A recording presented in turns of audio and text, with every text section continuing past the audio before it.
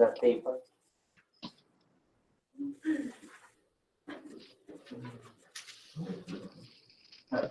It's up here.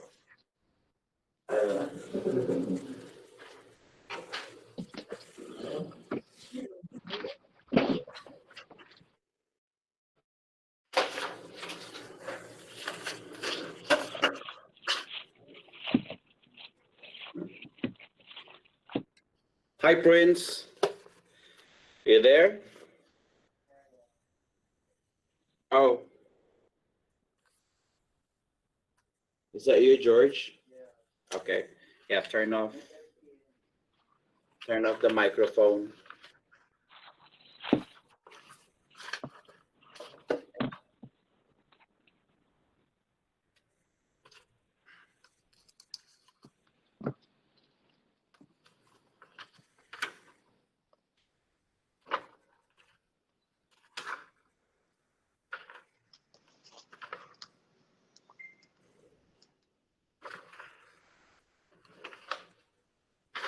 All right, let's start. I will not be your lecturer for today. George is the one who will be lecturing you or giving the updates, foundation of nursing.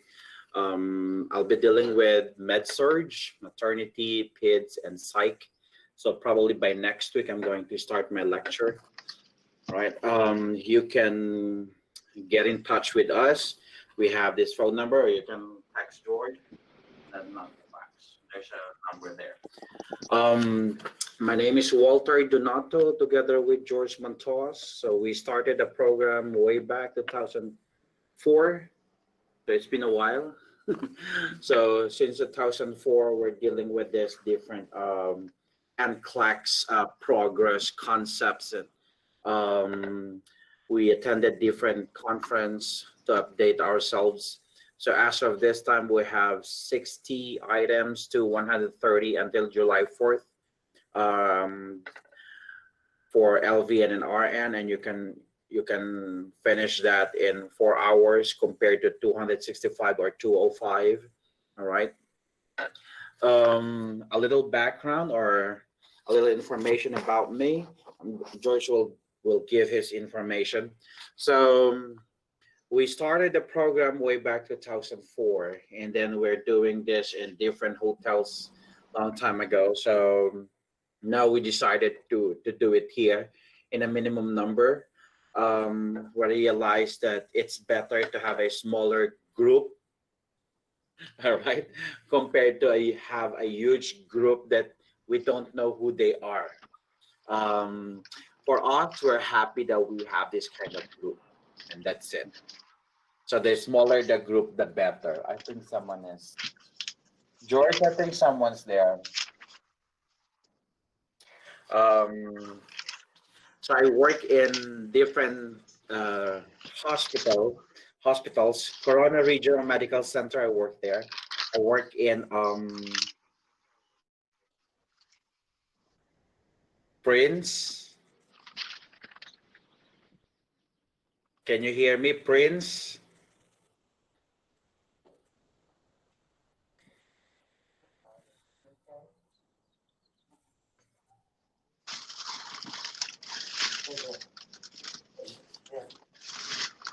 Hi, George. Can we ask Prince to unmute?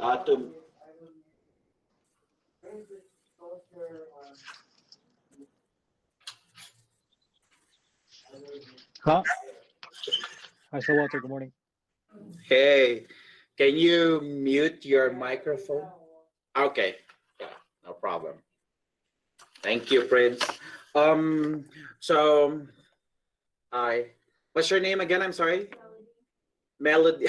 Melody. That's why your eyes looks familiar. Okay, so your eyes. So I work in Corona Regional Medical Center, Orange Coast Memorial, Saddleback Memorial, all the memorial, I guess. And then we work in American Carey College here in Ontario, Summit Carey College in Colton in Anaheim. We worked there before. As of this time, what I'm doing Monday to Friday, We work under California Department of Public Health. So we survey facilities, hospitals, all those places. So they call us surveyors, or those they are so scared to see us. All right. But of course, a different personality when we are reviewing, different personality when we are surveying. So as of this time, don't be scared. Okay. And when we see each other someday in the facility, all right, don't be overjoyed. Hi, Walter. Don't be overjoyed, okay? Because for sure I will be asking you, you look familiar. How long you been working here, right? So, but anyway, it's just a matter. Now we understand. When I was a nurse, or registered nurse working in the hospital or different places, I'm also I feel those nurses who are so scared with surveyors. Okay, I feel them. Now I understand. As a surveyor, I understand now that nurses shouldn't be scared with surveyors, because basically we are just implementing the regulations. If you don't know the regulations is in the internet, so it's accessible. If you have a mistake, there is a deficiency. If there's deficiency, there is correction, and that's it. But do not repeat another mistake or the same mistake, unless the mistake is will cause death. That is a serious mistake. But those other mistakes that, like, you forgot to do hand washing, there will be deficiency, but learn from it. So every time I survey, I keep on telling nurses, this is part of enhancement or an education. If you forgot something, we will remind you. But of course, that reminders, there is a regulation, right? So don't be scared. So as of this time, we're doing that Monday to Friday, and weekends we're doing this. So they're asking us, do you sleep? Do you have some rest? Yes, while I'm driving. What else? Aside from that, those are our little background. And then with regards to our discussion, we will be talking about a lot of informations. I'll be discussing MedSurg, most of it, and George as well. But we are now going to discuss this like when we are in the theory class, okay? I'm not going to talk about the axon, the dendrites, no. Mitochondria, no. Ribosomes, no. I'm not going to talk about that. We are going to talk about the concept, okay? If you have this kind of concept, what will happen? The normal mechanism of a certain system that we have, the normal, and then if there's a disease condition, there will be abnormal mechanism, okay? Stop asking us about the strategies, okay? If you are going to take the NCLEX examination, take the NCLEX examination with knowledge, not with strategies alone. Because NCLEX nowadays, strategies are not effective anymore, okay? They keep on telling us about, where is this? It's a different program again. The NCLEX, of course, or we have this information that one of the strategy that we have is to use ABC. If you've seen that there's an ABC, that's a priority. The problem right now, NCLEX is so smart. All of those options pertains to ABC. We have pneumonia, we have TB, we have acute respiratory distress syndrome, we have, let's say, what else? COPD. They are all airways. So which among the following is your priority? But my strategy is ABC, right? So not all the time your ABC is effective. Knowledge is the foundation of everything. According to some people, if they are asked answering question pertaining to psych, pertaining to therapeutic communication, they said, once you see the word, tell me more, dot, dot, dot, tell me more about it. They said that is a possible answer because, of course, it will ask a patient to verbalize. The problem right now, your letter A, B, C, D, it starts with tell me more. Tell me more about this, tell me more about that, tell me more. It starts with tell me more. So it's critical thinking, all right? So the foundation of answering NCLEX examination is knowledge. Do not have strategies alone in taking the NCLEX. Have knowledge, okay? Or else we will be in trouble. Now, if we are going to have a chance to answer one of this airway problem, which one is your highest priority? Between pneumonia, TB, acute respiratory distress syndrome, COPD, which one is your highest priority? Someone said ARDS. Someone said COPD. I'll put a dot. And then someone said pneumonia. TB. Select all that apply. All right, which one? Let's talk about pneumonia first. Your knowledge about pneumonia. If someone has pneumonia, do they have shortness of breath? Yes, all of them have shortness of breath. What's the medication? Antibiotics, right? Antibiotics. Your tuberculosis, we have anti-TB drugs. We have those INH, rifampin, and so on. They have shortness of breath, all right? Usually they last 6 months, 9 months to 1 year of treatment. They can survive, okay? Pneumonia, antibiotics. If antibiotic is not effective, they will change it, okay? I'm talking about pneumonia, not coronavirus, okay? All right, so acute respiratory distress syndrome. We have our lungs has pulmonary edema.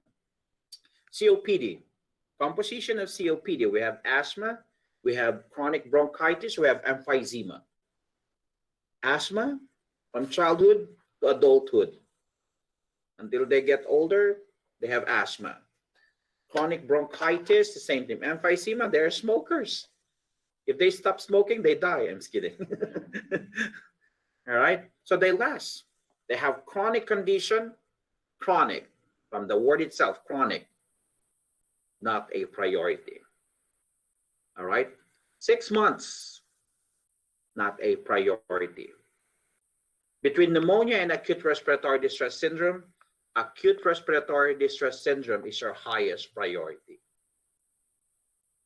All right, acute condition right now. Right? Automatically, all of a sudden, they will shut down because of the pulmonary edema. So, foundation. Do I know this information? All right? So, the foundation is knowledge. Now, let me change the question. We have this pneumonia with 95% O2 saturation. We have this TB with 94% O2 saturation. We have this acute respiratory distress syndrome with 97% O2 saturation. We have COPD with 91% O2 saturation.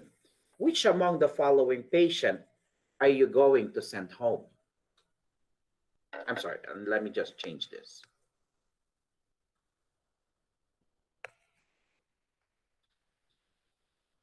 This one.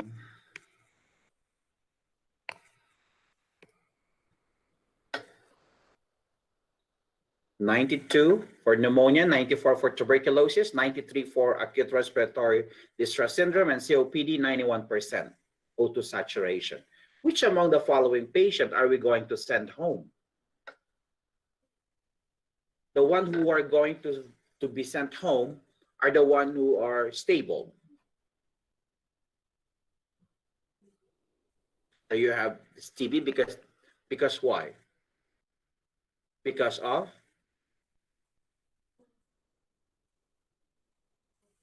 because of 94% O2 saturation. What's the normal? 95 to 100. Okay. Someone said COPD. Why COPD? COPD patient with 91%, that's their normal O2 saturation. The normal for COPD patient, O2 saturation of COPD patient is 89 to 91. They will not be able to get 95 to 100. So you know what I'm saying? That sometimes we are looking for the strategies alone. We will not be able to use the strategies without knowledge.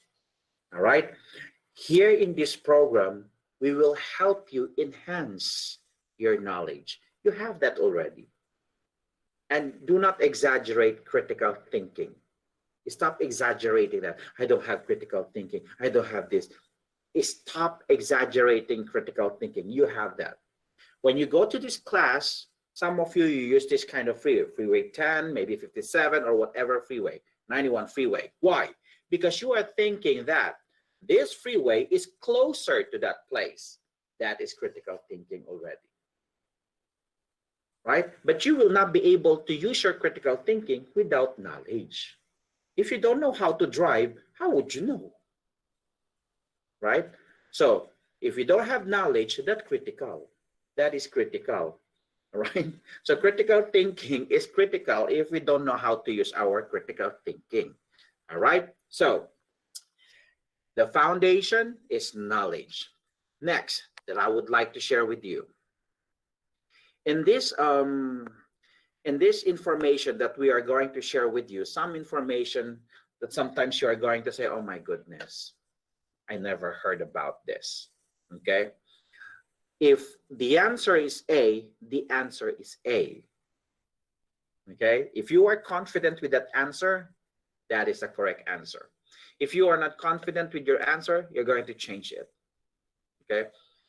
If we're going to talk about values that we need to have, every time that we review, every time that we go to different places, we need to accept the fact that we have deficiencies.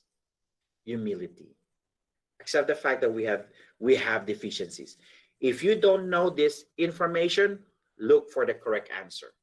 If we are telling you that this is the correct answer, that is the correct answer. If you are not convinced, research about it and tell us. All right? We know something, but not everything. All right? So what else? Patience. How many days are we going to have a review? 12 days. That's going to be 6 weekends. Okay? And during Monday to Friday, you're going to answer questions. We're going to text each other. Hey, how are you? All right? If you have questions, please don't hesitate to ask. It's okay to ask. All right? It's okay to text us or send us message. It doesn't matter if it sounds stupid. It doesn't matter. It doesn't matter. Even though we're thinking, oh my God, what a question. It doesn't matter. Okay? Don't mind it. As long as you ask. All right? Because you will be able to find the answer. Instead of telling to yourself, okay, I'm shy, I'm this. No. Don't be shy. Once you got your license, we will cut the umbilical cord. Right? Remember those toddlers? Mommy, I want some water. I want some... No, hold it, later. Mommy, I want some water, to the point that you're going to water. All right? So have patience. And of course, the last one, good and positive insight. We take this opportunity, we have this kind of situation of COVID-19. So as much as possible, we have a good and positive insight. I'm going to take this opportunity to review now, because we are inside the house, or everybody's not too busy outside the house. Okay, so take the opportunity. Once you reviewed under us, good and positive insight. I'm going to make it. I'm going to pass the NCLEX. All right, stop telling to yourself, I'm old. Right? I am busy. Everybody's getting older. Everybody will be busy. Everybody has dramas in life. Right? So do not use those dramas in life, because the more that you are focused, the more that there's a lot of dramas. It will never end. Okay? So good and positive insight. So humility, patience, and good and positive insight. Those core values that we need to have in order to pass this NCLEX. The foundation, knowledge, and you have values. The last one, prayers. Sincere prayers. Okay? When we pray, we want to pass this examination because, not for ourselves alone, but of course for our family, for the people around us. They said, claim it that you're going to pass the NCLEX. Claim it, but do something. Some people, they're just claiming it. Tequila shot, claim it. Shot, shot, shot. No, do something, right? You keep on claiming it, but you are in Las Vegas, right? Or you're always in Facebook, right? Claim it, I'm going to pass. I'm reviewing right now, right? Do something, all right? So, those little back, we were once like you. That's why we understand how it goes. We started as a CNA. We were CNA way back 2002 or 2003. We were CNAs. And as a CNA, like I said, oh my goodness, I have all the hatred and grudge in my heart. Walter call light, Walter laboratory, Walter water, Walter toothbrush, at the back of my mind, you're standing there, you can't give it to your patient. Need to call me? Right? So at the back of my mind, I have all the hatred and grudges in my heart. And then even we call it Dynamap, the BP apparatus, the complete set. So RNs, LVNs, they don't, some of them, they don't know how to use it. So at the back of my mind, my God, they don't know how to use this. They are RN, they are LVN. They are nurses, they are just sitting there. And I'm working here, right? When I became a nurse, I realized they need to sit down because documentation is very important. It's a legal document.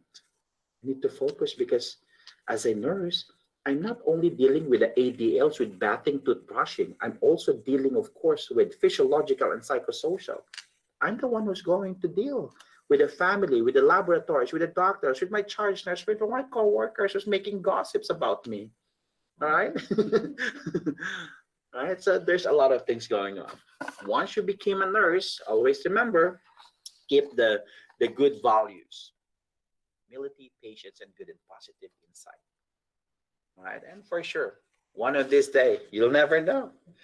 Whatever we have right now in our society, in our environment, maybe there's a positive reason, right?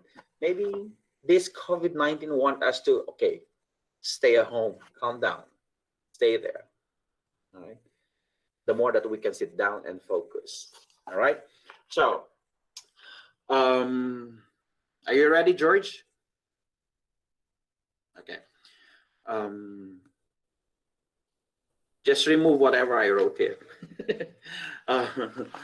Yeah, so next week I'll be talking about fluids and electrolytes, respiratory.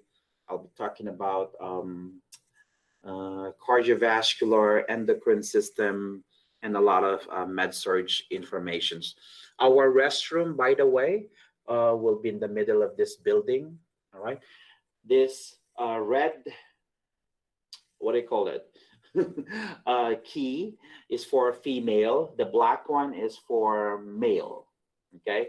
For female, make sure you close your door completely when you leave the restroom.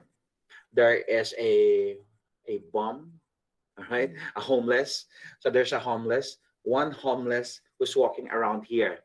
You can communicate with him, right? But he's a very nice person. But if he finds out that one door is open, he's going to sleep there. So make sure you close it. But he is harmless. He can communicate, but there's no eye contact. Yeah. And what else? We have Panda Express, some restaurants here. You can order on that site and then pick it up, and then you can come back here if you want to eat here. We have a microwave, fridge, water, coffee. I just make coffee, so but not a branded one, but it tastes good with sugar and cream. All right, George, let me just give the floor to George. So George can start his class. I'm just giving you my background or introduction. And then we have here Juliet. Juliet, you're Juliet. So Juliet, you're from Cyprus. Is close to. I'm sorry, I'm not good with location. Is it? Where is that again? Cerritos. Cerritos, right? Marizette. You're Marizette. Baldwin Park. Oh my gosh. So you took what? All the way 10 or 210? 10. Okay.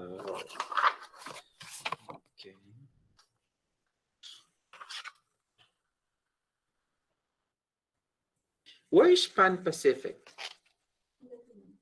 Okay. Now we have Kim. Kim. There, Kim.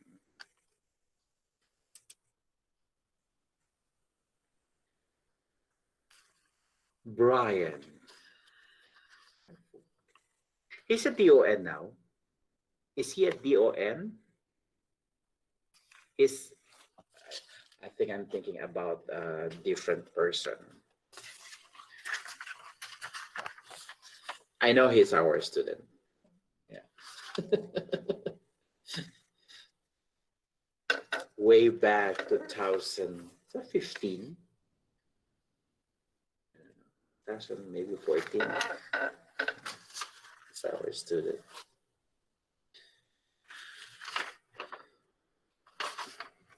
So you're half Chinese? No.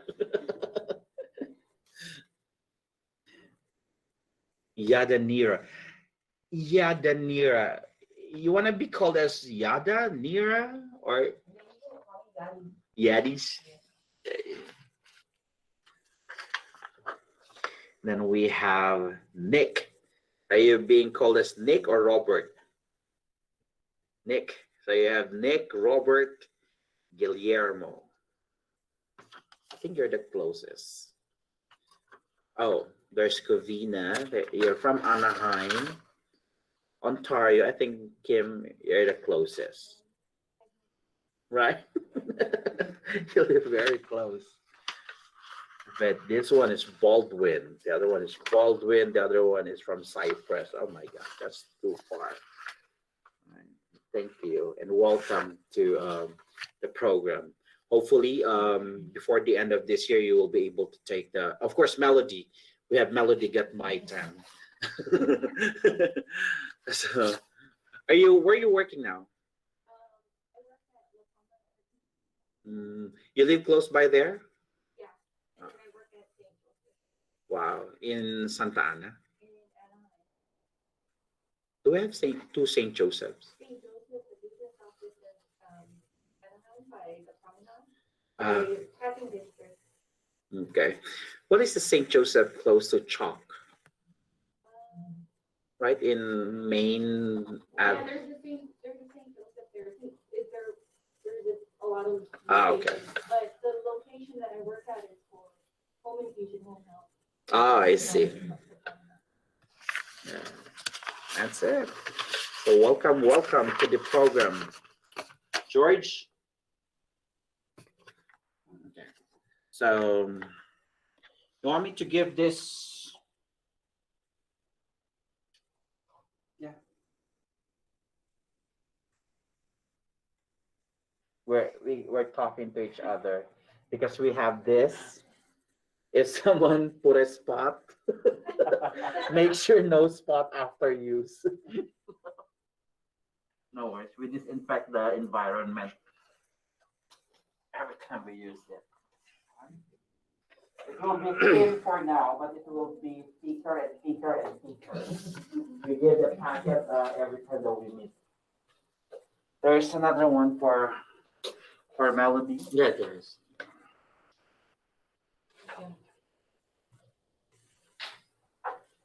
So every week we are giving the packet. We don't want to give the packet at one time.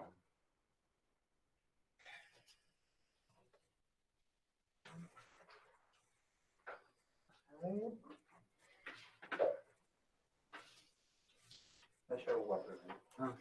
The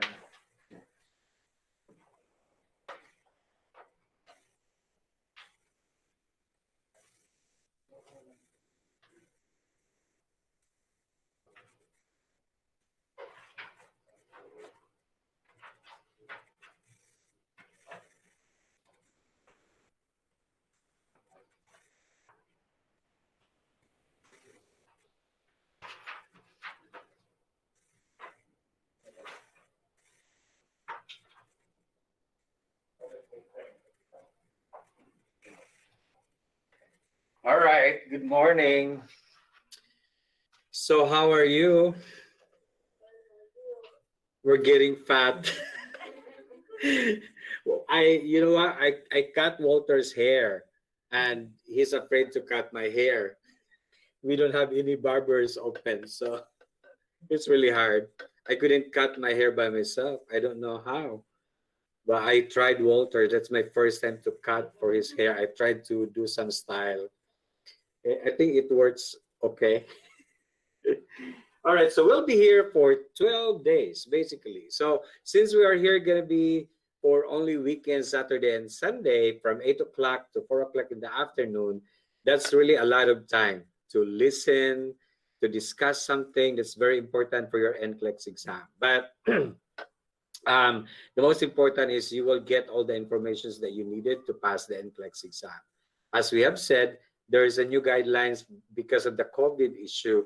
Then it will be your opportunity to really take the NCLEX exam before July 4. Well, hopefully they will extend or maybe not, but that's a good opportunity already. All right. So far, for all our students that took the test, since we have our last batch before your batch for your class, there are 8 of them took the test, they passed, and most of the common questions that they got are very easy questions for me because we discussed that. So, and then when they after they took the test, they will text me, okay, these are the questions that I encountered. So I said, oh, so these are very common questions. There's a lot of infection control, and you know that. But there was no question so far about COVID. One of the reasons it's very confusing for COVID-19, what will be the precautions maybe, right? So we are wearing masks, we are wearing everything because we don't really know how it's going to be transmitted, right? So originally they were telling us it's an airborne, now we don't know. So that's why in the hospital, they maintain N95 for the nurses to use it. So that means thinking about N95. N95 is only used for your patients with airborne, right? So we always use surgical masks for non-airborne patients. So we'll discuss our infection control in a very complete, comprehensive discussion. So that's very important for you. But as Walter said, we'll discuss from the updates, fundamentals, all the way to mental health. So we're going back to school, basically. So I think most of you have been taking the test also, and some of you has been out of the school for a long time, and there is really a need for you to review most of the topics. So basic nursing is very important. Do not forget that. You're not going to take the NCLEX exam, and the question is about COVID patient in ICU. All right. So tell me, what do you know about COVID patient? What will be the most common complication for patient to have when they have COVID-19? What will be the most common complication? Respiratory disorders, right? Acute respiratory problem. And the most common one is pneumonia, right? So the reason why they get pneumonia, COVID-19 is a virus, and it will put your immune system down. And one of the most common opportunistic infection will be the pneumonia. And that's the complications associated with the virus. So that is why you have to remember how to position your patient, the basic way to position a patient with respiratory problem. So how do you position your patient with acute respiratory problem? Flat in bed or semi-Fowlers? Semi-Fowlers, right? So you don't answer flat in bed. It should be semi-Fowlers. Don't expect that. There might be a question that says, as I've said, in ICU, and how do you position your patient in ICU with COVID pneumonia? They're going to be in a prone position, but they are on ventilator. But I don't see that as a question in your NCLEX exam because that's ICU. We are not dealing with ICU. We're not dealing with OR. So we're only dealing with our basic departments in the hospital. We have to learn ER. We have to learn medical, surgical, nursing department. We have to learn our telemetry because there's a lot of our patients in telemetry, right? So we also learn about surgical procedures. We need to know that, but we are not asking you what will you do inside the OR. Because that's not part of our basic entry for our job as a nurse in the hospital. All right.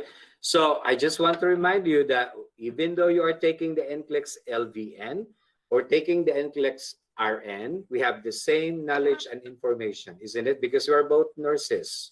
Whatever is my knowledge is a knowledge of an LVN. Whatever is the knowledge of the LVN will be the same knowledge that I have. Otherwise, we don't know how to take care of that particular patient, right? When I have pneumonia, how do you position me? You answer semi-Fowlers. What about LVN? How are they going to position the patient? It's the same answer, right? When you have acidosis and your patient is dying, there's only one medication that can reverse the patient to alkalosis from acidosis to reverse to alkalosis from acidosis. What medication is that for your emergency? Sodium bicarbonate, isn't it? In shock.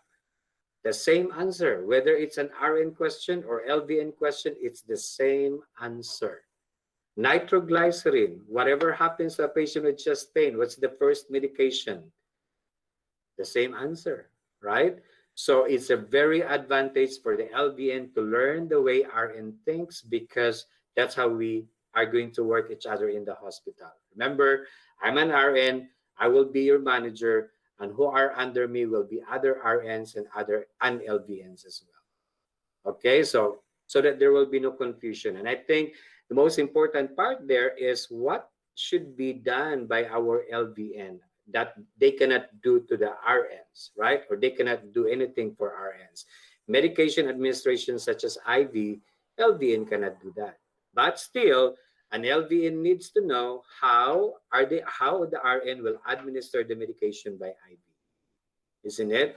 The LVN still need to know what's the side effect of that medication being given by the RN. Because remember, if I am the LVN, I'm responsible for that patient. The RN is only responsible to give that medications. But whatever happens, I should know.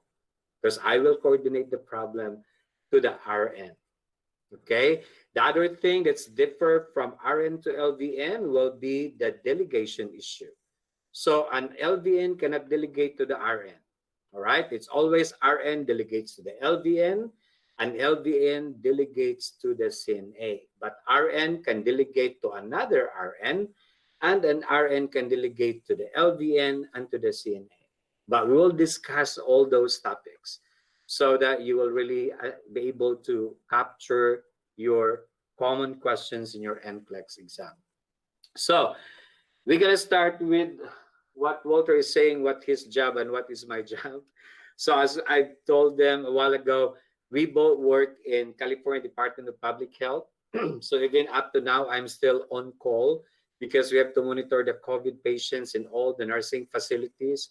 So I'm watching that website that will tell me what are the needs they needed for the facility.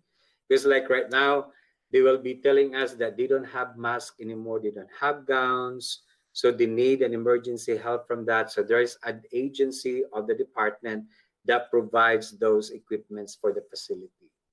Because I think they realize that if the facility and the hospital cannot provide this PPE to the nurses, that's going to be a trouble later on, right? If you get sick in that hospital because they did not provide you PPE, then there will be a hazard pay. You might die there.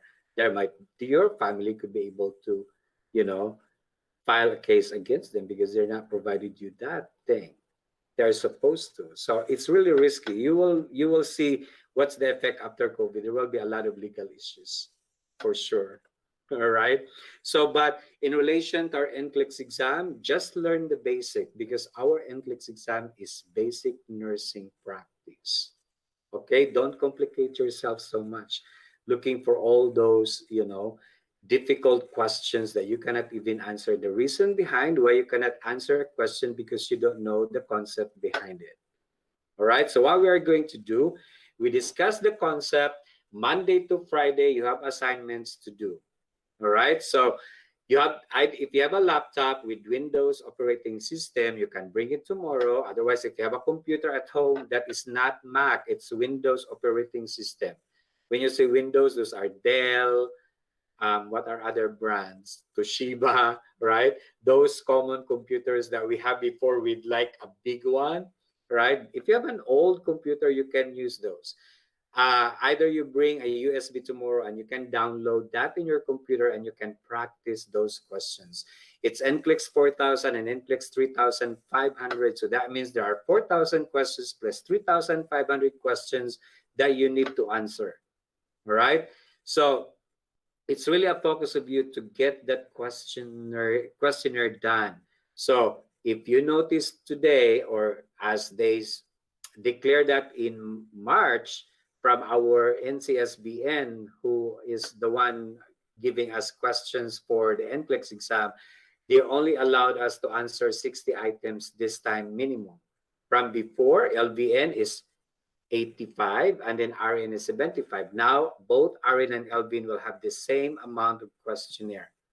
60 items minimum to us 130 items maximum for a total of 4-hour examination. That's our guidelines right now. Don't forget, the difficulty of the test doesn't change at all. It's the same. All right? That means you still have to analyze. You don't need to analyze if you know the question. If you know the concept, it's easy to answer. Okay? But that's what the difference of what they are offering for us right now. Okay, question? It doesn't work on MacBook, Kim.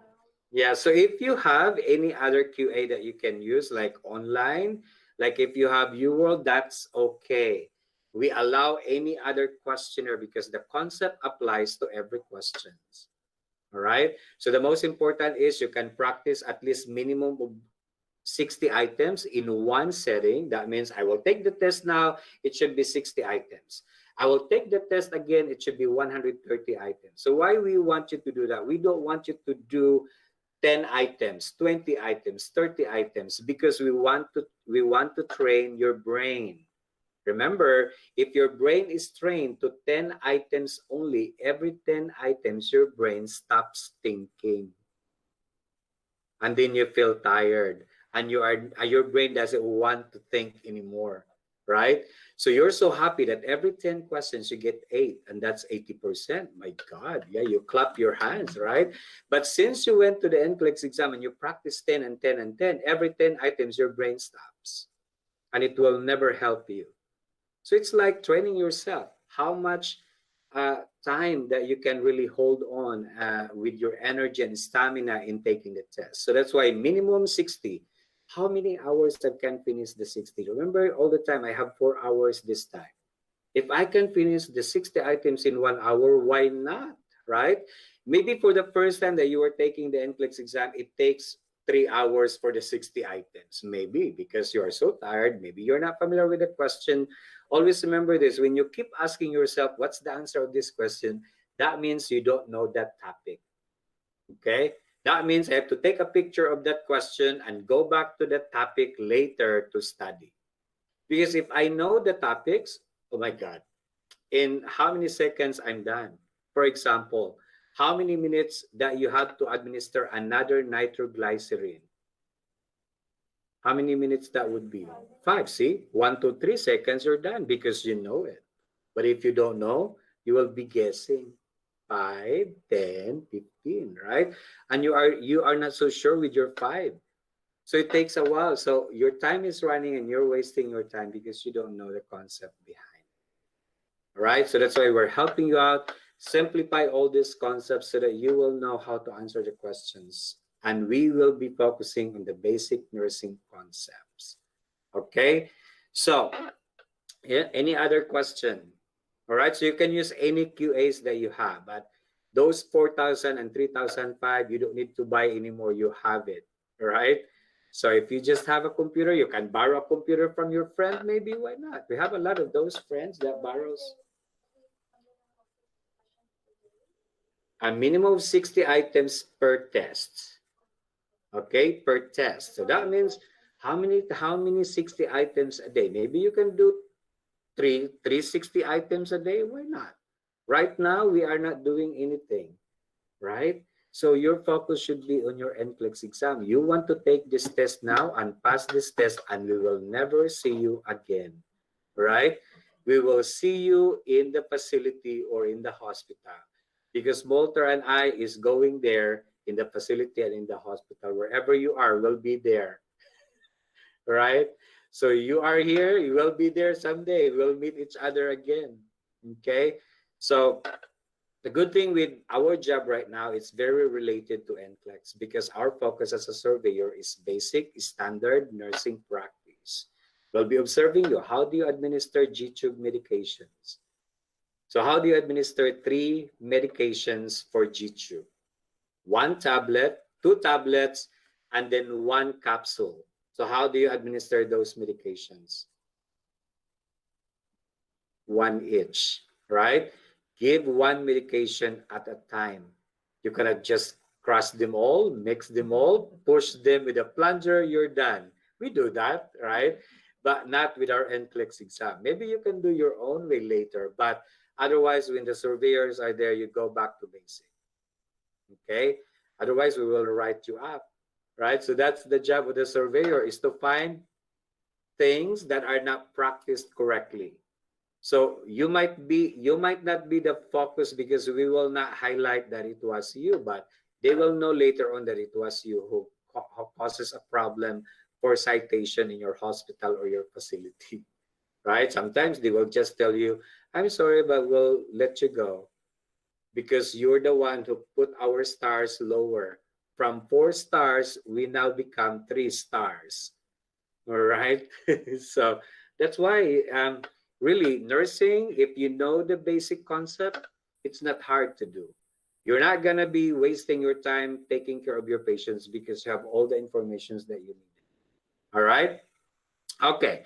So, Walter discussed all these informations with you, and those are commonly asked questions in your NCLEX exam. So make sure you have humility, patience, good and positive insights. So like right now, you have to think that I'm not doing anything. Maybe you're doing something, but the focus is NCLEX exam, right? Whether you like it or not, we need to finish this. We need to pass this test. What are we wasting? What are we wasting for? How much money do we spend, right? For people who are taking their education in United States for RN, that's how much. In West Coast, that's already $120,000, right? So for Filipinos that graduated in the Philippines, my God, how much did you spend? You only spend time and exam, that's all for now. And when you're done, it's a lifetime income for you. Who among of the frontliners or who among of the people now that have continuous salary, right? People that stop working, they don't have money, but look at the nurses. We have free donuts, free coffee, free salary, right? So a lot of benefits actually. We have helped a lot of people since 2004, a lot of students that we have already. Walter and I stayed the same. I think that's what I always remember before. I don't want to be a teacher because I've seen my teacher, they are always teacher for life. But this is what our calling may be, right? So to help the nurses in order for them to pass the board exam. Okay. All right. So I discussed about the impact to NCLEX candidates. So remember, the end part of it will be July 4. Okay. So make sure that you know that on July 4, that's the end of that particular issues that we have. So make sure, I want you to make sure that you're gonna take the test if you can. If not, that's not a problem anyway, as long as you study, right? If they go back to 75, that's okay. If it goes back to 85, that's fine, right? But if you can take it before the July 4, that would be better. You know, the reason for me is it's only 60 items minimum, and it's only 130 items minimum. Can you imagine? We let you practice 75 items for RN and 265 exams of the items. That's your practice. Right now, you only practice 60 and 130. If you can do today, for example, you can do 260 items for one test. Then tomorrow, I can do 130 one day. Why not? Right? As long as you take exams every single day. Okay? So it's still on a computer. Then minimum items is 60. That's 60 right there. And then the maximum number is 130. The maximum testing time will be 4 hours. The difficulty level and passing standard has not changed. The NCLEX generation, NCLEX special research section will not be included because there were 20 items after your exam. So once you're done with the test, they will give you another 20 items for the research for the next generation NCLEX. Are you familiar with the new generation NCLEX? It's going to be very difficult, not because it's a different concept, but it's because it's a lot of choices. For example, select all that apply. It's not only 5. It's going to be 10 to 12 items to choose. Question. You really don't know when your exam finished, right? Right. You don't really know. That's why we don't want you to think of a time. We want you to think of how many questions you've answered correctly. All right. So if you practice at home that you answer this question without thinking that how much time you have, that's what you're supposed to do in your actual NCLEX exam. Just keep going, right? Do not think that how come this question keep coming back? Why? Am I wrong? Am I right? Right? So some people think that way. Don't change your answer. If you know what's the answer for that, it's the same answer over and over again. What's the reason behind why it keeps coming back? The computer is adaptive testing. When you say adaptive testing, it adapts to your ability to answer the questions correctly. So that means if you are very good in infection control and you answered it correctly, you have more questions of infection control, making your exam easier, because you're good at it. But since you answered it correctly by guessing, the computer thinks that you are good in infection control, but you were not, right? So the computer keeps you giving those concepts related to infection control. Then you think of yourself, it's difficult because I don't know what will be the precautions for these patients with infections. That's why we need to learn it to make it easier for you. Okay? So that's what you're going to be focusing. Whatever you're doing at home, that you're focusing on your test without looking back of the questions, but keep answering. That's what you're going to do in your actual NCLEX exam. I know your friends will tell you, oh my God, I know I was wrong because it keeps coming back. Wrong. That's not supposed to be your thinking, right? Why did you not think that before when you were doing a practice? Why is it when your NCLEX exam you're doing that? Okay? All right. So with our percentage, so I just would like you to see what's the difference between RN and LV in exam. Do you think there's a difference between the two? Right? So if you're looking on the RN already started to change their percentage in 2019 up to 22. And then the PN just recently changed it in April 1 of 2020 until 2023. Okay? So what will be the difference between the two? There's none. I would like to highlight on this part right here. Only the management of care and coordination of care has a different words, but the same meaning, isn't it? Coordination of the problem, managing of the problem are the same. So what does it mean to us? That means if I am an LVN, I will coordinate the problem to the RN and the RN will manage the problem, right? That means you have the same information that I have. That means you have the same knowledge that I have as an RN, and you have the same knowledge with, I have the same knowledge with you as an LVN as well. We should work together because we are the same knowledge base, okay? So if you're looking on the percentage, which one has more percentage? LVN. Look at the LVN, 24% compared to the RN's only 23 for managing a patient, right? What's the difference between your test for RN and LVN? None. The only difference is the words they're using.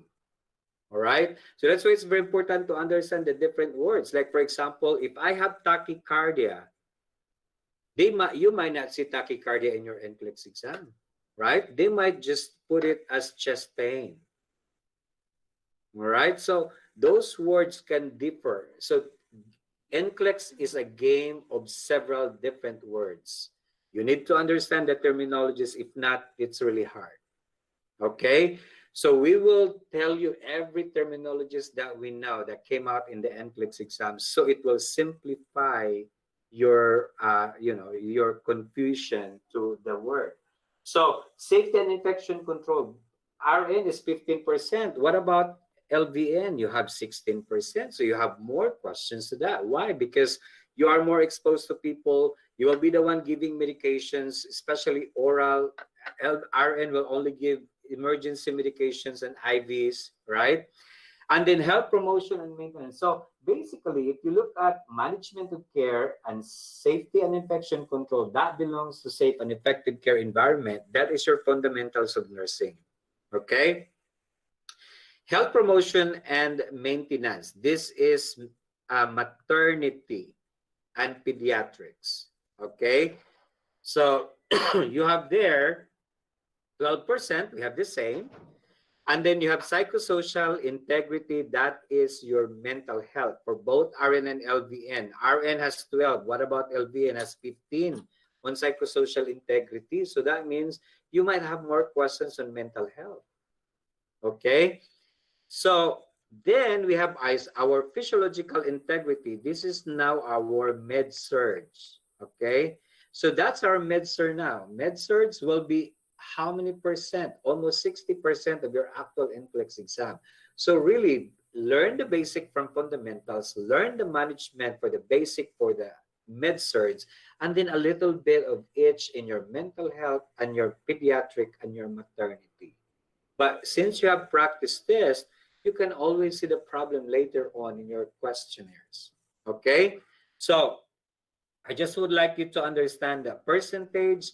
You don't need to worry about it, but you must worry if you understand the concept. If you don't understand the concept, that percentage doesn't apply. You get 0, right?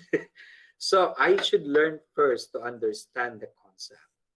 Like we have students doing online classes, right? So we have recorded videos that they can watch all over the world. So we have several students online, and they're from Philippines, they're from Canada, they're all over the place. So one of the students was asking me yesterday about delusional hyponatremia. And she was telling me, so does the body just think that the sodium is low, but it's not really true? And I was like, oh, what is the word that, can you tell me how do you type the word or the whole term for delusional? Is it delusional as in delusional, or is it diluted as delusional? Okay, so the delusional hyponatremia is low sodium level diluted, not delusional. Okay, so she was thinking, oh, the body just think like that. Oh no, it's real. It's diluted sodium. So when you have a lot of water, your sodium will be diluted because you have so much water, right? If I have so much water in my body, I have low sodium level. If I have less water in my body, I have high sodium level. Okay, that's the concept behind. But Walter will expound all those concepts with you in your fluids and electrolytes. Okay, so let's go to the next page. So what is NCLEX? NCLEX really is a fair and comprehensive. It should be the basic information that you needed for your NCLEX exam. Okay, so fair and comprehensive, it's an entry level. When you say entry level, this is just the basic way to get into the job. All right. So can you imagine you are now RNs and LVNs because you finished your course in the school, but you just need to pass the test. That's it. Okay. So in order for you to work, you should have a license. Because if you don't have a license, then you cannot work. That's basically how it is. Okay. So even if you are for example, you are working in the hospital right now or in the facility, but you are just an assistant to it, even though you know what to do because you were an RN in the Philippines or anywhere else, and say, oh, that's wrong. Well, it doesn't matter. I have a license you don't have. All right. So that's why get your license, because this is the only time you can work, and you can have unlimited income if you want. But mind you, once you have a license and you start working, you will tell yourself, I'm so tired. I don't want to get another job. All right. Me and Walter before, my God, we're just, when I pass the board, I will buy this. I will buy this. I'm going to have several work. After all, we end up, I don't want anything because it's so tiring. Can you imagine? We work on the floor since 2004, right? And then I told Walter, I don't think I could last working on the floor. I should be in the management because my work in the Philippines, I was a manager. So when I came here, I have to work as a senior to start with, me and Walter, because we don't have money, right? So then after that, we realized we need to pass the board exam. We have to study and then take the board, and then we pass. But then, you know, our inspiration is always something that we can achieve. I have a house, a car, I can help my family. Can you imagine your promises? I promised to myself, Mom and Dad, I will be the one sending you money, right? And I did. My sisters, my brother will just tell me, oh, you promise. So whatever they need, you have to give. Don't forget, don't promise too much, all right? So, but that's what inspires me to actually pass the test. If you don't have inspiration, it's also hard, you know, because some people here, they have a good life already. Why should I need to pass the board, right? We have a lot of students, they're already 60 years old, 65 years old. They come here to realize that they need to be a nurse, all right?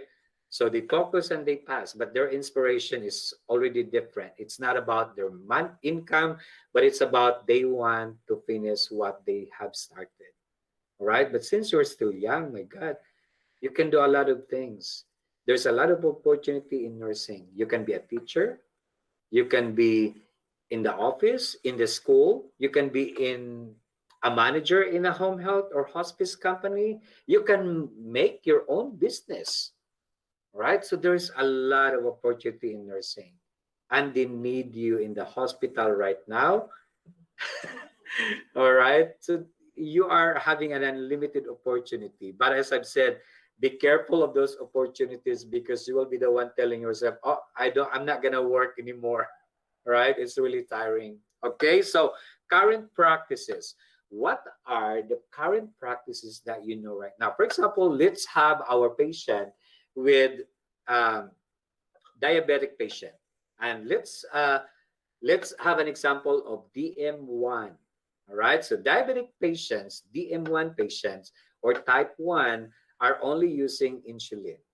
Okay, so if you understand from the book to the current practice, how do you position your needles now when you inject insulin to your patient? Remember, there's a degree that we are going to position. Is it 45-degree angle or is it 90-degree angle? What's your current practice now? 90 degrees. We don't need 45 degrees anymore. One of the reasons is our needles are 3/8. They're small. And if you are going to inject 45 degree, your patient will say, okay, hold on. I feel like there's a pain. Discomfort is very common in 45-degree angle rather than straight angle. Patients will don't even mind to see you doing like this, but doing like this, hold on, right? So there is a lot of difference in your current practices right now. So we focus on our discussion on basic current practices because that's what NCLEX is doing, right? For example, some people that you see with asthma, of course, asthma patient, they have inhalers, right? So if you have to remember inhalers right now and before, what is the current practice for using inhaler? Do I have to use just the inhaler or I need to have a spacer for the current practice? A spacer for better, effectiveness of the medication. So those changes, what we've seen in the school, in our books, versus what we have in the actual in the hospital, right? All right. So for example, G-tube administration. So how many ml of water do we have to administer every medication that we administer by G-tube? How many ml of water for one medication? Right? So we say 20 to 30 ml.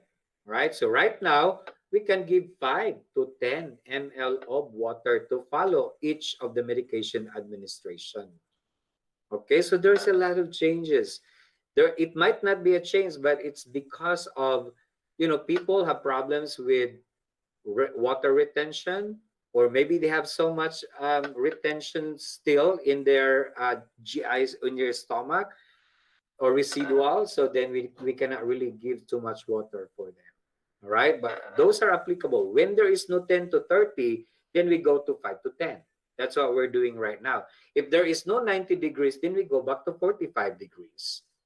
Okay, so that's how you apply your concept now in your NCLEX exam. So let's talk about minimum item fail chart. So if you take the board exam, it's very important that you are going to pass. How are you going to pass? I've said learning the concept, that's the most important part before taking the test. Practicing the QA, reaching 70% minimum, then you grant yourself to take the test.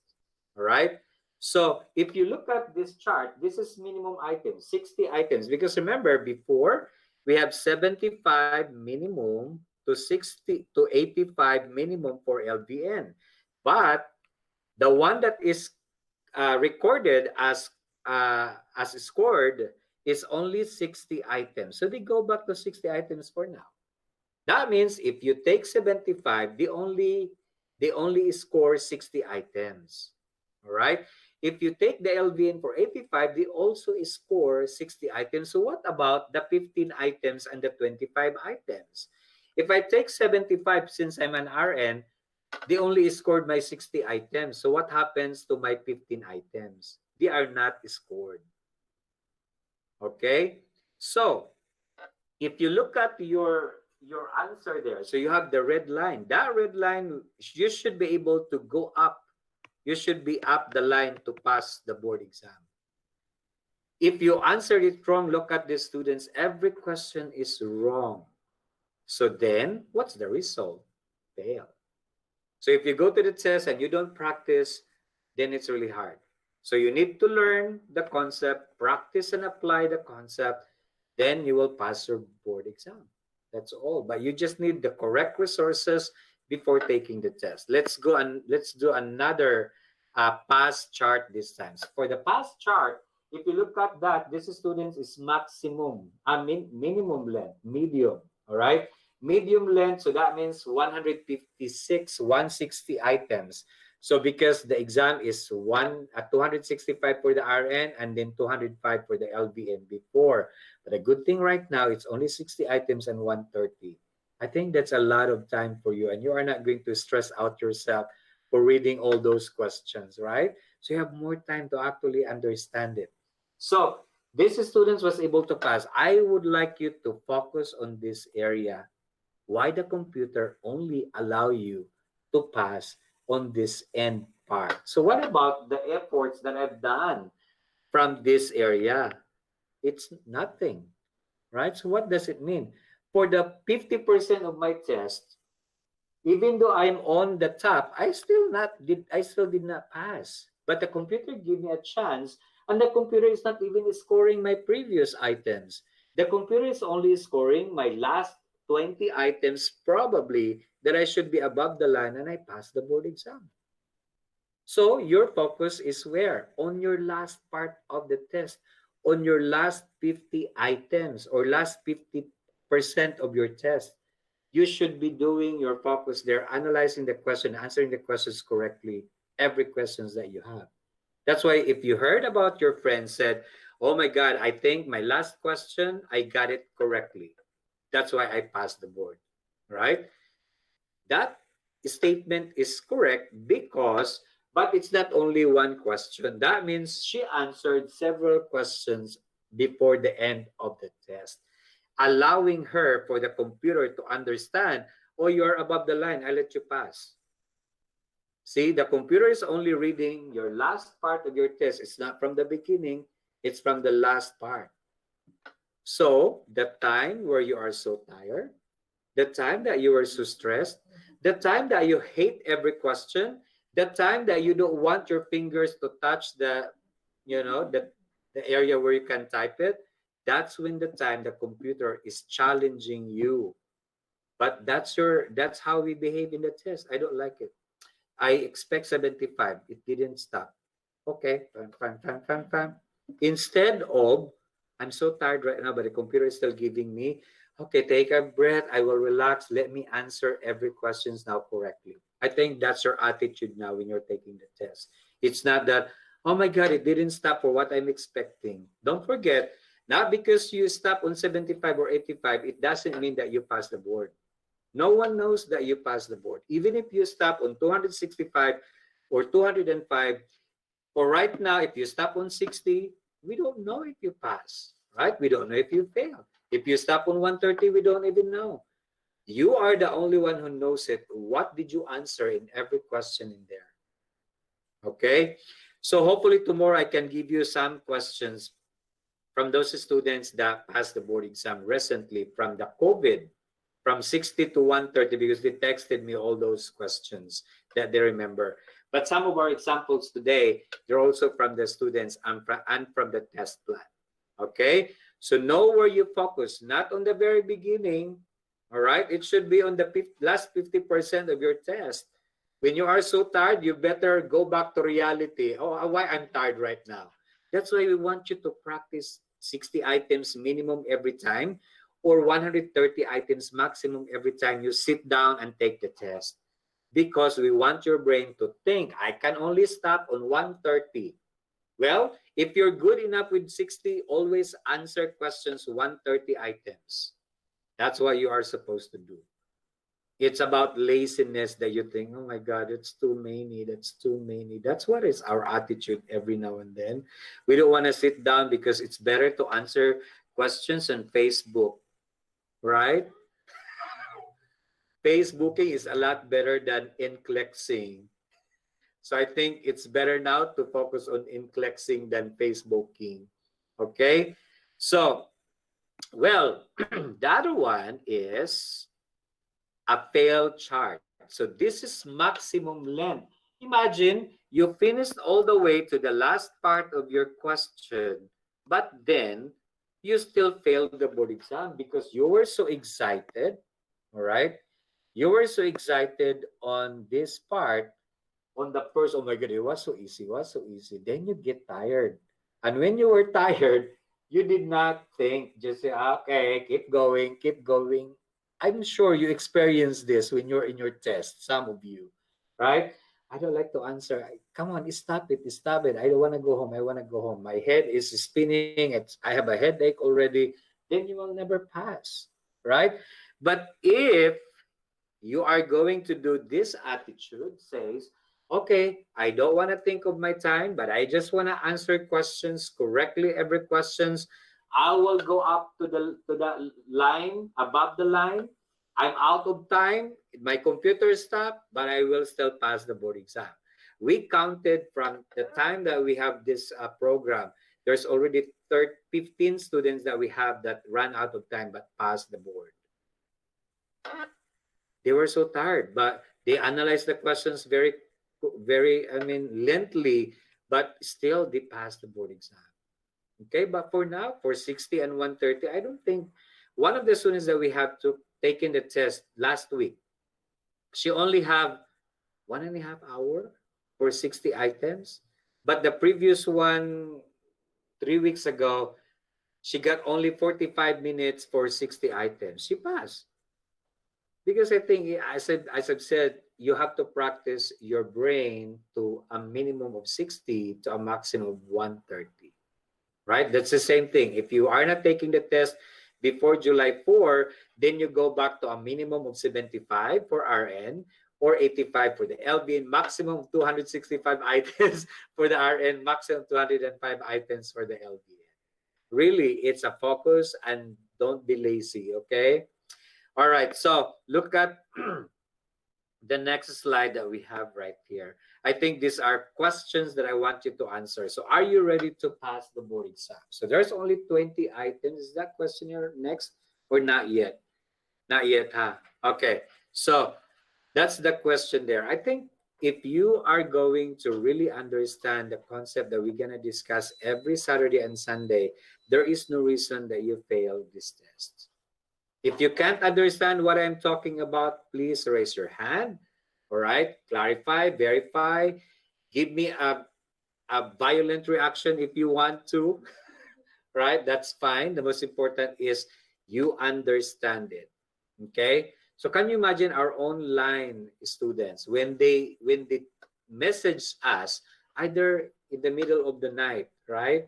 So, and then I said, oh my God, here we go. Because I put there, okay, you can always message, you can send us a message, your virtual nurse will answer you. And who is our virtual nurse? Me, right? Our customer service representative will send you a message. And who is that customer representative? Me. We have a problem with our technical issues with our videos. Oh, sir, it's not working. Our IT person will check on that and will send you a message if it's okay or not. Who is the IT person? Me. Right? It's all about me. So this is our job. That means the president, Walter is the vice president. If I'm not here, Walter will do everything. And if Walter's not here, I will be the one doing everything. Okay? So here's what you're gonna do. As Walter said to you about humility and all of that positive outlook in life, I think to be successful in this job is to really put that in your mind that you want to be a nurse, isn't it? Because if you don't want to be a nurse, if you are just being forced by your parents, you don't want to be, right? But imagine what's the advantage to become a nurse. There's a lot. You have money, you have house, you can help other people, right? You can have a beautiful husband and a beautiful wife. You have everything, right? And people will think, oh my God, they're so successful because we are nurses. That's what we're going to tell them. All right. So number one, in order for you to be successful, there is no other way. There is no strategy in passing the board exam except knowledge, right? How can you use a strategy if you don't have a knowledge? Before, probably, there is what we call airway breathing circulation. But do you think all the questions are airway breathing circulation? Not anymore. It's knowledge-based exam already, right? So, for example, a while ago we said, if you have a difficulty of breathing, patients with pneumonia having difficulty of breathing, or maybe asthma patient, or maybe COPD patient, how do you position your patient? Flat? Is it semi-recumbent? Is it recumbent? Or is it orthopnic position? Which one will be the best answer? Let's write that down. Okay, so where's our page?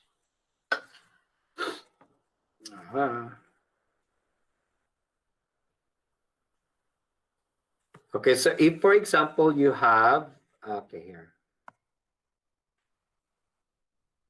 Difficulty of breathing, okay, patient. So we have lying down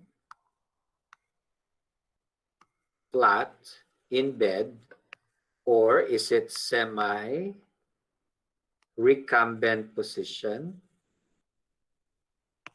Is it recumbent? Or is it orthopnic position? Which one will be the best answer? There is no semi-Fowlers now. So which one would you choose? Is it letter A, letter B, letter C, or letter D? Which one is the best answer? Recumbent? That's what I want to find out. Right? So see, in your NCLEX exam, if you don't know the terms, then you will be thinking of semi-Fowlers all the time. That's all I know. What should I do? There is no but it sounds the same. Why not? Right? You're guessing, but you are wrong. Right? So which one is the best answer? The orthopnic position. How do you position orthopnic? Sitting, leaning forward, right? For people with difficulty of breathing. Though, it's always applicable to have either semi-Fowlers or high-Fowlers. But if there is no high-Fowlers, semi-Fowlers, then we'll go for orthopnic position. That's the only best answer for that. So what is semi-recumbent? Let's start with lying down flat. What's the other term? Supine. What about semi-recumbent? With pillow. Supine with pillow. What about recumbent? Supine. Right? So see how they choose words in your NCLEX exam to make you confused, but they have the same meaning. If I don't know why recumbent, what is semi-recumbent, right? What is dorsal recumbent? You tell me. Because recumbent is there all the time. We have recumbent, but there is semi, there is recumbent, there is dorsal recumbent. What is dorsal recumbent? What particular nursing skills that we have to position a patient on a dorsal recumbent position? Is it applicable for male or female? Female, all right? And one of the example for that is polycatheter insertion in female. Dorsal recumbent. So what does it mean? Flex your knees. Lying flat with flex your knees. Then you say open legs and say right? Because it smells so bad with our patient, and that's the reality about it. That's why when we are in the hospital, insertion of polycatheter to a female, we are using surgical mask in different layers, several layers, because we don't want to smell, right? But do you need surgical mask when you insert polycatheter? No, you don't, all right? So, but you've seen a lot of that. And when we are in the survey, say, what procedure are you doing? Polycatheter. Oh, so you need a mask for polycatheter? Yes, because I don't want to smell. Wrong answer, okay? So see now what's the difference? So RN exams could be like that. They use terminologies that's hard to understand because you are not familiar about it. It could be the same with the LVN exam. But LVN exam could have words that are very easy to understand. But they have the same concept. All right? All right, so let's go to the next one. Okay? Let's go back to the previous slide, and that's your knowledge. So that's why we want to learn our fundamentals of nursing. All right, we have to understand med-surg. There's a lot of med-surg. One of the topics that we just discussed is DM type 1, and that will be your injection of the insulin, right? So if I'm going to inject insulin today in this arm, what about tomorrow? Where do I inject my next insulin injection? The other arm or in the same arm? Same arm. Okay? Why same arm? Because you don't want to damage every subcutaneous layer. Okay? that causes lipodystrophy. So you can inject 4 times here. All right. How many inches apart? 1 to 2 inches apart. So this means you can use this for 1 week. You damage this for 1 week, you transfer here. For how many weeks? You go back here on the next how many weeks it's already healed. And you are not causing lipodystrophy to your patient. Okay? But do you think your patient understand that that particular procedure? Maybe not. They will say, oh, Kim, you're injecting again in that site, right? Because you don't explain. If you explain it to them, they will understand. Oh, lipodystrophy, is that a bad problem? Yes. Your subcutaneous layer will become hard. Your insulin will not be absorbed. You cannot lower your blood sugar. Right? But how many of you are going to explain that to the patient? None. Right? Since the patient said, you have the right, okay, oh, you don't want that? Okay, let's go to the other side. I'm easy to deal with. Right? But you need to explain. 1 to 2 inches away from each other. Okay? Because this is constant injection. Right? And it's long term. It's not short term. What about heparin injection, sub-Q? Where do you inject that? Let's start with how many days are you going to inject heparin? Is it short term or long term? Short term. All right. How many days would that be? Do you think so? 3 days, 5 days, or 6 days? 3 days. Very good, right? So because doctors, if you have DVT, they will order Coumadin and heparin, right? Are you allowed to inject the heparin and give the Coumadin at the same time? Yes or no? Yes, because Coumadin works on the 3rd day. We will give every day until the 3rd day our heparin to prevent the clot while waiting for the Coumadin to work. All right? So on the 3rd day, you can tell your doctor, it's a 3rd day doctor, we'll give the last injection and we will check the labs for our Coumadin now. Right? So if the Coumadin is still low level, not in the normal level, maybe the doctor will continue the heparin. Or maybe because you did not give the Coumadin. It's one way to find out, right? Did this nurse give you Coumadin? No. Oh, okay. But the nurse signed on the MAR, medical records, that you gave the Coumadin. Maybe you just put it in your pocket and then you flush it in the toilet bowl, right? We know the trick since we were nurses in the United States since 2004. Okay, so those are things that are in your med-surg. Okay, otherwise med-surg has a lot of topics. Can you imagine? How do you remember med-surg? It's all about you. That's med-surg, right? It's all about your body, your system. If you are facing the mirror right now, I can always start with my head. What's in my head? That's neurologic problems, right? And then I go down to my eyes. That's eye disorders. I go to my ears. That's ear disorder.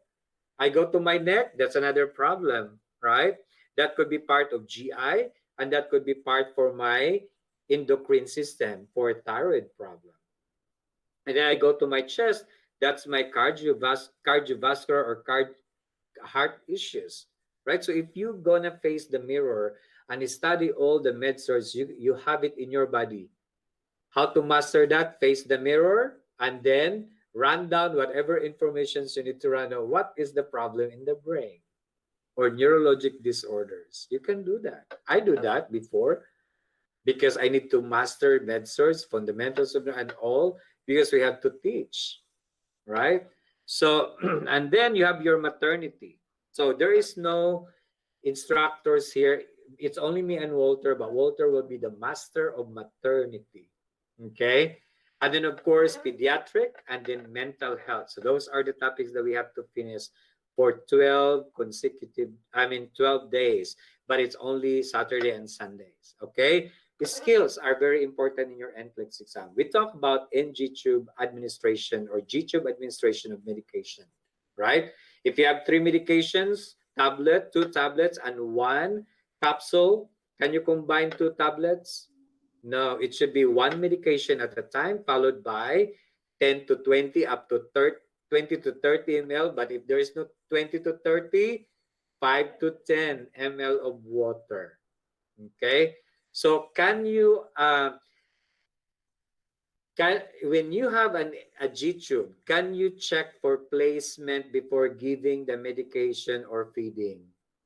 Do you check for placement for G-tube? Yes or no? Why? Is it somewhere else? What do you think?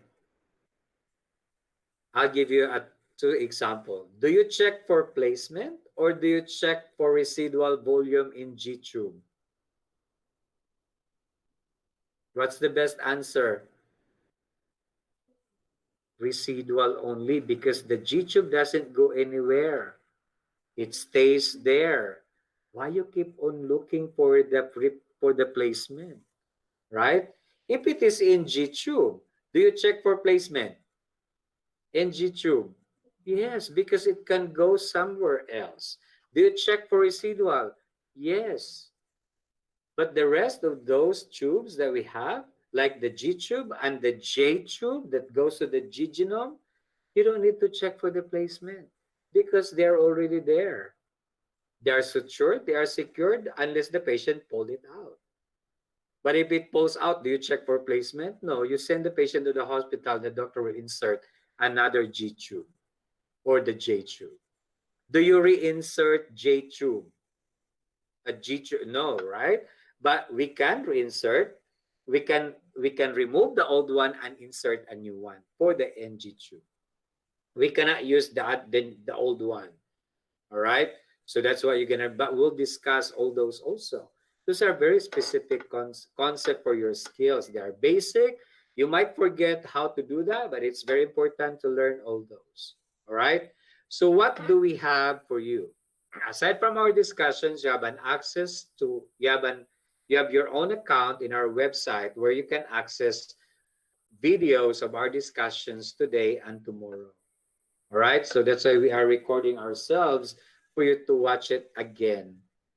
Okay?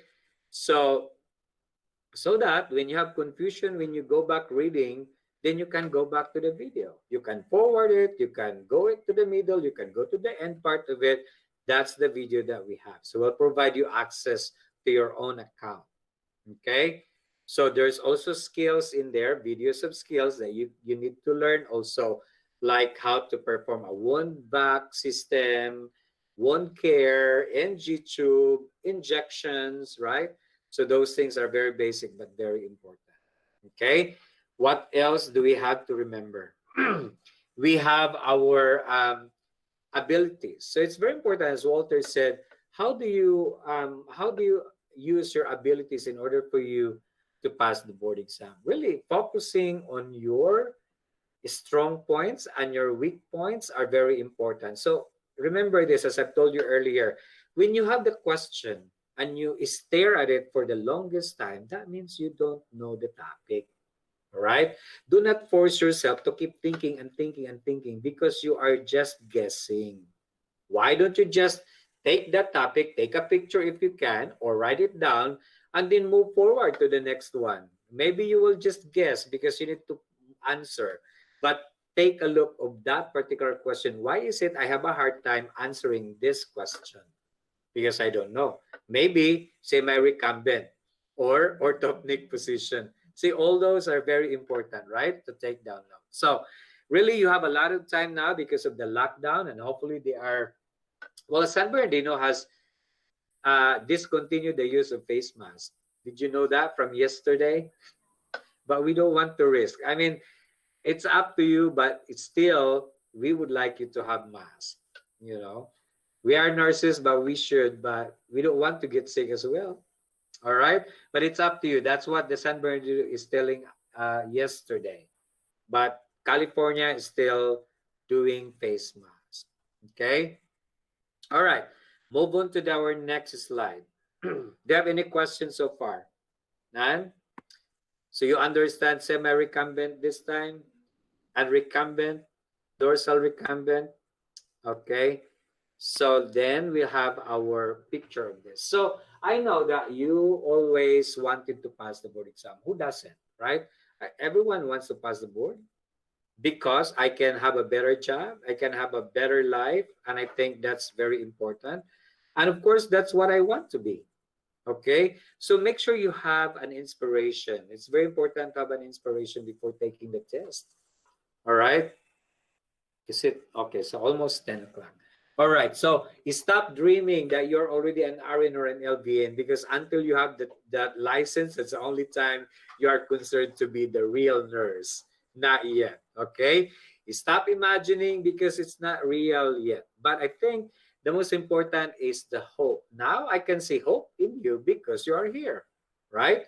The hope to focus for studying is very important, because if you don't have that, focus, it's hard to pass the board. You just don't, you know how many people just keep trying to take the test without studying, just reading and answering questions for a few days and then take the test because it's almost their deadline. Have you known about those people? We have one student that attended our program. She took the test 25 times, right? She took the test for 25 times because she just want to maintain her credentials in the board. But my God, how much? Okay, multiply that money that you have spent for that. Okay. So the time that she enrolled in our program, her daughter is about to graduate the RN program. Okay, so she doesn't want to take again because she doesn't want that she want to wait for her daughter that they will pass together. Okay, so she started enrolling in our program for that first review, and then she comes back again. She came back with her daughter. They took the test together, they passed together, right? So it's amazing. We have a lot of good stories of the families that attended our program. We even have the whole family that attended our program. I said, oh my God, this is amazing. So, well, that's why we cannot really stop this anymore. There's always people that wants to. So inspire. So how do you inspire yourself? As I've said, inspiration is very important, but it's also important to understand who are the people that you have to talk to. Talk to the people that pass the board exam, because they are the one who will inspire you, right? That's why you are here, because you inspired from one of your friends, right? That's why I have to go there. I don't want online because I cannot focus there online. I will fall asleep. Okay, so I have to sit down in the class so that we can always tell Nick, oh Nick, don't sleep. All right, so you can focus, because otherwise, oh my God, it's really hard. I know it's really hard to focus, but that's very important. But inspire yourself. What's gonna happen to me when I pass the board, right? The day that you pass the board, if you wanna ask me what I did, me and Walter took the test on the same day, the same time. And then what happened is that when we took the test around 12 noon, Walter and I, we talked about it. We said, when you are on number 74, you look at me. That means you're on number 74. So I sit here and Walter sit on the other side. So I'm on the 74 and I finished the number 74. I have to answer number 75. So I look at him. He looked at me. I said, oh my God, we're on the same time, the same number, right? So, and then I then answer my 75, and then immediately my computer said it's done, right? So I look at Walter and he didn't look at me anymore. I went out and waited for him. He stopped on 265 items. So I was waiting for him outside. I was already crying in the car. I was saying, oh my God, I can petition my parents already. Oh my God, I have my papers already. There's so many reasons why. So, and then I was looking for Walter. How come he's not done? So it took him like 4 hours to finish the test. So the day before our test for the RN, he took the test for the LVN. 45 minutes he's done with 85 questions and told me that was nothing. I said, oh, be careful. Tomorrow is RN exam, right? So guess what? 4 hours for his RN exam. So his board of nursing was New Mexico. Mine is California. So that night, on the third day, because RN exam, when you're done on the third day, you can say your name on the board website. Unlike the LVN, you still have to pay 150 before your name will be on the board website. For the RN, we can say our name on the third day, right? So I was waiting for Walter's name because he will be ahead of me because he's New Mexico. My God, he passed the board.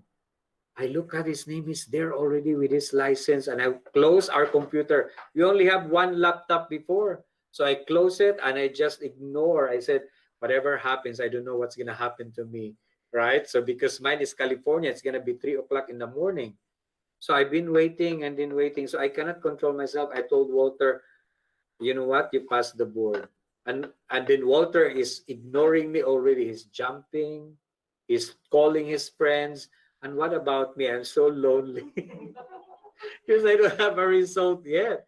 In the morning, I told Walter, I don't want you to look at the website. I don't want to know what happened because it's so frustrating that your friend already passed and you're not. So we went to work because we were working on that time. We worked in home health. And then when we're in the office, the owner was outside. So, oh, we are closed today. I said, why? We are working. Oh, you're closed. You need to go home. But before you go home, you come in first because I need to talk to you. So when they open the door, it's a congratulations for both of us. I said, oh my God, I passed the board. So I was jumping then. I was the one jumping already. So this is the only exam that you will be jumping for how many times, right? Because this is your ultimate, ambition to pass, and you can work. Just be careful when you have the license because it's a privilege and it can be taken away from you, right? So that's why you have to be a safe nurse. But the excitement that you pass the board and you're looking for your new future, you're looking for a new car, you're looking for an expensive car, but then I realized I will buy BMW. I did. And then later on, oh no, I just need a small one. I just need a cheap one because I don't want to spend money. And it works with me. So inspire yourself. What will be your inspiration to push you through all the way to your success for passing the board exam? So create an environment for yourself. How? Make sure you are not talk to your family. They are at home right now. Maybe they can give you space to study. All right? Turn off your phone for 2 hours just to answer those questions of 60 items and 130 items. Why not? 2 hours is not that bad, isn't it? So that you cannot just check on the Facebook. It keeps on telling you, answer me, answer me, answer me. Watch me, watch me, watch me, right? TikTok is there. And you keep on looking on those things. So there's a lot of distractions, but turning it off, my God, why not? 2 hours is good enough to answer 60 items. Unlike before, 75 and 85, 265 and 205, that may take you 4 hours to finish the test. This time it's gonna be, shorter time. So you can also study in your home, that's okay. You can also study in the library, but I don't know right now if the library is open, right? So just make sure you can focus because that's what we want you to do, Monday to Friday, okay? So believe in yourself. Believe on what you learn because right now what we're going to do is erase your other knowledge that we think wrong and needs to be removed. It's like a computer. We're gonna remove the old files and give you a new files of information like semi-recumbent, recumbent, and that's part of your new files now. Okay, so that's what you're gonna do. All right, so this is what happens when you took your test. So after you took your test, give time for yourself at least 1 hour to 2 hours, and then go back to person view. Then you have to enroll again. Pay again for the same exam. So if you're taking the NCLEX-RN or PN, make another buy another exam. All right, same exam all the way to the end that you need to pay. You can just change your expiration date so it will not charge you in case.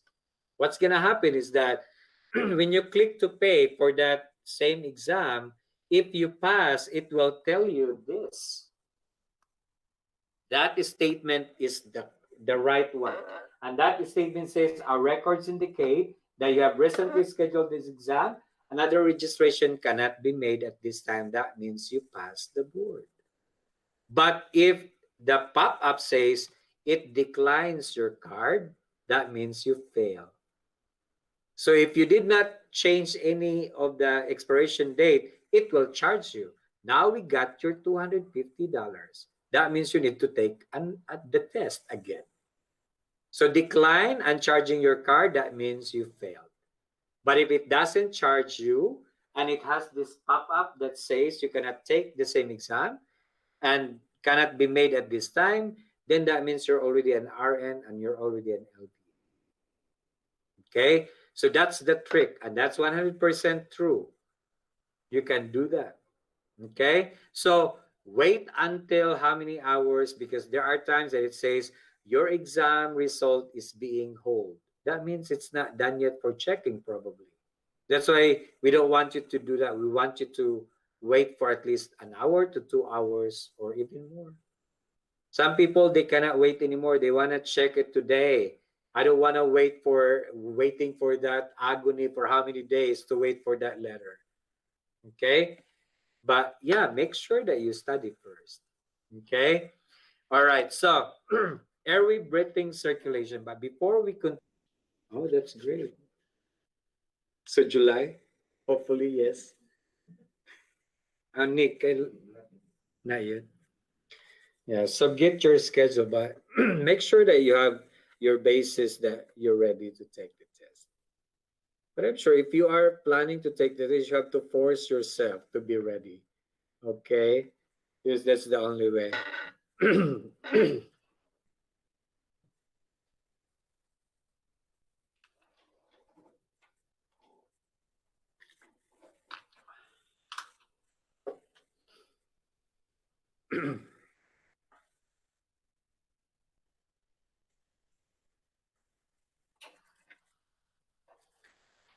All right, let's start.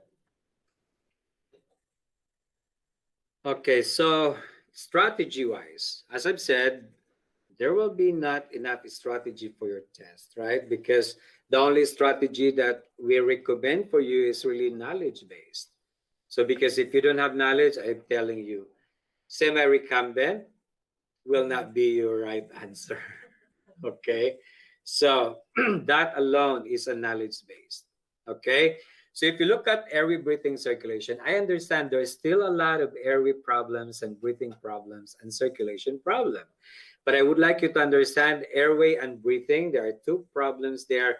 One is acute respiratory problem and another one will be chronic respiratory problem. I'm sure you understand between the two, right? Who will die first, acute or chronic? Acute. Who gonna die first, pneumonia or asthma? Pneumonia. Because pneumonia, just remember all the time, your COVID complication is pneumonia. That's an acute problem. Okay? But Walter gives you a scenario earlier and said pneumonia could have a higher level of autosaturation compared to a chronic patient with lower level of autosaturation. But make sure you understand how much lower or higher level is acceptable, right? So for example, in our airway, breathing, circulation, come on. Okay, so in our airway, all right, airway and breathing, so we have divided that into two parts. We'll have our acute and our chronic problems, okay? And then over on the other side is autosat. Okay, so those are very important. Autosat and what's the other one?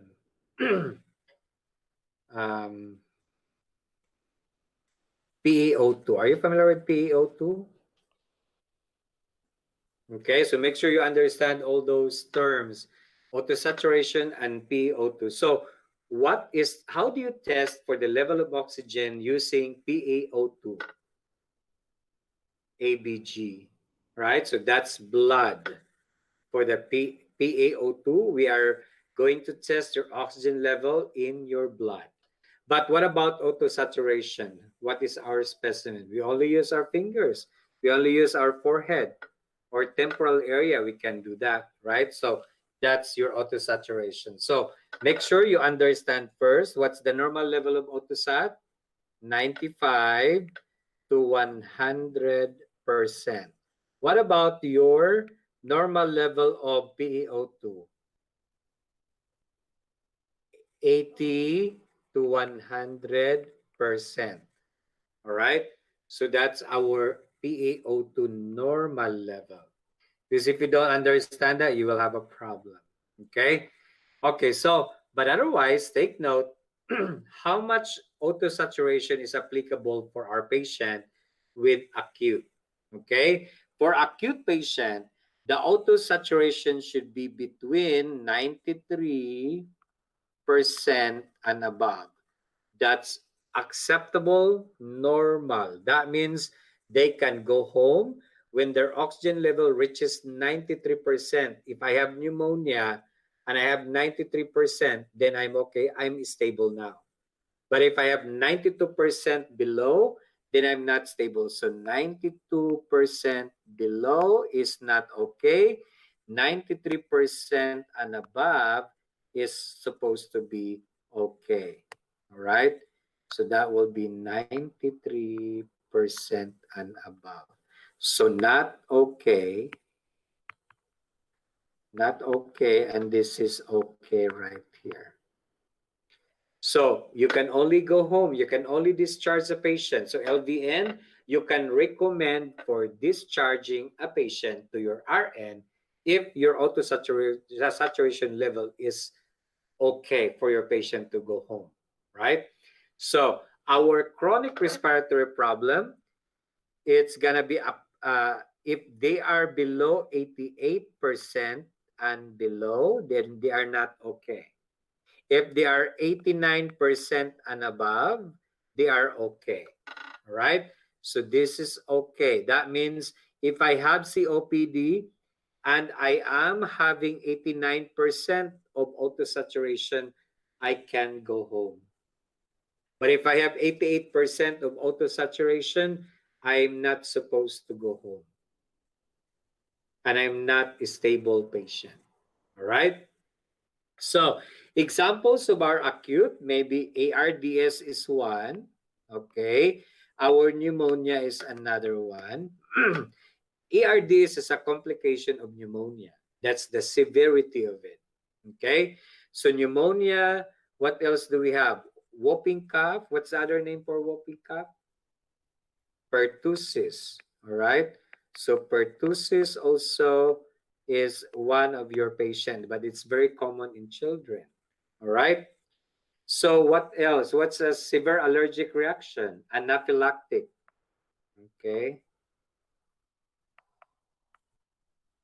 Anaphylactic shock. That's acute respiratory problem. So what about our COPD? Give me an example of your COPD or chronic respiratory problem. Emphysema. So let's start with asthma. Then emphysema.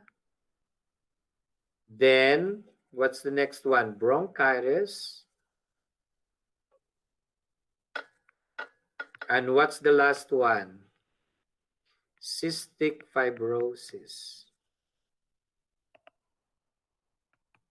All right?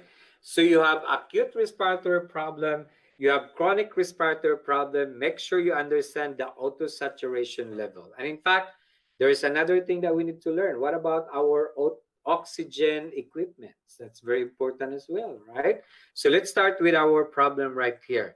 So if your patient, so remember in your acute, it should be at least 93 and above, 93 to 100%, they can go home. But if it is 92% and below, they cannot go home.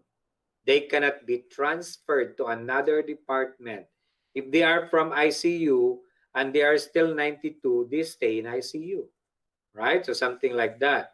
So, but otherwise, if they are 93 and above, they can be transferred to either telemetry or either to your med-surg department.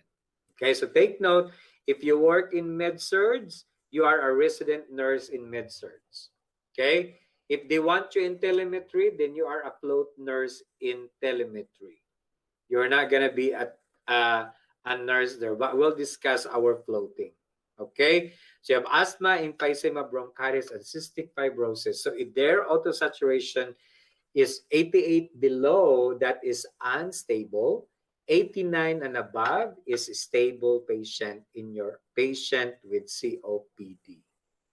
Okay, so if you have a question in your NCLEX exam of patient with asthma, so if you have an asthma patient and the patient asthma level is 89,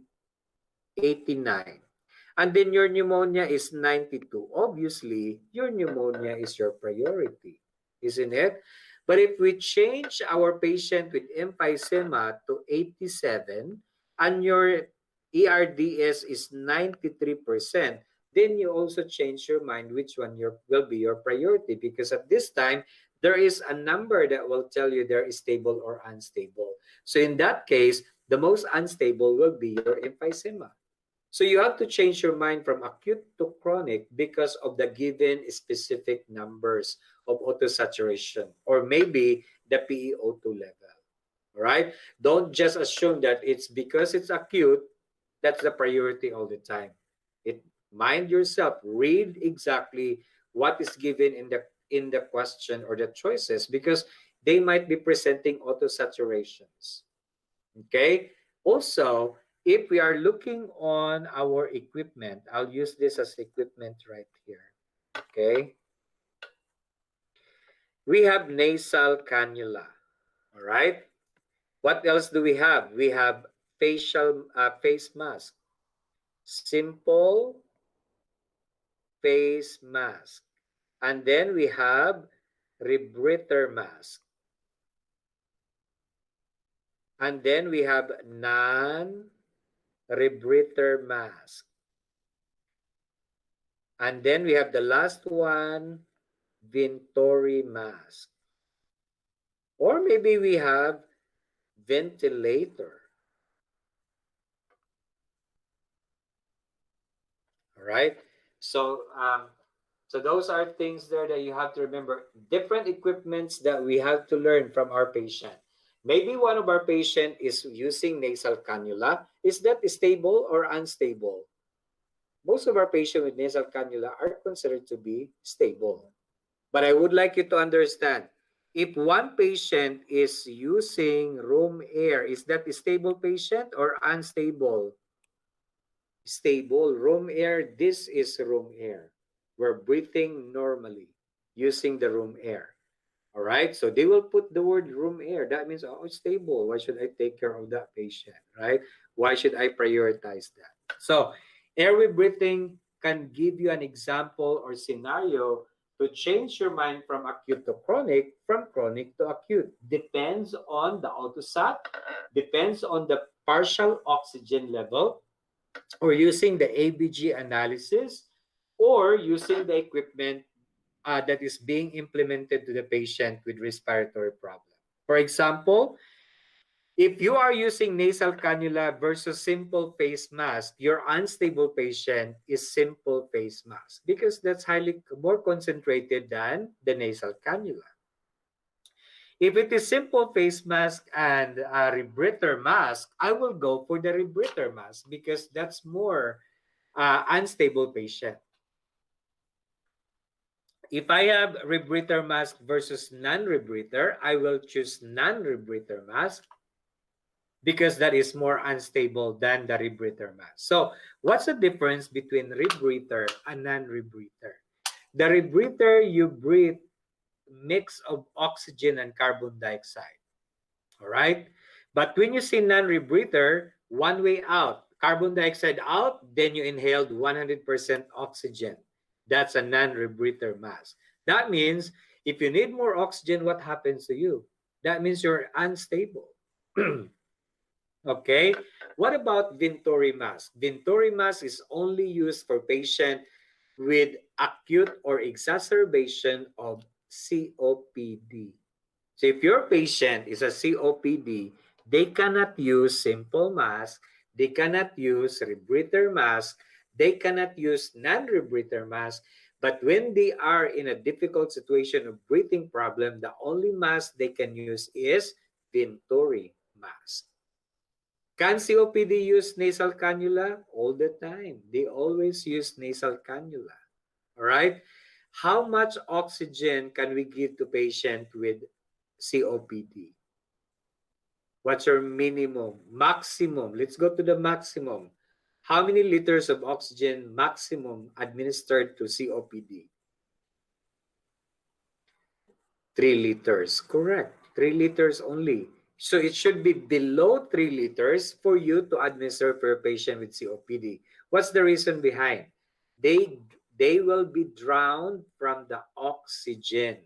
So when you say that they drown from the oxygen, what happens to that?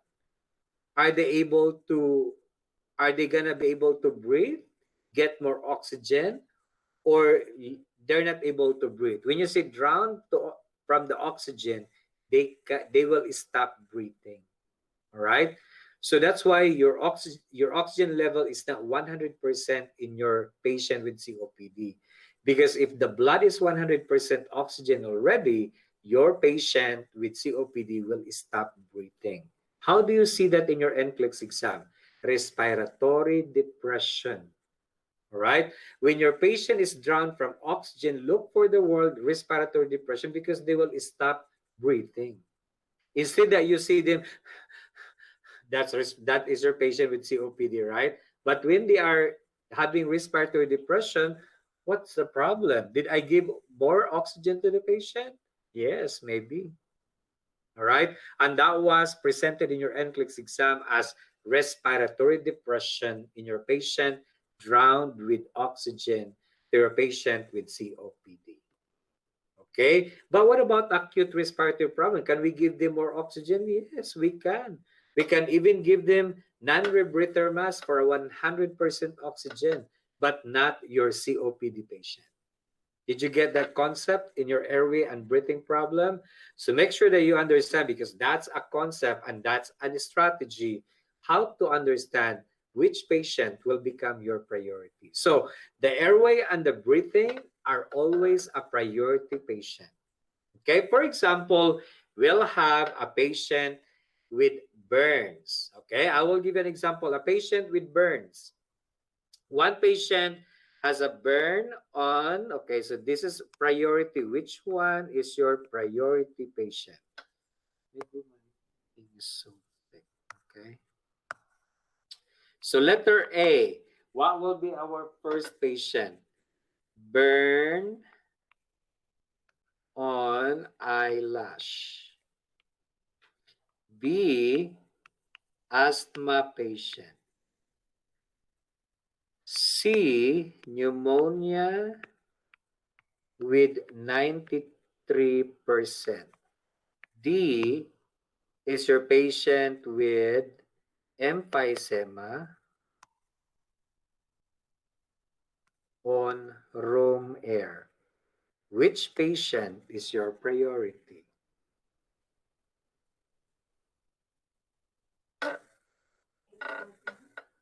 Which one is your answer, Melody? Letter A? Letter B? Well, oh, who else answered?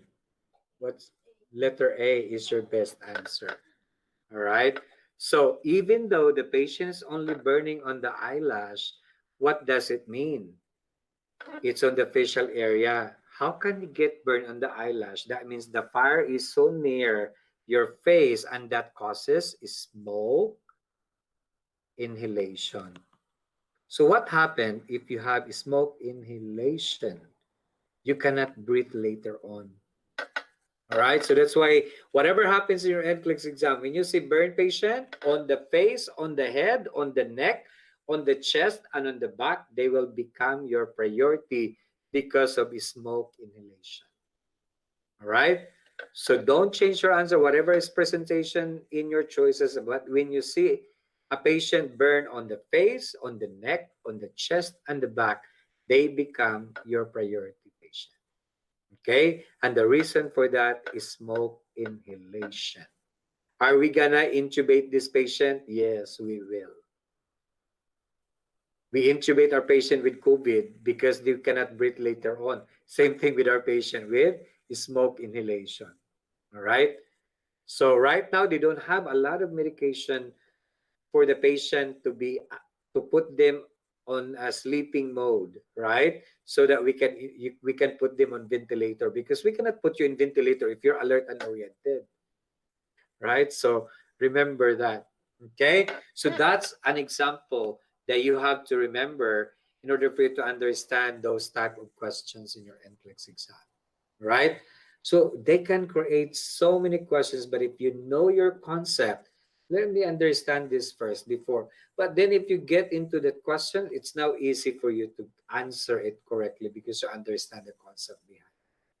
I'm sure if you have these questions in your test now for your airway and breathing, including your burn patient, then you know how to answer those. You have an idea of what is autosaturation. You have an idea of what is acute and respiratory problem and chronic. You have a reason for your equipment, why they need this, and why is it that they are becoming unstable if they have this equipment. Understand that? Okay, so let's move on to our next one, and that will be our circulation.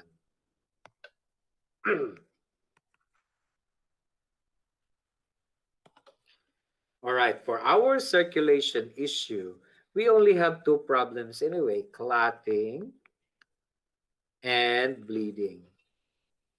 All right, so if you have clotting and bleeding, which one is your priority? Who will die first? That means who gonna die first will be my priority.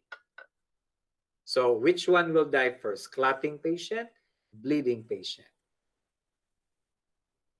Bleeding or clotting? What do you think? So you answered bleeding. Wrong answer. All right. So see, if you are there, you failed again. So your answer is supposed to be clotting. Why clotting can kill you compared to bleeding? Because clotting is associated with airway and breathing issue, right? Where does clotting go? It becomes a pulmonary embolism. All right? So it travels right away into your heart. On your right side, goes to your lungs. All right? Then it will cause the pulmonary embolism and chest pain in your patient, and it will cause death in your patient. Okay? And it becomes an airway problem. Remember, a patient will die in airway for 6 minutes. So if you have airway problem, you will die in 6 minutes. What about if you are bleeding? You will die in 20 minutes. So you can still save a patient with breathing problem, and then you still have 14 minutes to save your bleeding patient. So why is it that when I'm bleeding, I will not die right away? It's because my liver will provide me 450 ml of blood that I lost. So the liver becomes your blood center. So that's the laboratory for the blood. Once you lose how many ml of blood, the liver will give you 450 ml to last you for another few minutes. Okay? So, but remember, we have two issues in bleeding. One is severe. So we have severe bleeding, and the other one is uncontrolled bleeding. So you have severe versus uncontrolled. So which one becomes your priority, uncontrolled bleeding or severe bleeding? Which one is the biggest problem? Uncontrolled. All right. So this one becomes your priority because we cannot control it anymore. So there's so many patients that we cannot control the bleeding at all, especially when they develop shock. Then it becomes an uncontrolled bleeding. Okay. So, but that alone can give you, and there's a lot of meaning and words used in your bleeding, right? Petechial rash is bleeding. Bruising is bleeding, right? A blood in your stool is bleeding. A blood in your vomitus is bleeding. A blood in your gum is bleeding. right? So if you are a patient taking heparin and you go to the dentist, do you inform the dentist that you're taking heparin or Coumadin? Yes, otherwise you're gonna die there with bleeding. Because every time they touch your gum, remember in the dentist, when you are after your dental cleaning, you are in pain with bleeding, right? So what if you are taking heparin and Coumadin? So those are important that you need to inform your dentist. In fact, that's in your NCLEX exam as well. All right, so understand your circulation. Clotting becomes your priority over bleeding, and bleeding is divided into two parts, severe and uncontrolled. Uncontrolled bleeding becomes your priority. Now, which medication can cause uncontrolled bleeding? Heparin or TPA? Okay, so I'll give you an example. Heparin or TPA. Which one can cause a side effect of uncontrolled bleeding? TPA. All right. So what's the reason why TPA can cause uncontrolled bleeding? Heparin. What's the action of heparin? Anticoagulant. It only prevents clots to create. But if you already have clots, it doesn't help, right? So how do we remove the clots, or how we call that, to stop clotting? We are going to use the TPA to dissolve the clot. We use the TPA to stop the clot. We use the heparin. So when you dissolve the clot, then your tendency now is to have a problem called uncontrolled bleeding. All right, so understand, there are so many patients that takes anticoagulant, Coumadin, heparin, any other anticoagulant, aspirin, can only prevent the clot. But when you have the clot, it will not be dissolved by those medications. But when you take TPA, streptokinase medications, or fibrinolytics, which we have that in our discussions because we're only doing our updates and strategy and understanding. So we have a lot of examples of those in our proper discussions to our medications. All right. So you have heparin, it only stops the clots. Coumadin, it only prevents the clot as well.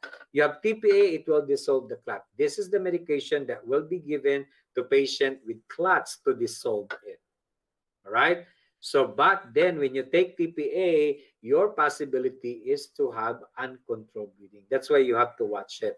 If your patient is bleeding, do not administer TPA or streptokinase because they will not stop the bleeding anymore. Okay, so but we'll discuss about this in our pharmacology, including our antidotes. Okay, so the next one from our airway, breathing, and circulation, for your overview on how to understand all these strategies in mind, will be our S. What's S? Safety. All right. So I think our main goal and job for our patient is implement safety. So how do you implement safety? Let's start with giving medications to your patient. All right. So what are the things that you have to think first before you administer your medication? The right patient, right? Now, how many rights do we have? Right of medication administration. Right patient, right medication, right route, right time, and what's the other one? Right dosing. Those are the basic ones. In fact, right now, there's 12 rights. Documentation, blah, blah, blah, blah, blah, blah. But if you know your 5 rights of medication administration, then it will help you prevent patients from getting a wrong medication. All right? When you have the medication on hand, do you bring your MER at the patient's bedside? Yes or no? When you give medication, always remember, NCLEX is hospital-based. So that means you're working in the hospital when you're taking the NCLEX exam. Do you bring your MER at the patient's bedside? Yes. All right. In fact, the computer is at the patient's bedside. where there is .MAR. Do you scan the patient's name tags? Yes. Before that, computer will open up and you can get the medication that you are going to administer at this time for safety purposes. All right. Do you explain the medication to the patient? Yes. Do you explain the route? All those things you have to explain to them. That's why be ready when you become a nurse in the hospital. Your patient will ask you, what is the side effect that I should be watching for? And then you say, hold on. Right? So that's why before you go and give the medication, study first. Your MAR has the ability to tell you what's the side effect. What is it for? So then that's why you need to bring that MAR to the bedside. If they have a question, oh yes, that can cause dizziness. All right, so be careful. I don't want you to stand around and walk around after taking this medication. Oh yes, it can cause bleeding. So you have to tell me if your gum is bleeding.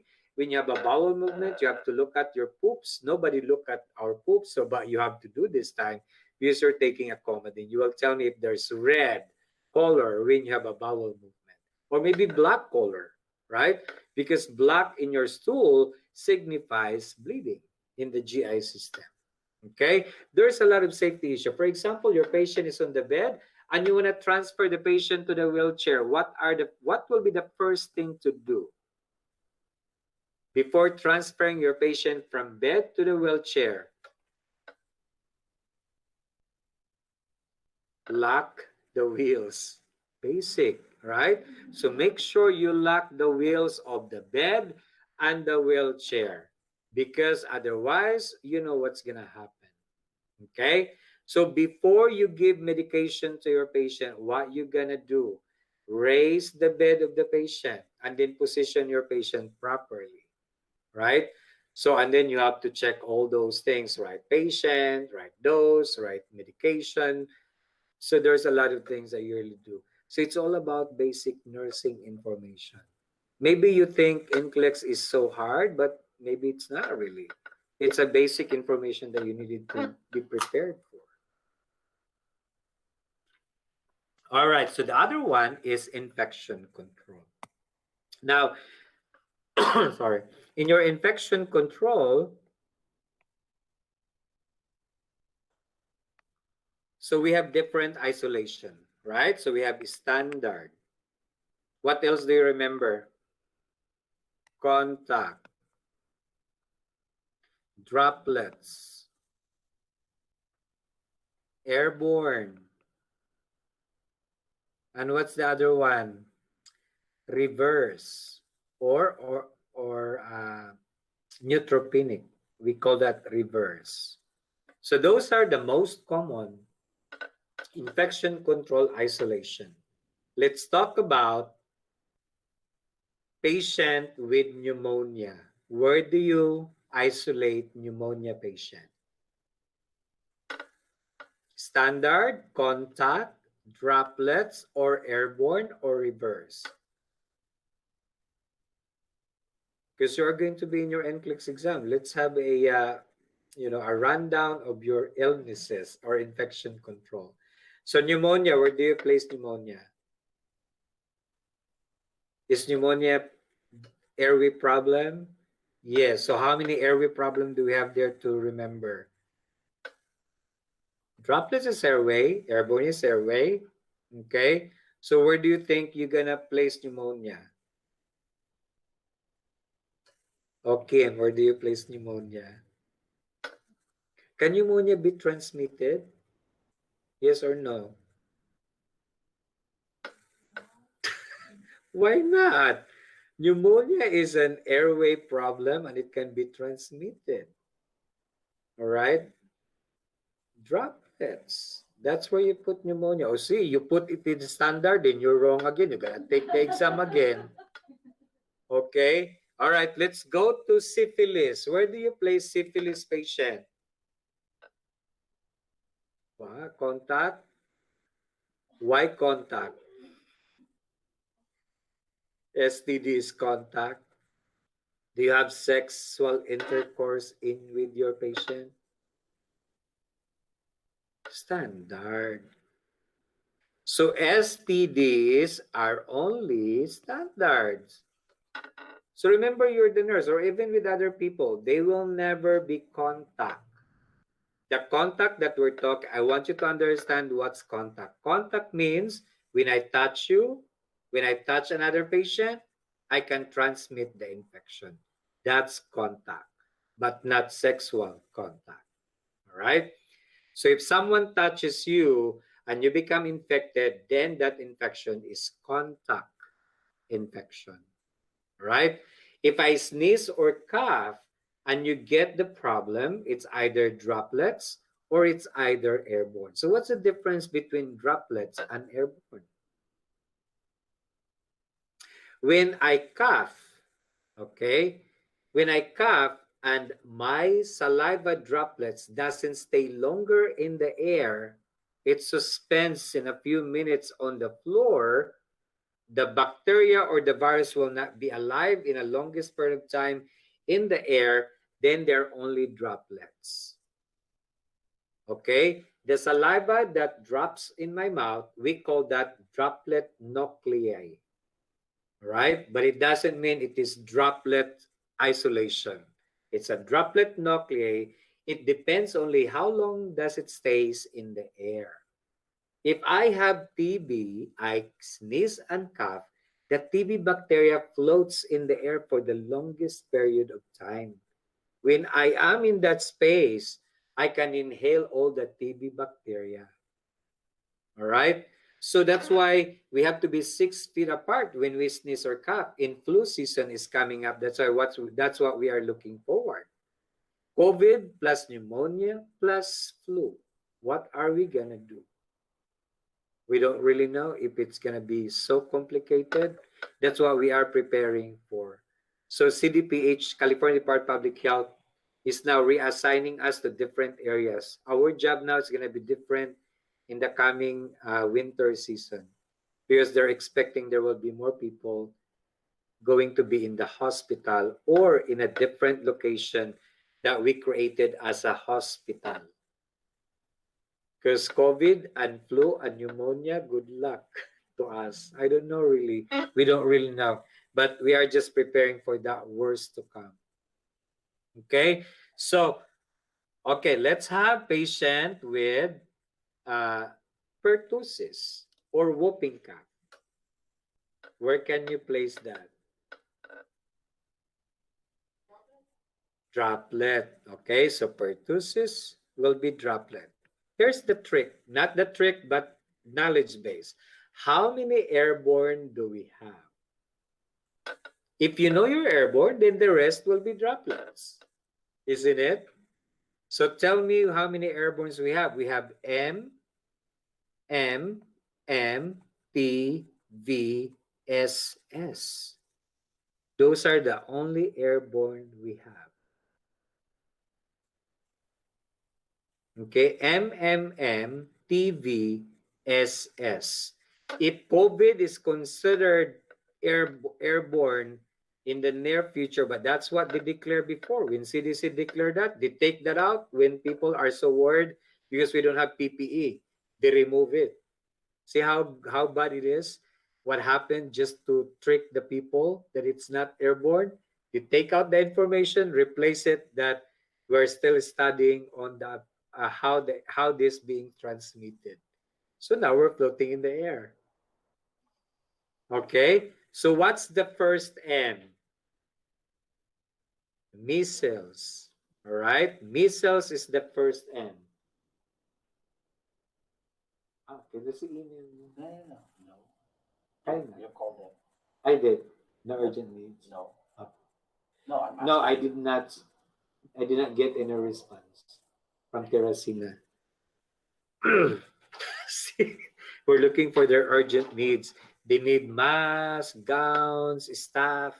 They have no staff because their CNAs and their nurses resigned because they don't want, because in San Bernardino, we have a lot of facilities that have COVID. And remember right now, according to the government, the facility has to accept COVID positive patients that are being discharged from the hospital. So They have no choice but to accept patients in the facility. So what's going to happen now? Everybody will have COVID. So I think right now all the informations are hidden, so people will not panic anymore like what happened earlier. We don't know how many of them, no more. It's gone. We're the only people that can see it. All right, so the first M is measles. What's the second M? MERS-CoV. Are you familiar what's MERS-CoV? Middle Eastern coronavirus. So see, coronavirus. So where do you place COVID-19? But they take it off, right? That's why in the hospital, what is the mask that we have to use with COVID patient? N95. But since we don't have supplies, they take off that information again. You can use surgical mask. It's a droplet. It's big. Well, it considered to be a droplet, but it stays longer on the air. All right. So once it stays longer in the air, then we don't consider that droplet isolation. We consider that now airborne isolation patient, because we don't want them breathing and sneezing and it flows all over the place. That's a thing. So first is measles. Second is MERS-CoV. Next M, monkeypox. Monkey, as in monkeypox, P-O-X, monkeypox, one word. You see, when you take the board exam, so where are you gonna remember all this? What's the T? So see, we are putting new information files in your brain, like the new computer. T is TB, tuberculosis, pulmonary tuberculosis, or any other tuberculosis, they're the same. Okay? What about V? Varicella.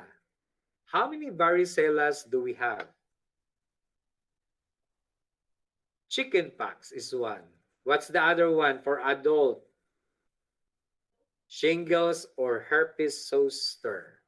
Okay, we have those information also, but I want you to write down so you can remember, because if you don't write, you don't remember. Okay, so what about, so we have chickenpox, you have herpes zoster and shingles. Chickenpox is common in children, while the shingles and the herpes zoster is common in adults. And then what about the S? Is smallpox. Okay, smallpox. Before, the airborne is only MTV, so easy to remember, right? Not anymore. It's now MMM, PVSS, and C, the COVID, but we don't know yet with the COVID. We hang on that. So the last one is SARS. So what is SARS? It's coronavirus also. And remember, the SARS is also like the COVID thing. So are you still being tricked by whoever is telling us what's the reality about COVID-19? Right? So just remember, when you work in the hospital and there's a COVID patient, we are using N95. Guess what? All right? So that's your airborne. So tell me, where do you put meningitis patient? Droplets. All right? So whooping cough, droplets. So because we already understand our airborne, then the rest of respiratory problem will now become droplets. There's only one respiratory problem, syncytial respiratory. Remember syncytial virus? The respiratory syncytial virus, RSV. That's respiratory syncytial. It's called respiratory. Where do you place that patient? Where do you isolate? Droplets or airborne? Obviously, droplets, airborne is not there. Is it contact or droplets? Where do you isolate RSV? Contact. But then you might get tricked yourself in the NCLEX exam because it started with respiratory. And then you know already you're airborne. Oh no, it's now droplets, but still wrong. The respiratory syncytial virus belongs to contact isolated patient. Okay, getting to know where you're gonna be, right? So in your infection control. So now, where can you find? Where can you place MRSA? In your contact. So who are our patients in reverse isolation? Give me example. Where do you place HIV? Let me see if you still remember HIV. Standard. So why HIV is a standard? STD, right? All STD belongs to standard. The only thing to protect yourself not to get it is gloves, right? Condom is a different word for gloves. Okay? So that's the STD patient. Renal failure, where do you place your renal failure? Standard. All right? But what about your patient with AIDS? Where do you place your patient with AIDS? AIDS is now immunocompromised. So where do you place that patient now? Reverse. Why is it from HIV to AIDS is now different location? Because AIDS is already low in immune system. When you have HIV, it doesn't mean your immune system is low. Only your AIDS patient. So what's the basis for HIV to become an AIDS? Because HIV is here and AIDS is right here. What will be the basis for us to know, oh, you're AIDS now, you're no longer HIV? CD4 level. All right, CD4. What is CD4 level? That's your T lymphocytes level, T count. But still, it should be CD4. So what's the normal CD4? 600 to 1,200. If your CD4 level is below 200, you are now considered AIDS patient.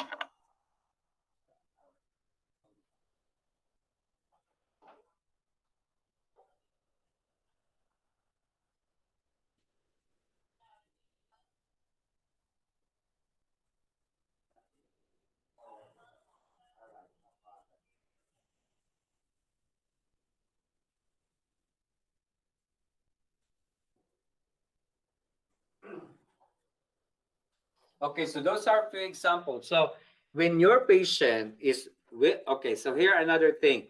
If they said HIV below 200 CD4, where do you isolate that patient now? Reverse. They still use the word HIV, but they put CD4 below 200. It's a considered AIDS patient. All right. Now, can we put this patient AIDS to airborne? If the question says a patient with AIDS with low-grade fever, where do you isolate two patients? Two AIDS, one is high fever, one is low-grade fever. Where do you place the one with high-grade fever?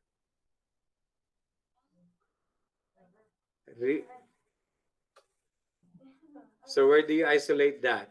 So what happened if you have low-grade fever? What's the most common concept behind low-grade fever? TB.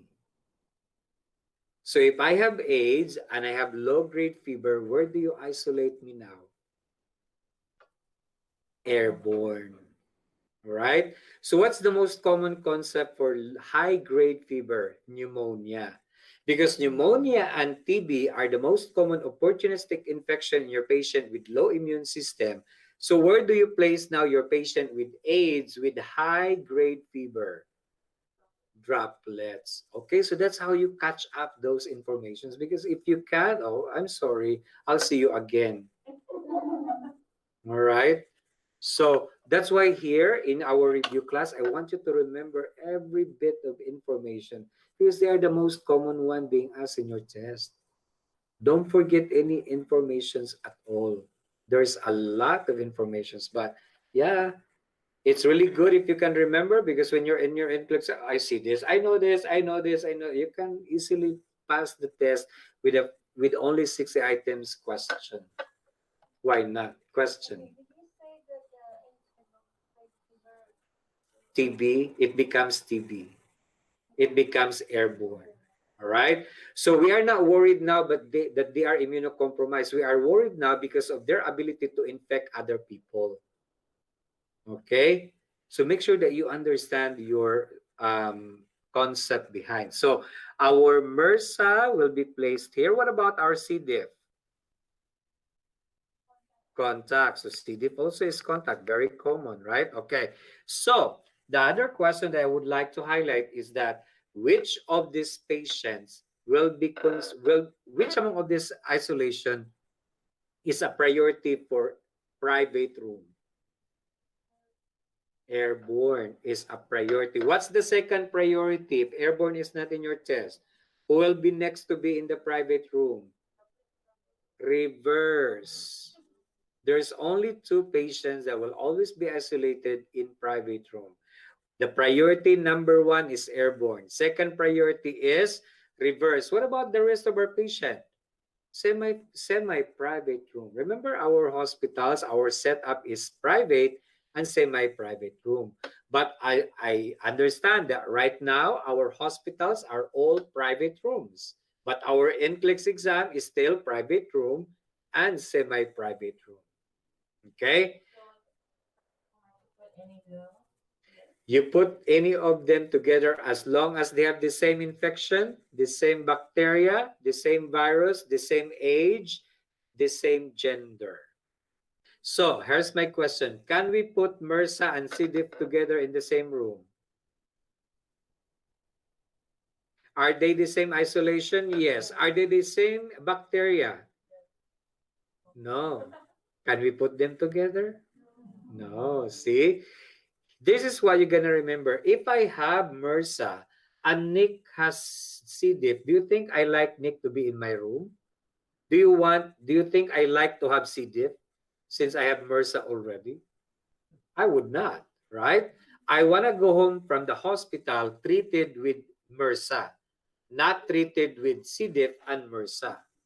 Because you already acquired an infection in the hospital. And that's what you call your hospital-acquired infection. So are you getting that point now? So your priority is to identify, can we put them together? Yes, but how? Are they the same isolation? Yes. Are they the same bacteria or virus? Yes. Are they the same age and gender? Yes. But if one of it qualification is not there, then that's the time they say, oh no, we cannot really put them together. Okay, so STD and HIV, can we put them together? Yes. Can we put renal failure and HIV together in the same room? Yeah, yes. If I have HIV and you have renal failure, can I put HIV to him? No, unless we have sexual intercourse without gloves. Right? So that's a different story. So I can be in the room with Nick. He has renal failure. I have HIV.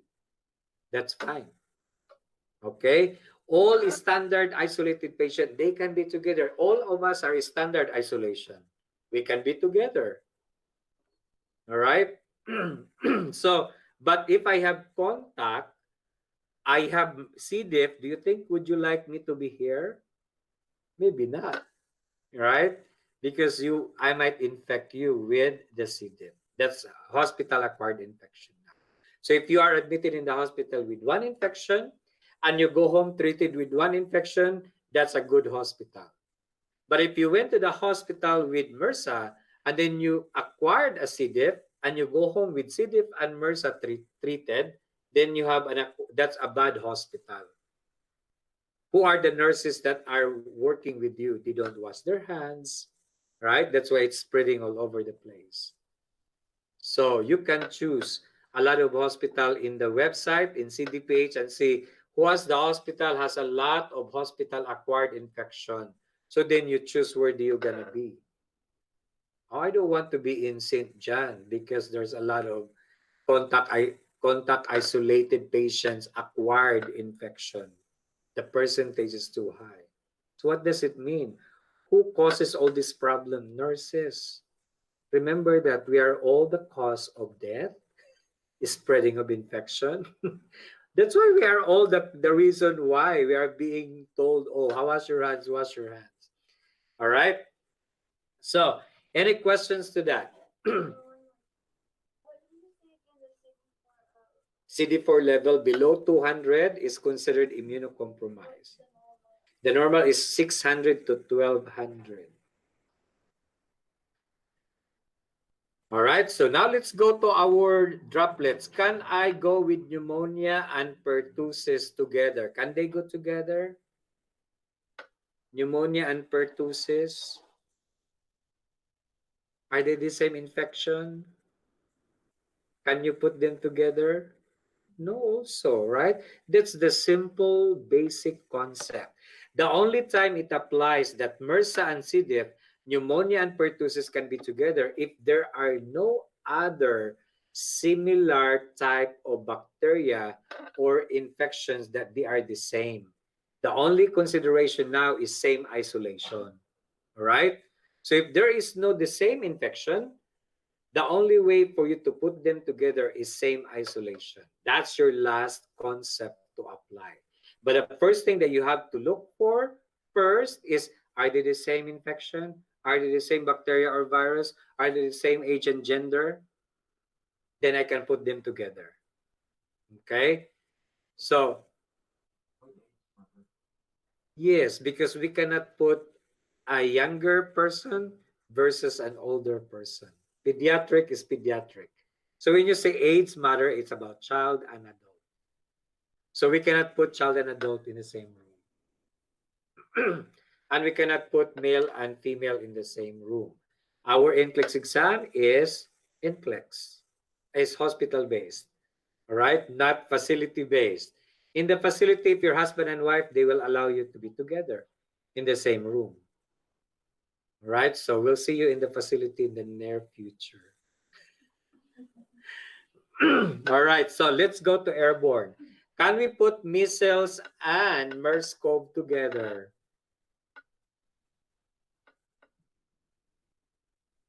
No, right? Can we put TB and varicella together? No. So it should be measles and measles. What's the other name of measles? Rubella or rubiola? Rubiola. All right? Measles is rubiola. German measles is rubella. Okay? So where do you isolate German measles? Airborne or droplets? Remember, you already have your airborne. So droplets. Look at you. I'm gonna kill you. You already have this, right? This is it. I don't need to add anything unless they will declare again COVID is part of it. All right? There's more. Anyone with low immune system, all right? Or anyone taking steroids, they will become immunocompromised. Anyone with organ transplant, they're also immunocompromised. Who else? Anyone with, what's that autoimmune disorder? Chemotherapy, cancer patient, they can be in the reverse isolation, but we'll discuss our infection control. Oh, that's only a review for basic, right? So see, if we will discuss our infection control in details, you will perfect infection control in your test. Why not? I would pray that most of your exam will be infection control, because remember, it's an computerized adaptive test. It will adapt the way you answer the questions. If you answer it right, it will give you more topics related to that. So if you understand it, then it's better. If not, then you just guess the answer. Okay? So, but it's very important to understand all this concept behind. So that's your airway, breathing, circulation, safety, and your infection control. This is only our updates. We are not yet on our fundamentals of nursing. My God, it takes a while. Rubella is German measles. Rubiola is measles. So rubella and rubiola and measles can be together. Because they're just different names, but the same problem. That's airborne. But when you see German measles and rubella, they can be together also because they are the same with different terms. So rubella can be German measles can be rubella. Measles can be rubiola, and rubiola can be measles. They're the same. It's like generic and brand. Something like that. Okay? So, any questions? Did you understand a little bit of every bit? Okay? So, I hope that you're learning. All right. So, let's move on to our next topic. Maslow's hierarchy of basic needs. So we are still on understanding whether it's priority or not priority, right? Even infection control is prioritizing. We understand, okay, airborne is always a priority over your other infection issues. Okay, so to clarify that issue, for example, can MRSA or C. diff can also be in a private room? It could happen. For example, if one syphilis, one HIV, one renal failure, and then one MRSA, which one will be in the private room? MRSA, because the rest cannot infect others. But if there is MRSA and another MRSA, then we can put them together. We call that cohorting. So when you want a cohort, put them in the same room, then we call that cohort. But they should be same infection, same bacteria, same virus, same age, same gender. Okay? So if you want reverse isolation patient and standard, can we put reverse and standard in the same room? The answer is yes. Because if I have HIV, one is AIDS, oh my God, they are so much, right? Because they are going to be the same. But even though if I have renal failure and the other one is HIV, is AIDS, they can also be together. That's not a problem.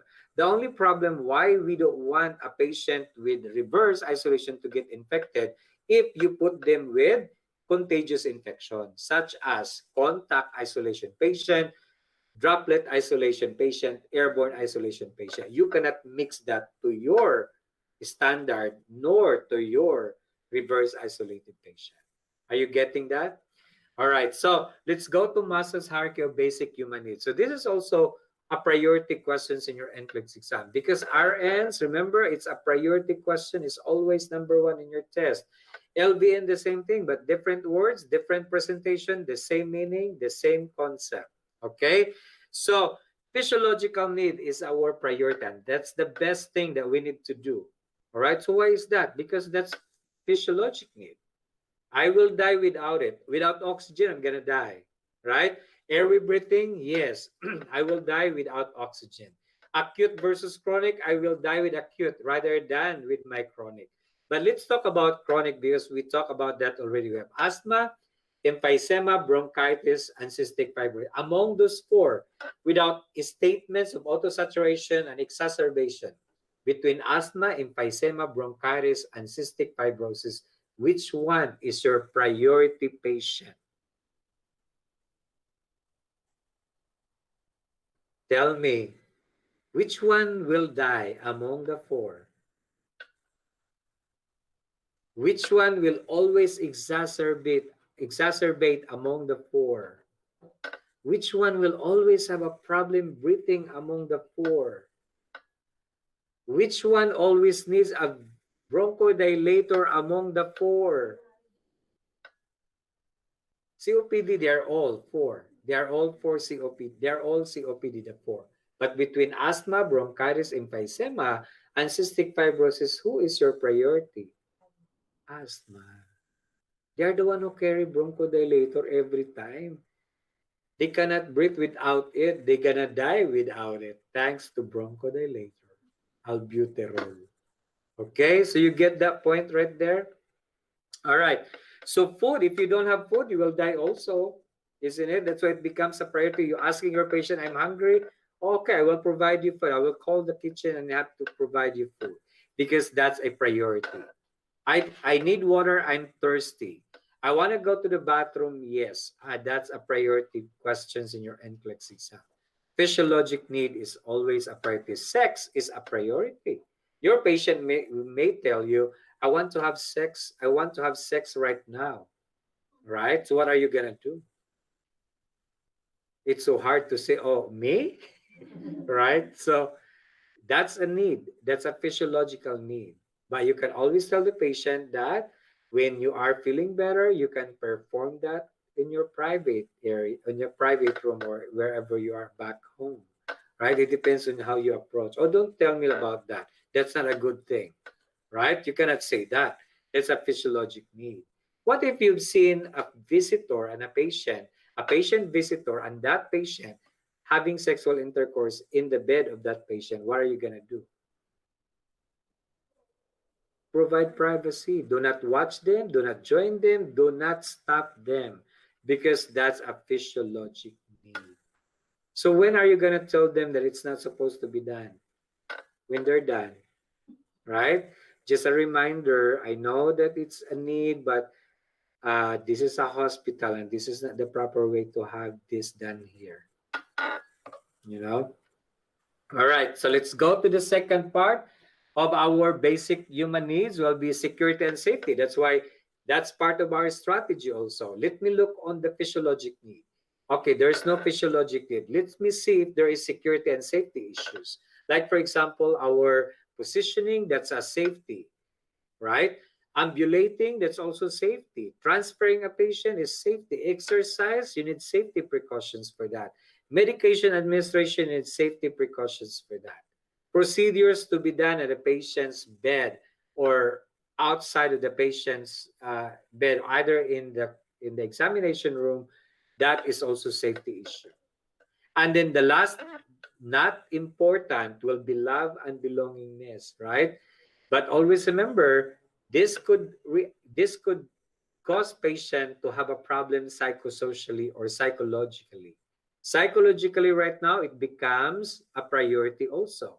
Depends on what is the manifestation of your patient, right? For example, what if the patient is telling you, I hear voices, and he told me that I will jump from the top of this building? Then it becomes a priority, right? So between a statement of a patient of, let's say, heroes, the patient is telling you, I am Superman.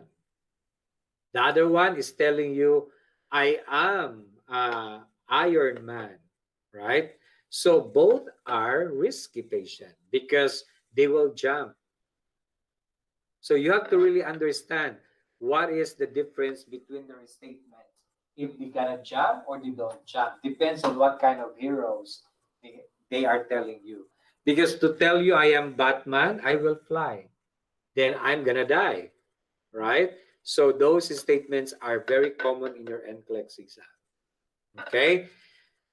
So what's next to that is our discussions on how to pass our test and when do we decide to take the test. All right. So this is our first day. It's hard to decide right now. So with your experience of putting your patient in different isolation, I don't encourage you to take the test yet. Okay. So you need to practice and then learn more about it. So on our first, right now, for example, you have to remember that we have a goal. So right now in our NCLEX exam, minimum is 60, maximum 130. We're so happy when they decided to have that. The reason may be because they need more nurses to be on the floor. And that's a good thing because we have that opportunity. And I want you to take advantage of the opportunity. Okay? So 0% to 49%. I don't think there will be 0% unless you don't really know anything, right? So 49%, that's only based on 75 to 100 items. So, but you know, if you go for 60 and 130 items, as long as you're on 49%, you are not going to take the test. You have to study more, right? Go back to the video, watch and listen again, take down notes. That's what you're going to remember, because maybe right now you may be writing those things, but you are not yet it's not yet very clear to you. Okay. Later on, when you go back to your video, you say, okay, now I understand it better. Okay.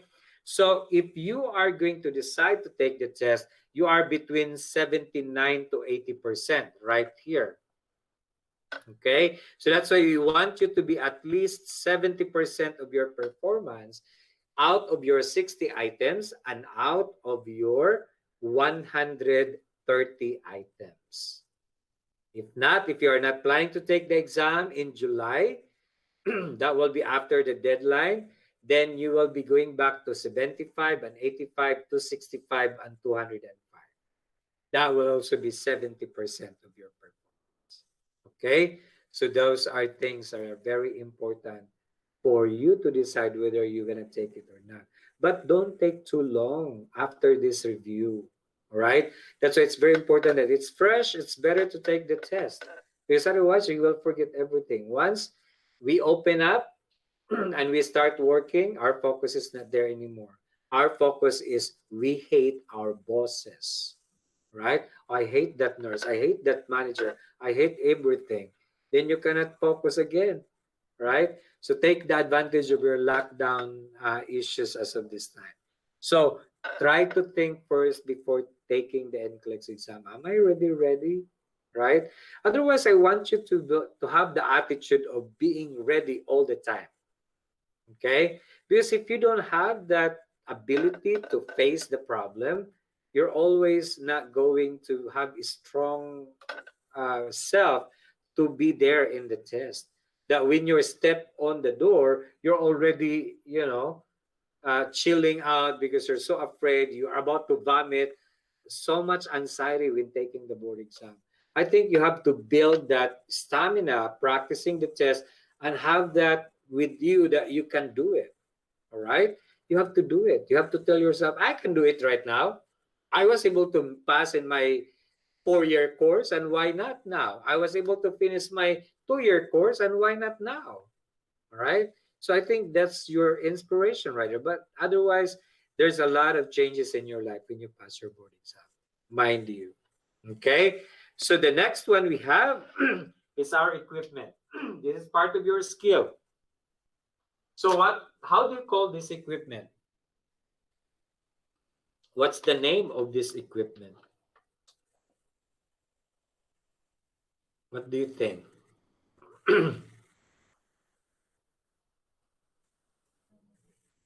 Huh? Letter I. It starts with letter I. Isometric exercise? No. Incentive spirometer. All right. So this is your incentive spirometer. So how do you use incentive spirometer? Is it for the purpose of lung expansion, or lung? How do you say that one? Lung expansion and not for lung expansion. So what is the purpose of this? To expand the lungs, or is it going to constrict the lungs? Expand. So this will expand your lungs in order for you to have more oxygen. All right. So it will increase oxygen when you use it. So how do you use it? Inhale, suck it, or blow it? Suck it or blow it? Okay, let me blow it. Tell me if I'm doing it right. How do you know that how do you know that I'm doing it right? This one will go up, all right? The ball will go up. The piston here will also go up. I'll blow it because you tell me that I have to blow. So if I am the patient, you will tell me, blow it, Papa, blow it harder. Did something happen? Did I increase my oxygen when I blow? How do you increase your oxygen? Inhale or exhale? Inhale. Suck or blow? Suck. See, if you are in your NCLEX exam now, right? So I inhaled, it goes up, it increases my oxygen level, it expands my lung, and it prevents water accumulation on the pleural space of my lungs. So how many times you're gonna use this one? 8 to 10 times an hour. while awake, because when you're sleeping, you cannot use it. You need to be awake. All right. So then what else you're gonna remember? Make sure that you have to give pain medication prior to the use of this, because who are the patients that use this one? Post-surgical patient, right? Otherwise, patients with respiratory problem, because you need to expand the lungs. You need to increase their oxygen level. So give pain medication, breathing exercise, then use it 8 to 10 times an hour. Okay? How this one? Make sure going to what you're gonna do. Inhale. All right? And make sure you're gonna inhale it.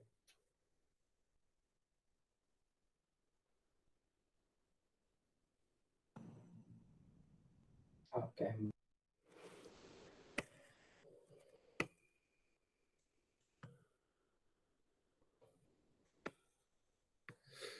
All right. So make sure you inhale it. So that's what you call suck it in. Okay. So which equipment that you have to blow? All right. So have you seen this? We call this peak flow meter. Are you familiar with this peak flow? PEAK, peak flow meter, asthma check. So this is how to find out if you have any asthma attack coming up for today. So you are going to tell the patient to blow. So this one, when you blow, this arrow, red arrow, will go up to the colors and the numbers. So if you blow it and you are on above the green, that's good. All right.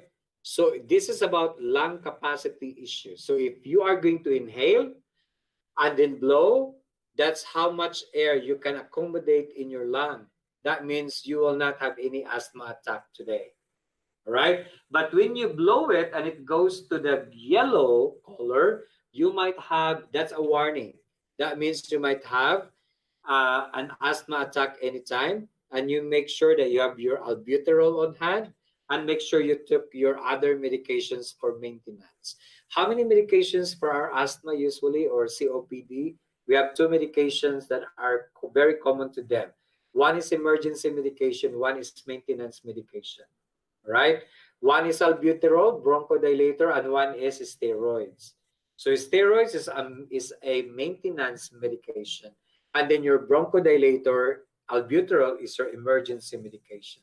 So which one do you give first when during emergency, or even not in emergency? Albuterol or steroid? Which one is first? Albuterol first. Bronchodilator first, followed by the steroid. Are you getting that? So if I am a patient, I will inhale first. This is what you're going to instruct them, like the ones that we do there. So that one, they have to inhale, exhale, and then inhale back, right? This one, they're going to inhale and then blow. So you have to blow it harder so it can be like that. It goes up wherever you want it to be. And this is your peak flow meter. All right. So understand your incentive spirometer. Now, what are you going to tell your patient? Blow or suck? Suck it in. Don't tell, Mama, blow it harder. You are not doing it right. When I was a charge nurse in the hospital, I hate some of the other nurses because that's what they're telling their patient. Blow it harder. Oh, you're not doing it right. Blow it. I pull out the nurse and said, I want you to blow it. Blow. So then, now what happened? Oh my God, George, I'm wrong. For the rest of my RN career is gone. Thank you. So do it again and tell your patient to do it right. Can you imagine? You've been a nurse for how many years and you keep telling your patient to blow it? Unbelievable. So if you have a chance to practice before you tell your patient, please do. All right? You can do it. So otherwise, there's a lot of videos all over the place now. You can watch them. Okay? So understand those things. I was so strict when I was a charge nurse. That's why I don't want to be working on the floor. My CNAs, they will be hiding from me. I will cut them wherever they are. Don't hide from me. Go back to work. All right. So anyway, you have your other equipment. So how do you call this equipment right now? That is your chest tube. Okay, this is your real chest tube. All right. So we call this Fluor-Evac. You have different names. Atrium, Fluor-Evac, there's a lot of different brands. But in other words, this is called chest tube. Okay? So you can put it on the floor. You can hang it below the bed. The most important is it will have the ability to drain. Okay, so look at your patients on the board. So one of our patients now is having a fluid on the pleural space right there. So what is that fluid right there? Let's put some color to the fluid. All right. So the fluid is the color blue. Pleural effusion. All right.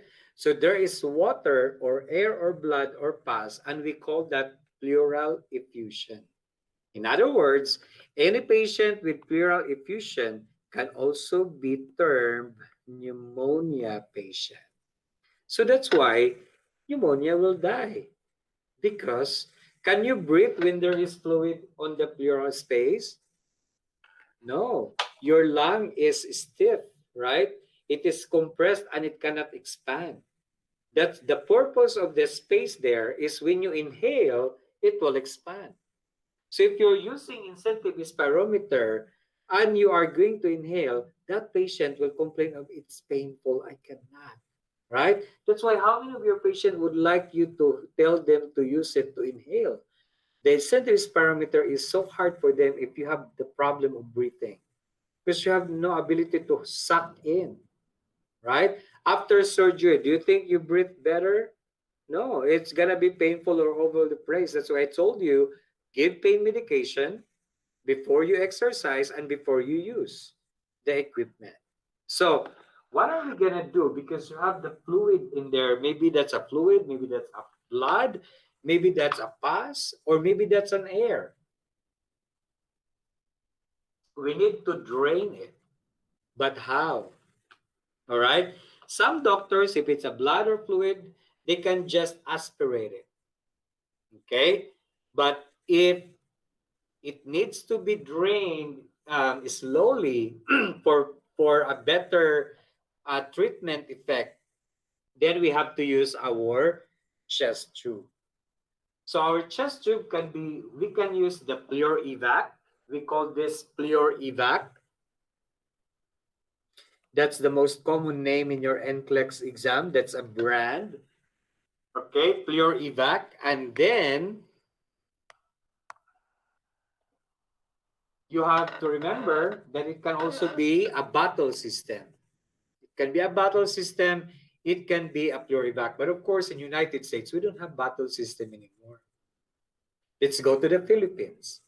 That's a bottle system, maybe. But we also have a good hospitals in the Philippines already. So they're using the same thing what we're doing here. What we're using here. And some other countries are going to be the same.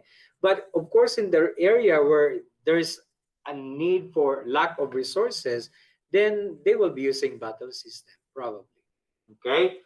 So I just would like you to understand that that fluid right there can be removed by aspiration, but it is only for short-term treatment.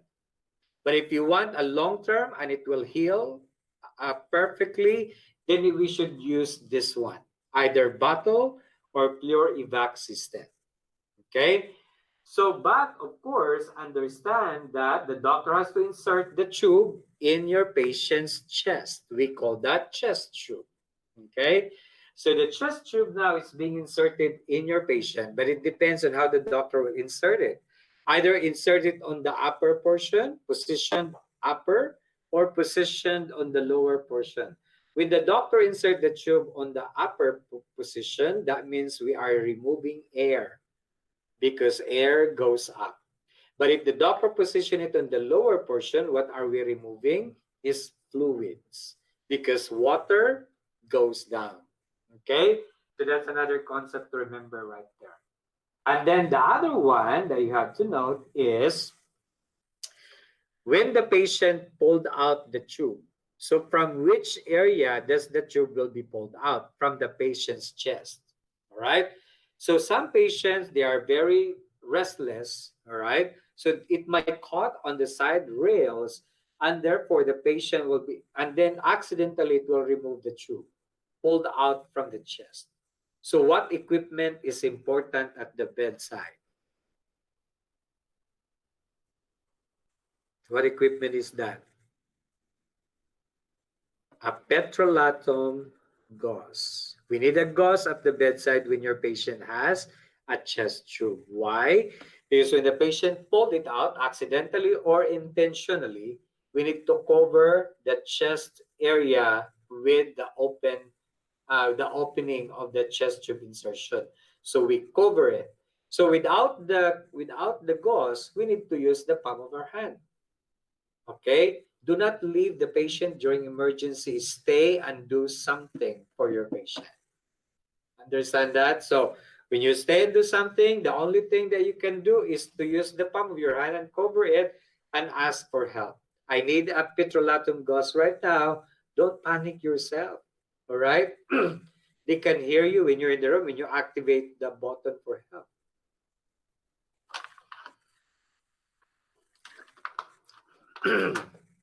So you cover it, ask for help. They will get the petrolatum gauze, and then you put it in. Just remember, only 3 sides will be taped, not 4 sides. The reason for that, a little bit of air from the outside and a little bit of air from the inside, they go in and out. Okay? But not the total air coming from the outside. It will collapse your lungs. You don't want that to happen. Okay? So when you collapse your lungs, you cannot breathe. Then you will die. Okay? So that's what the problem right there. So what's next to remember? This tube connected to the bottle could also be pulled out. Okay? If we are using bottle system in your NCLEX exam, you make sure you are going to secure it with tape when it is in the bottle connection. Secure the tube to the bottle connector using tape. All right? Petrolatum is only intended when the patient accidentally pulled out the tube. But on the tube connected to the bottle, you secure it with tape. What if that bottle connector and the tube disconnect? What are you going to do? You put the tip of the tube in the normal saline, bottled water, or in the cup with the normal saline. You put it there. What's the purpose of that? So that the air will not go inside. That's the reason. Not to make it not to use it again, right? So the doctor might use a different tube later on, but if it's still okay, the doctor will just disconnect it. The reason why you put it there, just for you to make sure that the air is not gonna go up to the lungs. Okay? But when the tube is out, we don't insert the same tube. No. Okay? All right, so let's go to our Plure evac. So this is our Plure evac. All right. If you notice, this is a connection to the suction. The shorter tube is connection to the suction. The longer tube is connection to the patient's chest. All right. If you notice here, there's a clamp. So you can clamp it first before you open it. All right. So if the patient is coming from OR, it is disconnected from here. We can disconnect it from here. But this one is secured connection. You press it and disconnect. All right. So why is it important to understand? Because there is no ability for this tube to disconnect by itself unless you disconnected it. Okay. So the purpose of this clamp is when the patient is not having the Plure evac itself, we will clamp it so that the air will not go inside. So coming from OR, they have the tube in place, but there is no Plure evac. It's still clamped. You get the Plure evac, connect the patient here, and clamp. All right? Because if you don't unclamp it, then what happens? It will not drain. The patient having difficulty breathing still. Okay? So here's the thing that you're going to remember. How many chambers do we have? We have 1, we have 2, and then we have 3 right here. So this part with numbers is the drainage system. All right? This part with numbers is the drainage system. And then, so if you look at here, the letter C is drainage. Drainage chamber. All right? Then this one is water seal. And this one is suction chamber. Okay? So this is drainage chamber, water seal chamber. So that's number 1, number 2, number 3. All right? So you get that drainage chamber, water seal chamber, and the suction chamber. Okay. So what do you see in your drainage chamber are the fluids coming from the patient's chest. It drains here, right? Make sure you put marks how many ml in your shift. You put that in your output record. Okay? So if it is bright red, that's a problem. Because when you say bright red, what happened? It's bleeding. Do you need to report that bright red? Yes. But when you see it tomorrow, it's black and brown, there's nothing to worry. That's an old blood. Okay? The only thing that we worry is it's bright red and it's too many fluid coming out. Too many fluid or blood coming out and it's red, you will develop shock. That patient might die. All right? That's why you need to monitor the amount of fluid and the color in here. What about this part right there? This is your water seal. The water seal allows only movement of the water up and down. As I inhale and exhale, the water goes up and goes down. All right? Signifies that the system is intact and it doesn't have any leakage. All right? Over here is the suction chamber. So what will you observe here? Continuous gentle bubbling. All right? Continuous gentle bubbling here. So that means the system is working normally. Okay? So what will be the abnormal in the suction chamber? No bubbling. That's abnormal. Vigorous bubbling. That's abnormal, meaning too much bubbling. What about the abnormal in your water seal? Presence of bubbling is abnormal, and then absence of fluctuation is abnormal because it's supposed to go up and down, right? So those are normal. Here, we already know the abnormal. Bright red color, too much drainage is abnormal. Abnormal here, absence of fluctuation and presence of bubbling. What about here in your suction chamber? Absence of bubbling, and absence of bubbling is abnormal and vigorous bubbling is abnormal. So I will provide you this.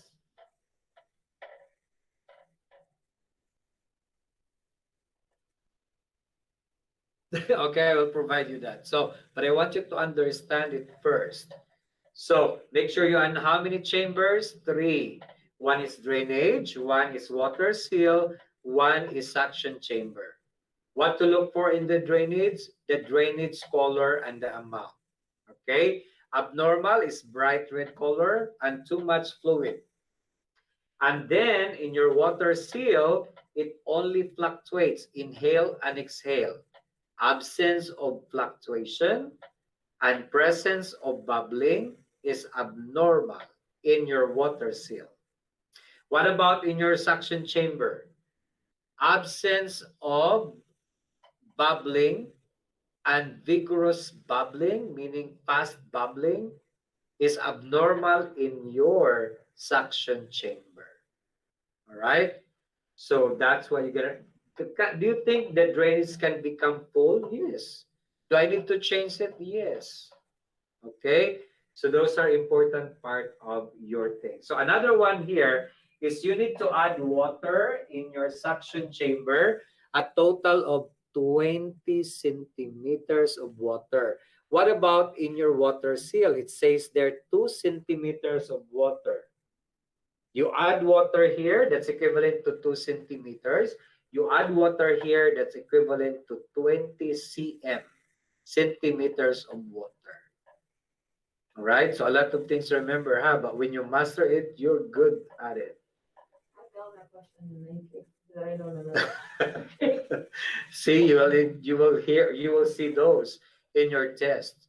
All right. So how do I know that my lung has no more fluid in there? How would I know? How do we check for that? X-ray. All right. So during X-ray, comparison of your X-ray today and yesterday, because remember when during the X-ray, what you're gonna do is to go on the wall and then you inhale. Then they take a picture, right? So then they will see if your lung has expanded, re-expanded, because it will occupy that area right there. Now the lung has re-expanded. Is it time to remove this? Yes. No more drainage. It all bubblings up from every chamber. Then that means I will inform my doctor. But before the doctor will confirm to remove it, the doctor has to have the chest x-ray result, compare it from yesterday and today, and see if the lung has re-expanded already. And then you save the life of the patient. Who put this water in your patient's lung? The nurse. Why? Why did you cause this problem? After the surgery, did you turn the patient side to side? I did not, because the patient said, I'm in pain. Did you go back and turn the patient side to side? No, because the patient doesn't want to. The next day, did you tell the patient to sit down? No, because the patient doesn't want to. What are you then? Right? Are you a killer? Right? So that's why it's not because you want the patient to turn because of skin integrity issue. That's not the purpose. The bed sore doesn't kill your patient. If you don't turn your patient side to side, sitting them upright, moving them to ambulate them, this water stays in the lung. Why is it that we don't have this problem? Because we're walking, we're standing, we go side to side. But if your patient is in bed and you don't turn them, you don't let them ambulate, you don't let them sit down, that water accumulates in there. Imagine, I go to the surgery and my surgery is 5 hours. After my surgery for 5 hours, what do you expect? I have a chest tube. Because did they turn me during surgery to side? No, I'm just flat. And the water is started to accumulate. Why? Because I don't inhale properly. It will not expel the water from that area. So who created that problem? The nurse. Who killed the patient? The nurse again. Right? So that's why you need to learn those information so that when you work in the hospital, you're the perfect nurse. And the doctor will always like you. I want Kim, I want Kim, I want Nick. Right? Because they know that you are good in taking care of your patient. How come every time Marie will be there to take care of the patient, there is no complications for respiratory? How come Nick, when he works 3 days after, there's a patient for chest tube? Right? So something like that. So they will know how you work with your patient. If you work in surgery, they will know what happened after 3 days. Chest tube, what happened? Who is the nurse? Right? Oh, I turn that every 2 hours. I write it down. It's 2 hours. Every 2 hours, I turn side to side in your document. But did you do it? No. Right? So you understand now your chest tube? All right. So, question. Only this part. Once this is disconnected to the bottle, not this one. When this one is disconnected, don't worry about the tube. You worry about the hole here. When you are having a patient with this, you make sure you secure it with tape because it might disconnect.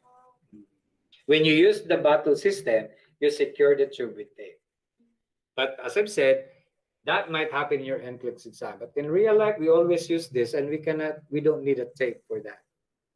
But in case you have a bottle system, yes. Oh, right here. This tube, this is a funnel actually to put water. And you can also put, there's water here, this one.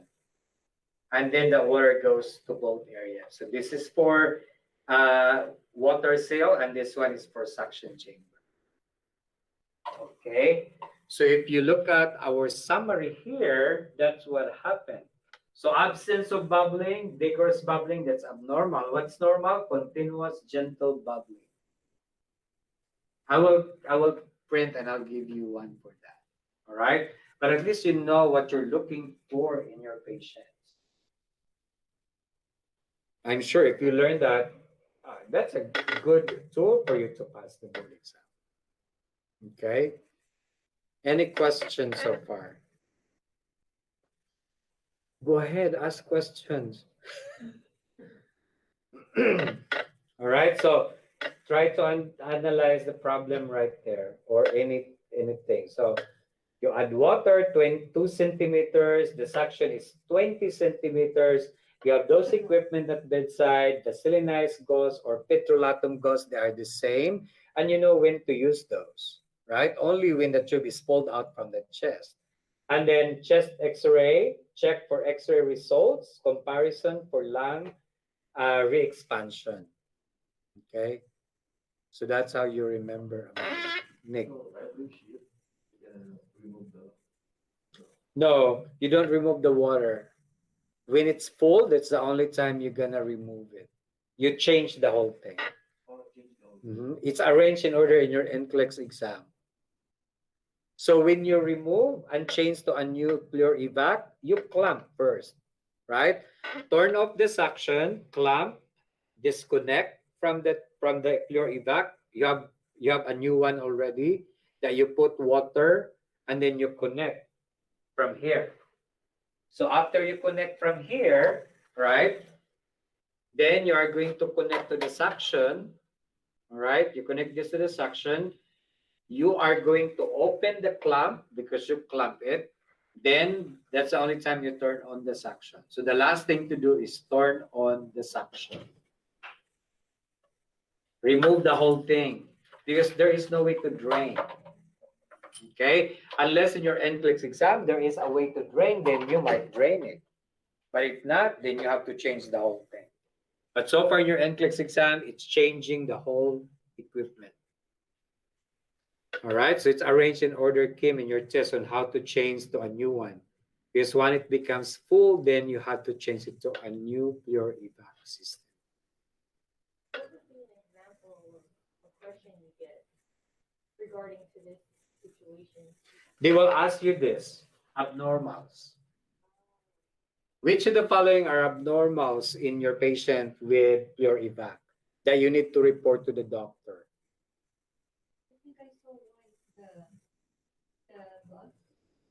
over it. Yes, the gauze is always there in your test because that's very important. So what do you prepare at the bedside when your patient is admitted with chest tube drainage system? Then you need the baselinized gauze. So most of the time what they're asking us is the abnormal versus the normal. But sometimes they will ask you what's normal. How much water do you have to put in? Okay. So that's why you need to remember those because they will ask a lot of questions out of that. So how do you know that the lung has re-expanded? X-ray comparison. Okay. So that's why it's very important. Okay, I will practice questions related to this. And then, so that's a good question to say, well, how do they ask you a question like that? So they focus on most of it, anyway, from normal to abnormal. Okay. Any other questions, clarification? You can do it.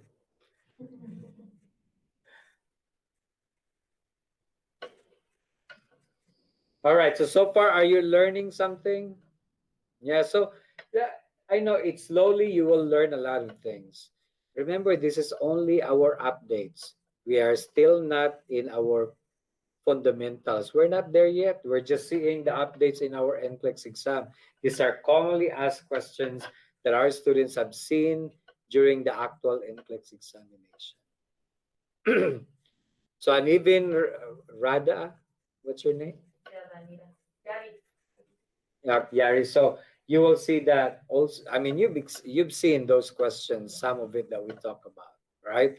So in your next exam, that's your last exam. All right. We have a lot of students, your friends took our review and they passed. So why not you? Right? So you can do it as well. You just have to really focus on it, understanding it, internalize it, so that you can remember everything. But if there's water and there's bubbling in the water, so what do I have to do?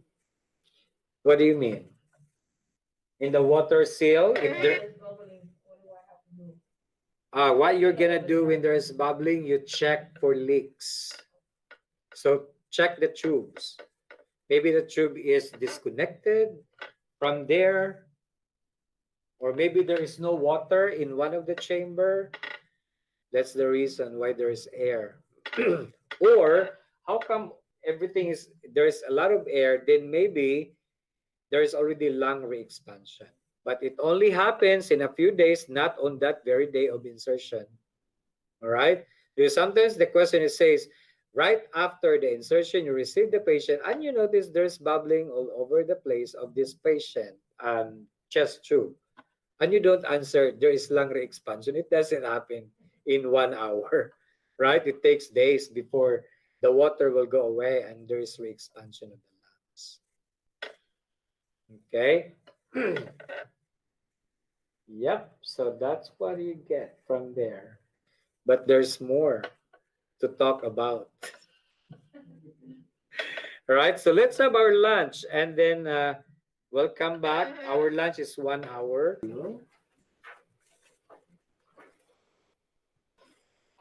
All right, you ready? Ready or not ready?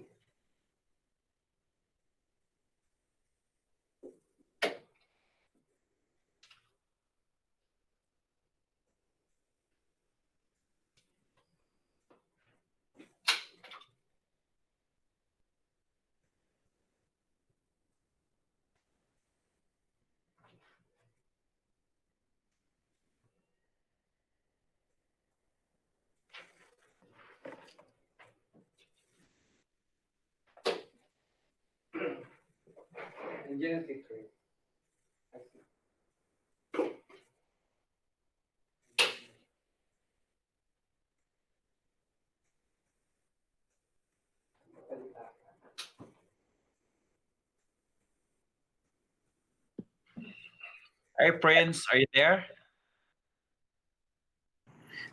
Yes, I am. Okay.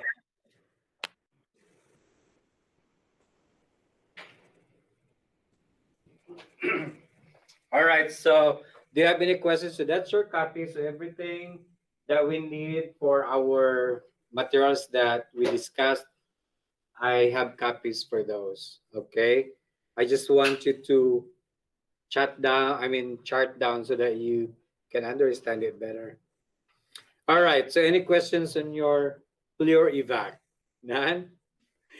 Okay, I hope that's clear already, but otherwise you can always go back to your video next week so that you will see what our discussions, okay?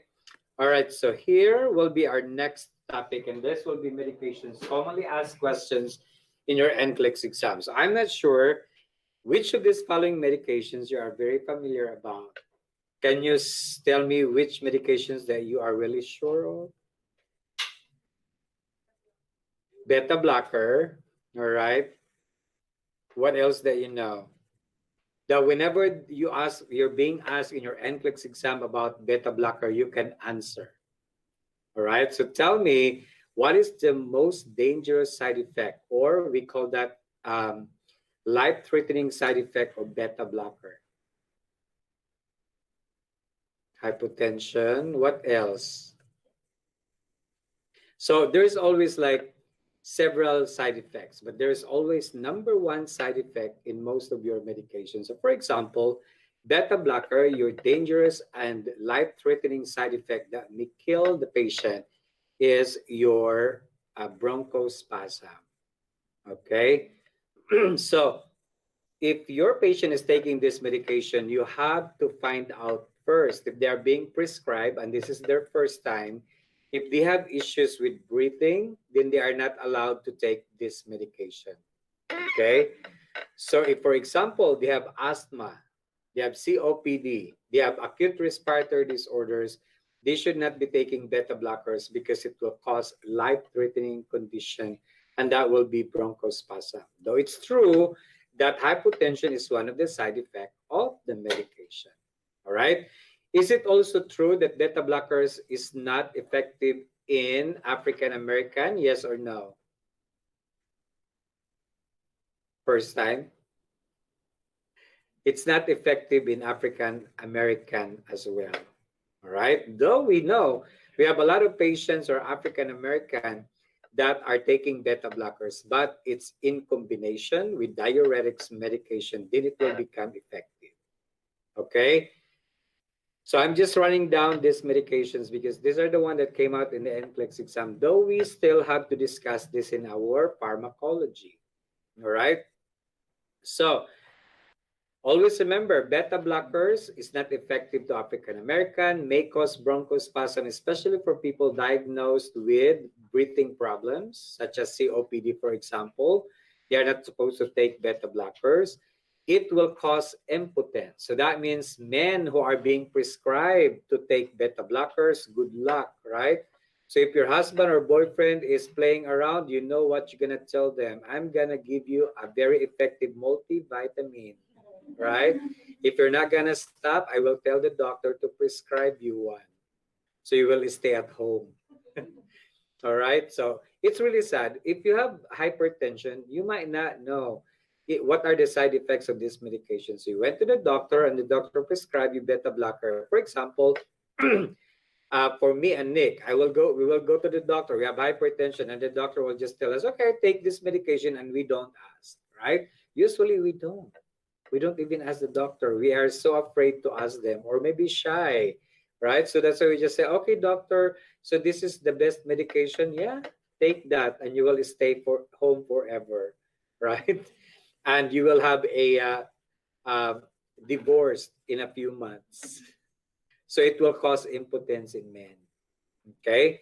So if you have the problem, try. If you are the wife of your husband, of whatever person is that, and you find out that, oh, you're taking beta blockers, excuse me, who is your doctor? So remember, that particular thing is a physiologic need, isn't it? That's why when your husband is taking this medication and there is no other way, then change another husband. All right, so those are very specific, but it can cause wet cough. All right, it can cause wet cough. So bronchospasm is different. That's a dangerous side effect, but it will cause wet cough. Okay, so when you're coughing, there's like phlegm. That's what we call wet cough. Okay, and then the other one is clozapine. I don't know if you're familiar with clozapine, but clozapine is clozaril, right? So that is your antipsychotic medication. So if your patient is taking antipsychotic medication, there's a lot of side effects that you have to remember. All right. One of the dangerous side effects is what we call neuroleptic malignant syndrome. Neuroleptic malignant syndrome. Okay. So we call that NMS, neuroleptic malignant syndrome. So if it is neuroleptic malignant syndrome, remember the word neuroleptic, lepsy, neurolepsy, that is seizures, all right? It's associated with seizures. So that means if you are taking this medication and you're having seizures, then you might need to report that to the doctor because that's a life-threatening condition, all right? Though the NMS can cause elevation of your temperature, that means you will have fever. You wonder, how come I always have fever, right? But then you suffer from epilepsy or seizures. Then that's a dangerous thing. That's one of the life-threatening side effects of all antipsychotic medication. So remember, when you're having this side effect, it's not only a side effect of antipsychotic, it might also be a side effect for anesthesia. All right, so be careful after your surgery. You might have fever, but that fever is a sign of neuroleptic malignant syndrome. You're familiar with convulsion? That's the same thing, right? You're having fever and you're having convulsion. That means neuroleptic malignant syndrome. Okay, so that's you have to be careful about, because it's not because of the fever, but it's because of the seizures itself. That's the dangerous one. Okay, aside from neuroleptic malignant syndrome, we will discuss all other side effects in our pharmacology, but those are the highlights in your patient taking antipsychotic meds. Stelara, I don't know if you're familiar with Stelara. The ending of this generic name is MAB, MAB. So any of the medication that ends with a generic name MAB, it will cause decrease in immune system. So Stelara is one of the medication for psoriasis. Okay? Stelara, Humira, all right? I don't know if you're familiar with the generic name for that. We have, let me find that out. The Humira is very common, but it's also very common for this medication right now in your NCLEX exam. So the generic name is adalimumab. Mumab, that's why MAB, adalimumab. All those medication ends with MAB are it will cause immune system to go down. So I don't know if you've watched TV, then the commercial will tell you about this medication. Ask patient if they are having TB or tuberculosis prior to taking this medication. So what's the connection of taking this medication that lowers your immune system to the TB? So what does it mean? If you have TB, that means you are immunocompromised. That's what it means. Because if you take this medication, then your immune system will go down more. So that's why we need to find out if the patient has TB, because in short, the patient is immunocompromised. Because only patients in United States that have TB are always considered immunocompromised. So therefore, are they allowed to take if they have TB? No. Okay, so they should be taking only if their immune system is intact. Though later on, it will cause their immune system to go down. But these medications are very effective to autoimmune disorder problem. One of the autoimmune we have is SLE, right? Lupus erythematosus patient, the lupus patient, SLE, status lupus erythematosus is one of the autoimmune disorder. And this is one of the best medications also that can be given to them. All right, so those are autoimmune disorder. Rheumatoid arthritis is an autoimmune disorder. They're also taking MAB medication. All right, so those are informations that you need to understand. But right now, it's all generic name in your NCLEX exam. That's why you need to know the ending of your generic name. The beta blocker is Ulol, right? Ulol is the ending of your generic name. Your Stelara MAB is the ending of your generic name. Humira is the ending of your generic name. Then another one you have is Sopalmeto. Sopalmeto is herbal medication that usually taken by men. So what is the purpose of Sopalmeto? To decrease the size of the prostate gland. So remember, we have what we called enlargement of the prostate, the BPH, right, which is common in men. So this medication can help minimize the size of that BPH or prostate gland. But it will cause problem in hormones. But we'll discuss that also in your pharmacology. Heparin, we discussed that many times. And when you are receiving heparin, ending of your generic name is parin. Some of the branded names, we call that, what's the most common brand that you know? Lopinox. All right? Lopinox is very common. So just find out the ending of your generic name, parin. Okay? Enoxaparin is Lovinox. But there is always heparin, the pure heparin. Okay? When it is a branded heparin, they are not usually not given by IV. Only the pure heparin with a generic name heparin will be given by IV for emergency purposes. Though we know all heparins are not given for long term, right? It's only usually given for 3 days, unless it continues to have clot, then we will continue to give that medication if your Coumadin is not working. And also remember, we can always give Coumadin and heparin together, isn't it? On the third day, we will make sure that Coumadin is working. Then the doctor can discontinue the heparin. Do not worry if you give them at the same time because they will not act on the same time. Okay? So it takes 3 days before the Coumadin works, and then heparin can be discontinued. So when is the best time to administer Coumadin? Is it on the PM, in the afternoon, or is it in the morning? PM. So why PM? Usually 5 PM for your Coumadin. Why is that? Do you know the rationale behind? Because it will take an effect of 12-hour side effect for bleeding. So why is it taken at 5 p.m.? So that the effectiveness of bleeding occurs in the morning. Why is it important that your bleeding occurs in the morning? So I can see, so I can monitor, so I can call, I can ask for help, right? Because if I take this medication 8 o'clock in the morning, 12-hour effect is 8 o'clock in the evening. I might be sleeping, I might be bleeding, and I could not ask for help. All right? So those are rationales that you need to remember for your NCLEX exam. So that's how they ask you question. When is the best time to take it? What are the things that they need to observe in the morning, right?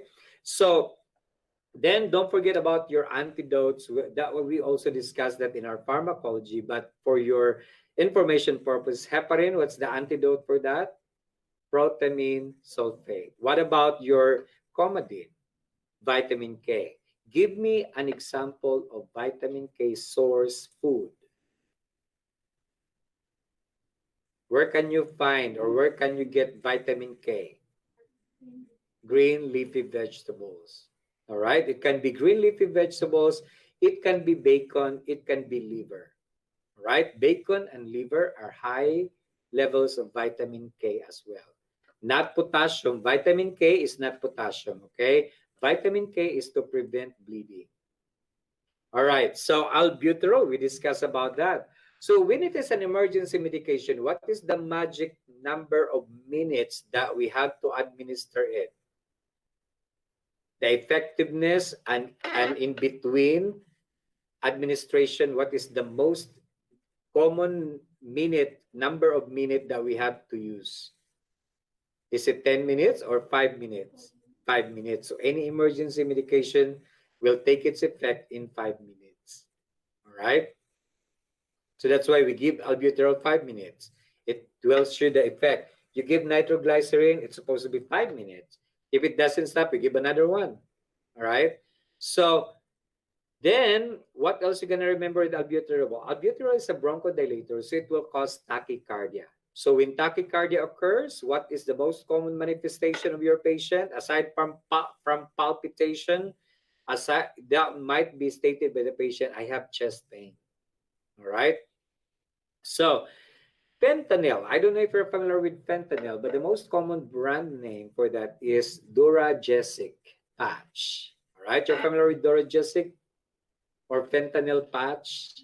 Okay? So, it's a narcotic medication which is a very dangerous patch. So, what does it mean, very dangerous patch? Because if someone stepped on it, when you remove it and you did not throw it properly somewhere else, then someone could be able to step on it. When someone could be able to step on it, what's going to happen? It can absorb the medication and it might cause problems to them. So where do you think you are going to discard the fentanyl patch? We have two areas to consider. When you are in the hospital, where do you discard your narcotic waste? Biohazard containers. Okay? If you are in the nursing home, you have to give it back to the DON. Right? What about if you're at home? Toilet, flush it in the toilet. All right? That's why be careful with flushing all those medication in the toilet. It goes into our water system. We are all high with narcotic water. All right? So that's why they're always thinking about it. Where is the proper way to discard it? Okay, if there's a biohazard, that's your best answer.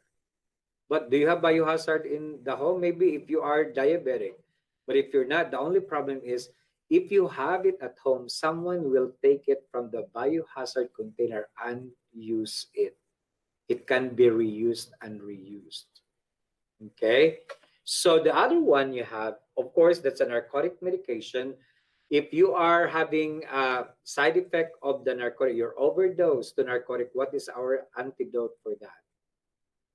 Letter N, Narcan. All right? So the next one, of course, is your desmopressin. Pressin is the ending of your generic name. So when you see the word pressin, it's always a medication that retains water. Okay? Antidiuretic hormone. So what are the other names for this? Vasopressin. Okay, desmopressin, vasopressin, lipressin. Okay, so there's other names of the medication, but your clue is the pressin, the ending of your generic name. Now, who is the patient that takes this medication? Diabetes insipidus. All right. If I have diabetes insipidus, I lost water because I don't have antidiuretic hormone. Remember diuretic, you will lose water, right? Diuretic is like Lasix. So when you have no antidiuretic hormone in your body, then you will lose a lot of water. It's uncontrollable loss of water, and we call that diabetic insipidus, water loss. So in order for you to stop losing water, because you will be also losing a lot of electrolytes and you will suffer from shock, then you have to be given with desmopressin, vasopressin, or lipressin, and it is given by nasal spray. All right? So what is the side effect of this? Water retention, because it will retain the water.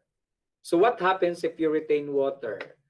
High level of sodium or low level of sodium? What happens if your water is being retained? Low sodium or high sodium? Low sodium, because it will dilute your sodium. Okay? So that's what you're gonna remember. But what happened to your potassium level? Your sodium is low. What happened to your potassium? Because you retain water. Do you pee when you retain water? You don't. So what happened to your potassium level? Up or down? Up. All right? It will go up. Then it will cause cardiac arrest in your patient by then. All right? So let's go to Coumadin. So we know Coumadin already, and we know our vitamin K already. All right? But we have vitamin K that will be injected to our patient, isn't it? If I will have a bleeding tendency and I'm not taking Coumadin, or maybe I'm taking Coumadin and I'm bleeding, then what will be the medication given to me? Vitamin K. And we have vitamin K injections. We have two patients that will be given with vitamin K injection. One is a newborn and one is an adult. So how do you administer vitamin K to a newborn? How do you administer vitamin K to a newborn? IM and where? Vastus lateralis. Okay? So one time vastus lateralis to a newborn patient. So why do we inject vitamin K to a newborn?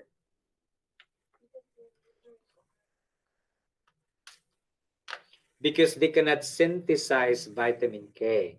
Why they cannot synthesize? Meaning, why is it that they cannot produce their own vitamin K? Because they don't have bacteria in their colon. All right. So when do you think you will have a bacteria or normal flora that will grow in your colon?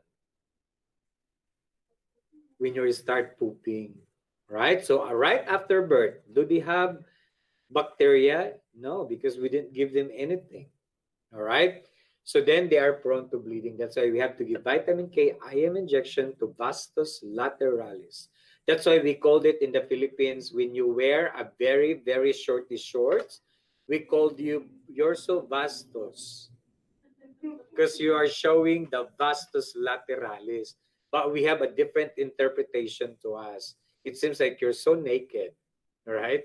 So then the other one is the adult patient receiving vitamin K. How do you administer adult injection for vitamin K? IM or sub-Q? Sub-Q, all right? Where is the best subcutaneous injection site for better absorption? At lower abdominal area, all right? Lower abdominal area, 1 to 2 inches away from the umbilicus. That's what's your choice supposed to be. Not just lower umbilicus, but it should be at least 1 to 2 inches away from the umbilicus. That's where you inject it.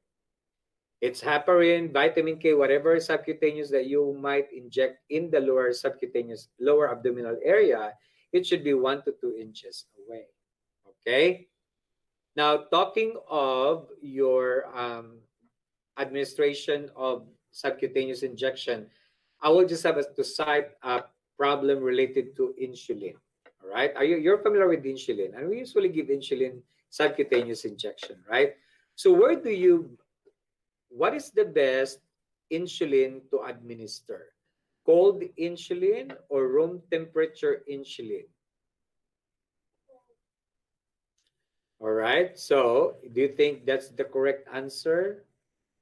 The correct answer is room temperature. But we always put our insulin in the refrigerator.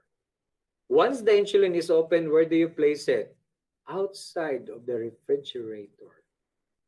Every time you go back to the insulin, it's room temperature. So that when you inject it to the patient, what happens when it's cold? What happens when you inject cold medication? What do you think the patient will complain of? Discomfort. All right? They feel discomfort because of the cold medication. That's why you have to make sure it's not cold. So if it is in the refrigerator, you have to take it out from the refrigerator. So how many minutes you have to wait to make it within the room temperature? Very common question in your NCLEX exam. When you have a cold medication, cold IV, whatever medication, as long as it's cold coming from the refrigerator, how many minutes we have to wait? Including your blood. Is blood cold from the blood bank? Yes. So how many minutes do you have to wait? Standard, that's very standard procedure, 30 minutes, all right? Every cold medication, wait for 30 minutes before you administer. That's why before blood transfusion, what are we going to do? We waited for 30 minutes. We check the blood pressure, vital signs of the patient. We insert the IV.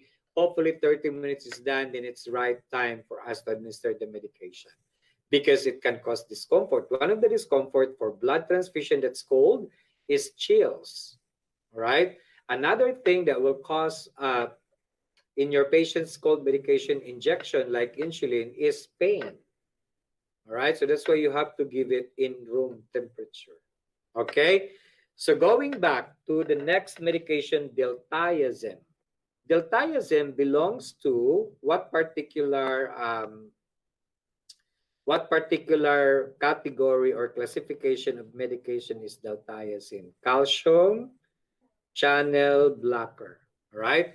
What is calcium channel blocker? How does it help decrease your blood pressure? All right. How do you understand calcium channel blocker? By the word calcium channel blocker, what does it do? It blocks the calcium. Easy to say, right? It blocks the calcium, but the reality is the calcium block the channel.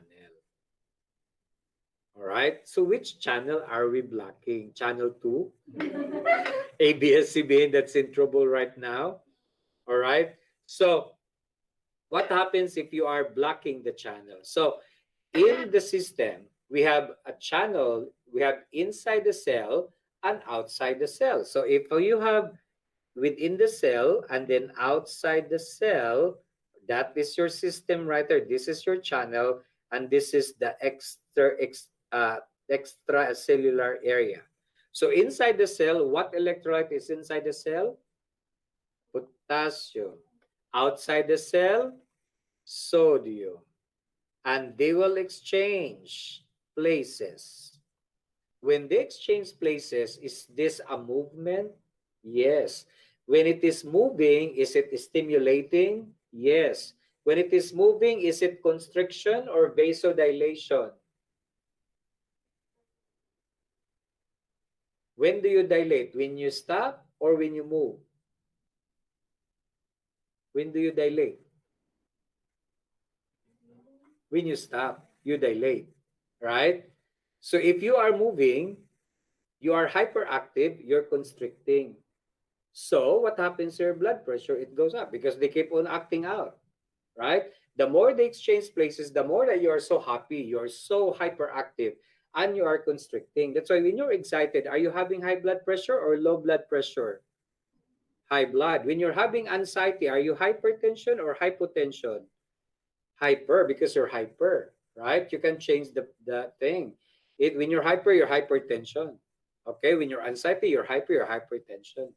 That's why you wonder, you went to the hospital, you have anxiety, and the doctor give you antihypertensive medication, beta blocker. Why? I have anxiety, I don't have blood pressure problem. It's because when you relax, your blood pressure goes down and your anxiety goes down, right? So that's what happened. Yes. Diltiazem? No, it's not. Mm. Yeah, it's a calcium channel blocker. So diltiazem is Cardizem is the brand name. Okay, Cardizem. Okay, so it's like your Norvasc. It's a categorized to Norvasc. To what else? There's another medication. All right, so but common brand is Norvasc and Cardizem, but the generic name is different. Okay, but we'll discuss this. But anyway, what happens when your sodium and potassium exchange, it becomes hyper. You're constricting.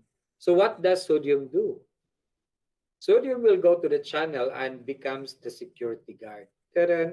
Hold, right? Do not overact. Stay there where you are.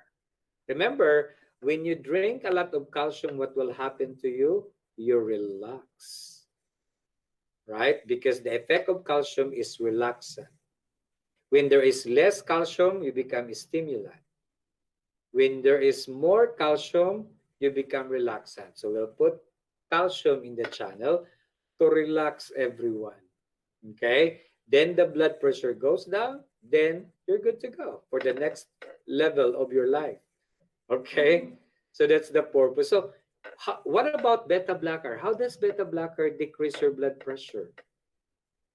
The word beta blocker, what does it do? It blocks the beta. All right?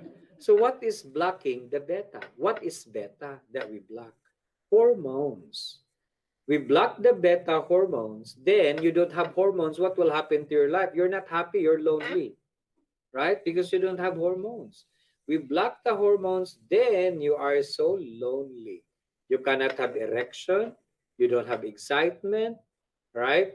That's what we call beta blocker. What about alpha blocker? What does it mean?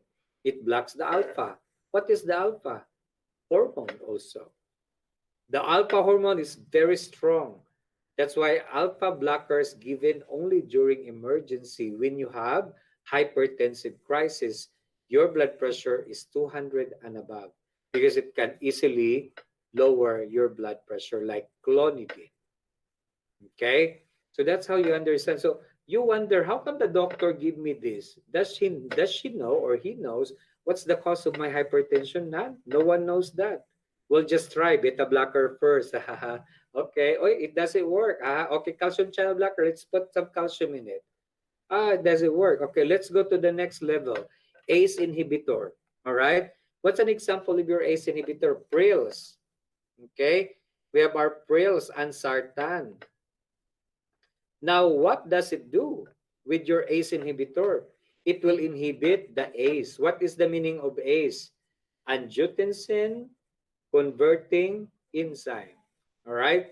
It blocks the angiotensin converting enzyme. You're familiar with angiotensin? When your kidney produces renin, it will become angiotensin. That's why always remember, when you have hypertension, the first organ that may be affected was the kidney. That's why every time you have hypertension, did I pee? Or maybe my kidney is not working okay because I have too much renin that converted into angiotensin 1 to angiotensin 2, making my blood pressure goes up. All right. So do you think the doctor think that you have problems of the kidney? Maybe. That's why the doctor will give you this medication. Okay. What does it do? It will prevent the conversion from renin.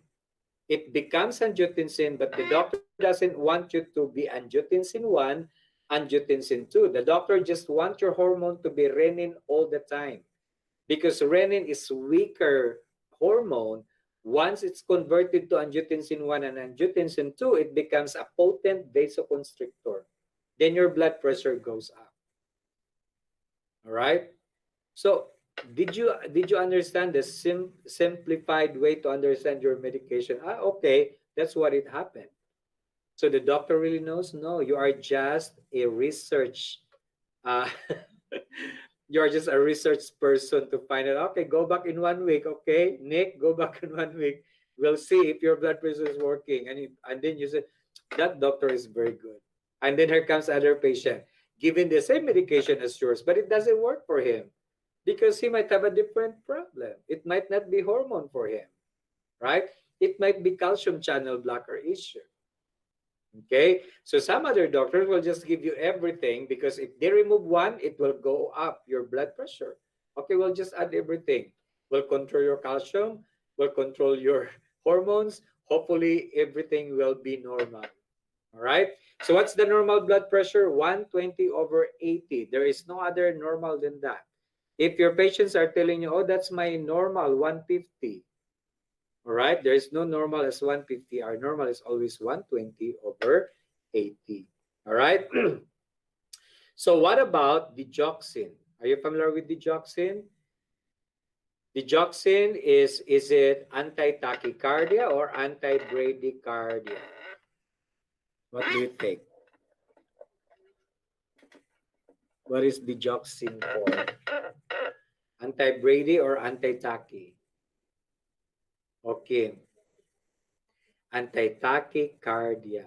All right. Remember digoxin, when do you hold this medication when you administer? When the heart rate is below 60, I will hold this medication. Why? Because it will cause more bradycardia. Okay. So that's why I hold it. One of the patients that is always given with digoxin is heart failure. All right. The right-sided heart failure or the left-sided heart failure, or we call that CHF, congestive heart failure patient. So is congestive heart failure patient suffering from tachycardia or bradycardia? Tachycardia, because the medication is anti-tachycardia. All right. So that's why you're gonna remember. Okay, so okay, that's why. Oh, hold on. Let me check the pulse rate because it's below 60. I'm not gonna give it for now. Don't hold it for the whole day, right?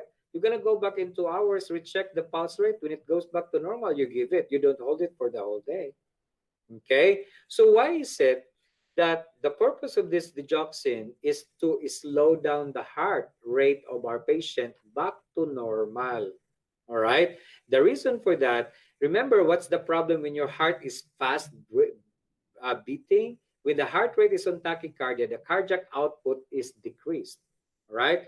When you see cardiac output, how much blood, oxygenated blood, goes to the body in different organs of the body.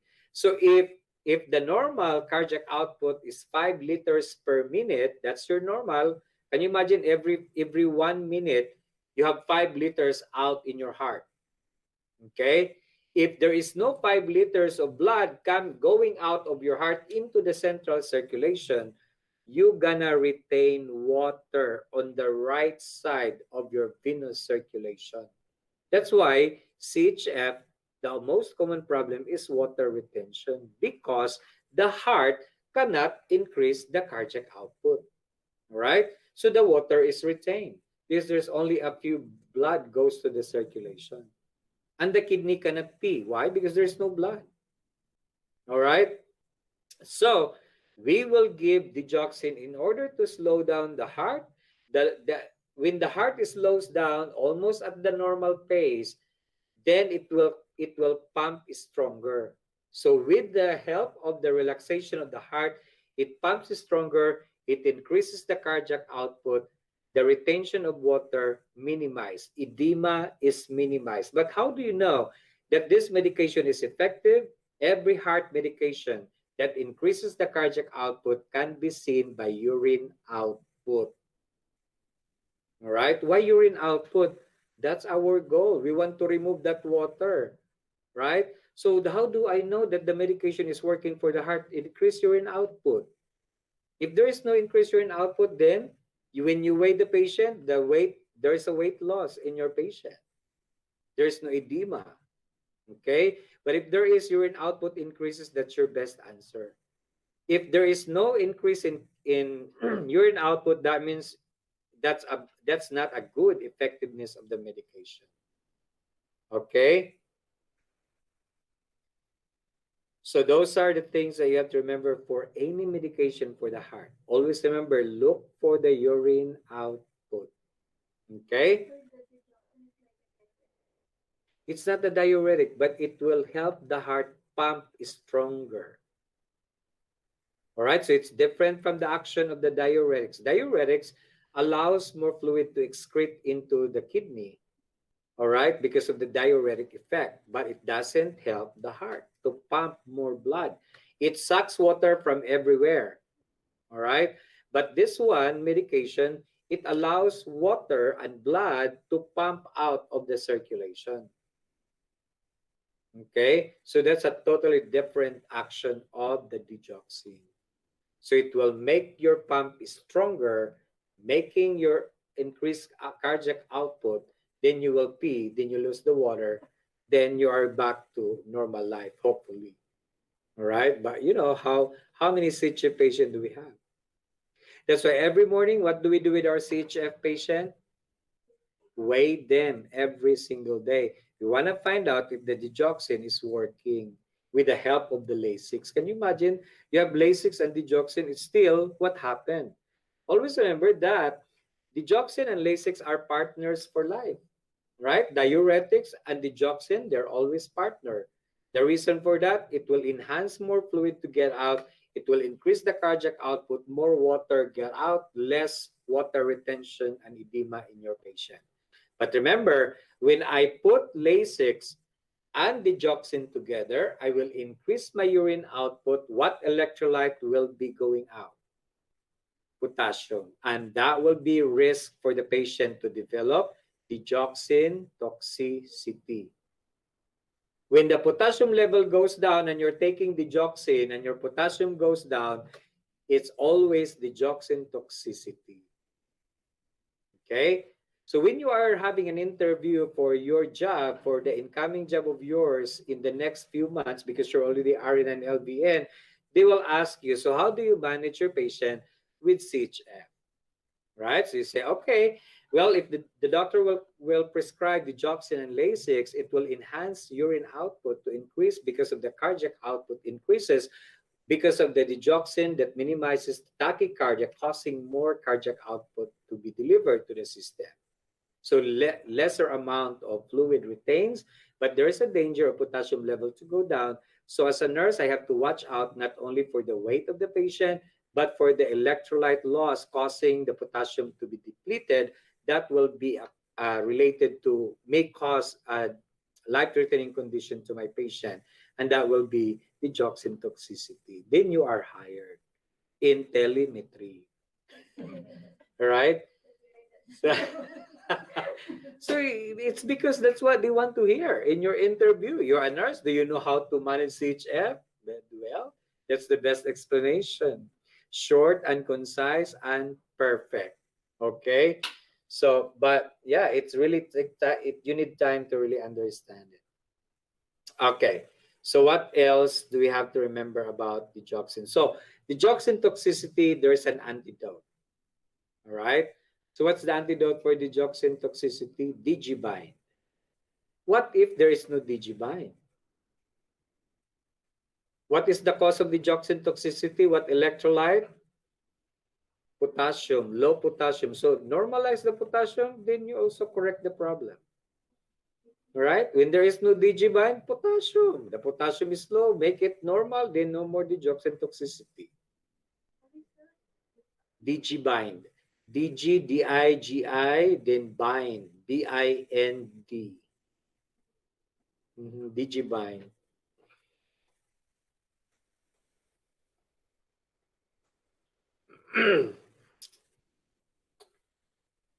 Okay, hold on.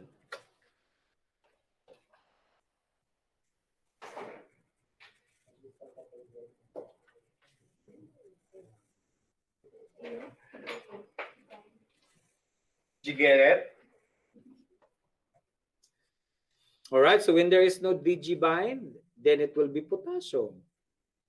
Or if your doctor will ask you, so what happened? Doctor, there is no digibind. Can we give potassium? The doctor will be happy to tell you, oh my God, you're a nurse that I want, right? So because if the doctor will ask you, so what's next to do? I don't know, doctor. I don't know what's your order. The doctor will never remember your name, right? So if you are knowledgeable of those nursing concepts, it's really easy to work in the hospital, to be honest, because you will not be toxic because you know what to do, right? So you might call the doctor and the doctor forgot, oh, okay, hold on, tell me again what happened. Or doctor, is my, I don't know if you would like this, you can give this. You can give suggestion if your doctor is, can you help me? I forgot those names of the medication, but you are good at it, so why not, right? All right, so we talk about enoxaparin, and enoxaparin is the Lobinox, and that's your parin, ending of your generic name. What about your folic acid? Are you familiar with folic acid? So folic acid is basically your vitamin B9, right? Are women allowed to take this medication? Yes, you have to take it 2 to 3 months before getting pregnant. So how do you know that you're getting pregnant in 2 to 3 months? You don't know, right? Because you don't really know. So when you close your eyes and you wake up, you might be pregnant already. Okay? So that's why women take the multivitamins. Multivitamins has folic acid. So take multivitamins every day because folic acid help prevents maturity of the cell, which prevents spina bifida and cleft lip and palate problem. All right? So you know that it will really gonna be helpful when in your pregnancy, but not only in pregnancy, it will help our cells to mature. That's why we need multivitamins in our body. Because otherwise, we easily get older, we easily get forgetful because our neurons will not be maturing. Our cells will not be maturing as well. They become immature. So when your cells are immature, they easily breaks, right? They will grow, but they will not mature. They will rupture. But we'll discuss that in our blood disorders and folic acid discussion. But that's how it works. Why there is a spina bifida? Because the cell did not mature. It will grow and it bursts. So then you have the opening now. Why there is cleft lip and palate? Because the cell did not mature. It becomes bigger and then it blow. Then you have the opening now. Blow, flowery in your face. All right? So you don't want children with those. You might spend so much money, plastic surgery and all. Well, you're a nurse. You might earn more money. You can afford for plastic surgery. Okay? So, but that's the thing in your folic acid problem. All right? So where do you get folic acid? From fresh fruits and vegetables. If you don't eat salad, good luck. Right? If you don't eat fruits, then good luck as well because you can only get it from fruits and vegetables. Right? Those are okay. Anything that's fortified is good. Yeah, as long as it's like a multivitamin that it's placed in your food. All right. Okay, thiamine. I don't know if you're familiar with thiamine. This is vitamin B1. All right. Vitamin B1 or thiamine helps in our memory. All right, so that's how important is thiamine. So how am I going to get thiamine? From Walmart, multivitamins. So you can buy multivitamins, it's there. All right, but you know the good thing with thiamine, it helps in our memory. Now that you're planning to take the board exam, you need more thiamine. Okay, but what happens if you drink alcohol? When you drink alcohol, thiamine is depleted in your system. You become forgetful. So if you're planning to take the test, do not drink alcohol, right? Nick, do not drink alcohol because you will become a alcoholic. Invite us, then you will not become an alcoholic. So vitamin B1 is depleted with alcohol. All right. Remember Wernicke-Korsakoff. That word. Wernicke-Korsakoff is a complications for alcoholic individual because of the loss of vitamin B1, severity of the loss. You become forgetful totally. That's why when you drink alcohol and something happened last night, when they ask you what happened, "Oh, I don't remember. Were you happy? I don't remember. Were you sad? I don't remember. Did you vomit? I don't remember." Wow. Right? So because thiamine is depleted when you drink alcohol. So don't drink alcohol before taking the board. When you pass, yeah, you can party all day. All right? So furosemide is very easy to understand, and that will be your Lasix. All right? When you take Lasix, that's always the partner of your digoxin. But even if you don't have CHF, you might be taking Lasix for your hypertension or for any edema problem. But then potassium electrolyte has to be watched out. All right? Because when potassium is depleted, low potassium level can cause hypertension and cardiac arrest in your patient. All right? So that's a lot of things to remember. But you can always go back to your video and remember again and again and again. Why not? Okay? So NCLEX prioritization. So this is our choices. So let's practice priority type of question. Okay? Number 1, which patient will be placed priority for private room?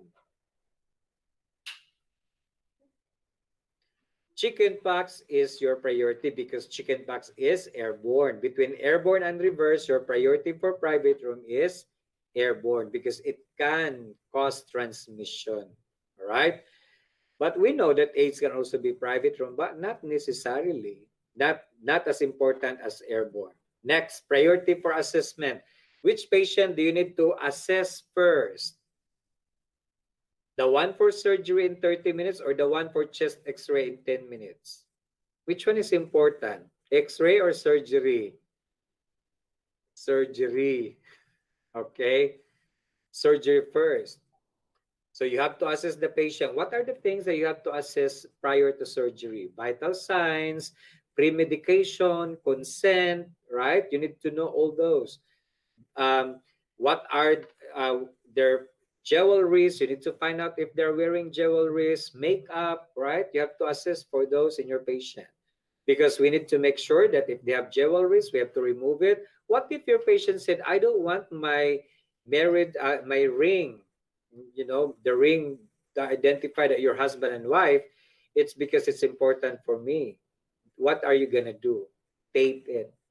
You need to tape any jewelries into the body of the patient so that it will not be removed during surgery. Okay? If that's their wishes. So you have to inform the doctor also that there are jewelries that is being taped on the fingers of the patient because the patient doesn't want to let it go. All right? Priority for discharge. So which one do you think you will recommend for discharge? The one with DM, 200 blood sugar level, and receive regular insulin. So which one can go home? Which one can be discharged? Patient receiving potassium 40 milliequivalent IV administration. So between receiving insulin and receiving potassium IV, which one do you think can go home as soon as possible? The DM. Because remember, regular insulin, how long does it work? 30 minutes. It will lower your blood sugar already, so you can go home. And there is no other treatment for DM1. That's it, right? But how long for the 40 milliequivalent to be finished before you can discharge the patient? And that's also dangerous, unstable patient, right? Because that patient needs potassium. So that's unstable patient too. So what are you going to do? I want you to understand 40 milliequivalent. How many hours are you going to administer that? How many milliequivalent per hour? Because RN, it's dangerous. You'll be the one to give the medication for potassium, but Elvin, you need to know. Oh, hold on, RN, that's too fast. It will kill my patient, right? So that's why you need to know, I need to know, we need to know. So as an RN, I can only administer up to 10 milliequivalent per hour. That's my maximum. Beyond 10 milliequivalent of potassium every hour, it will kill our patient already. So how many hours this patient can be discharged if in case? 4 hours. Okay? So take note, we have a lot of issues about potassium injections and disinfectant injected into the patient vein, causing them death, right? So be careful about that. You can only administer IV 40 milliequivalent in 4 hours. That's your minimum. But you can start with 5, you can start with 8, and you can have a maximum of 10 milliequivalent per hour. That's the safest way. Okay? Priority for home visit. Which patient do you visit first? MRSA wound for daily dressing or DM1 for insulin injection? Which one do you see first? DM1. Because when do you inject insulin? Before meal. And that should be 30 minutes before meal. And when you arrive there, if you're gonna do that next after dressing wound, it will take a while for the wound dressing to finish. So your patient's already hungry. All right. So you have to go first to that. But of course, clean first before dirty. Okay, because you will contaminate the patient. Next one is other related priority questions in your test. So the good thing with this, there's only 2 choices. What if there will be 4 choices? So priority, which one is your priority between potassium level of 6.2 and a patient with 200 level of blood sugar? Potassium, all right? Next priority, a CVA patient is crying or a DVT patient with pleuritic pain. Which one is your priority patient to assess? DVT with pleuritic pain. What is pleuritic pain? Where is the pain when you say pleuritic pain? Chest or back, or when you inhale, there's pain. All right? Remember the pleural space with the water? It looks like that. But DVT, there is clot in your lungs causing the pleuritic pain. And then you have your next priority, patient isolated for internal radiation or patient after external radiation exposure. Which one is your priority? For example, which one you don't need to, how do you call that one? Which one can cause problem? The one with internal radiation or the one with external radiation? Internal radiation, all right? So you have to isolate that patient in private room. How many feet away you are from that patient if you are not using lead apron? 6 feet, all right? So 6 feet away. But if there is no 6 feet, you go for 3 to 6 feet away. But usually it's a 6 feet away in our patient with radiation, all right? So which one? So when you have external radiation, there's no residual radiation. That means it cannot cause problem to any of your family members. But we'll discuss cancer, chemotherapy, and radiation in our oncology. Okay. Next priority between DM2 with HHNKS. Are you familiar what is HHNKS? Hyperosmolar, hyperglycemic, non-ketotic syndrome. All right. When you say DKA for DM1, what is DKA? Diabetic ketoacidosis. Okay, I would like to highlight this. HHNKS is alkalosis. DKA is acidosis. Which patient is your priority? DKA. So who will die first, alkalosis or acidosis? Acidosis. All right, so, but remember this, both HHNKS and DKA, they're both water loss. Remember 3 P's for this patient? Okay.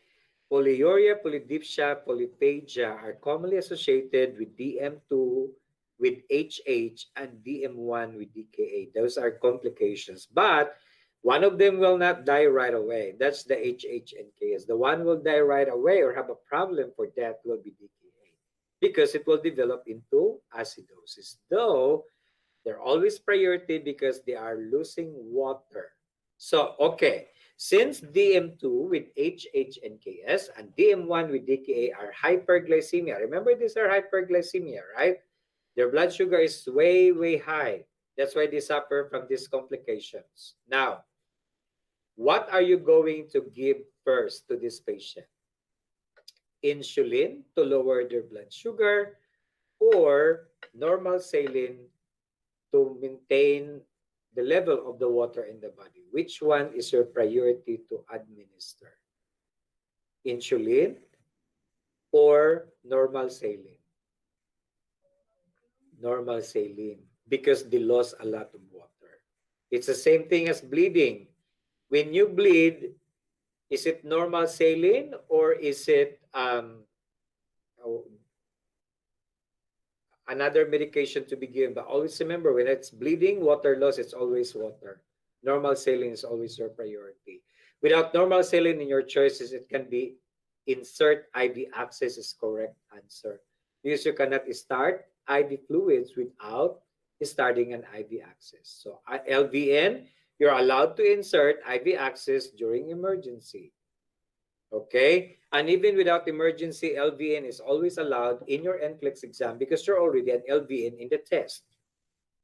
All right? You are not a student anymore in the test. You're already an RN, you're already an LVN, you're already a nurse in the test. Unless the question is, you are a student. It doesn't say that. It says you are the nurse. The nurse is taking care of the following patient. Which patient is your priority? Right? Okay, so those are priority questions. Let's talk about this picture right here.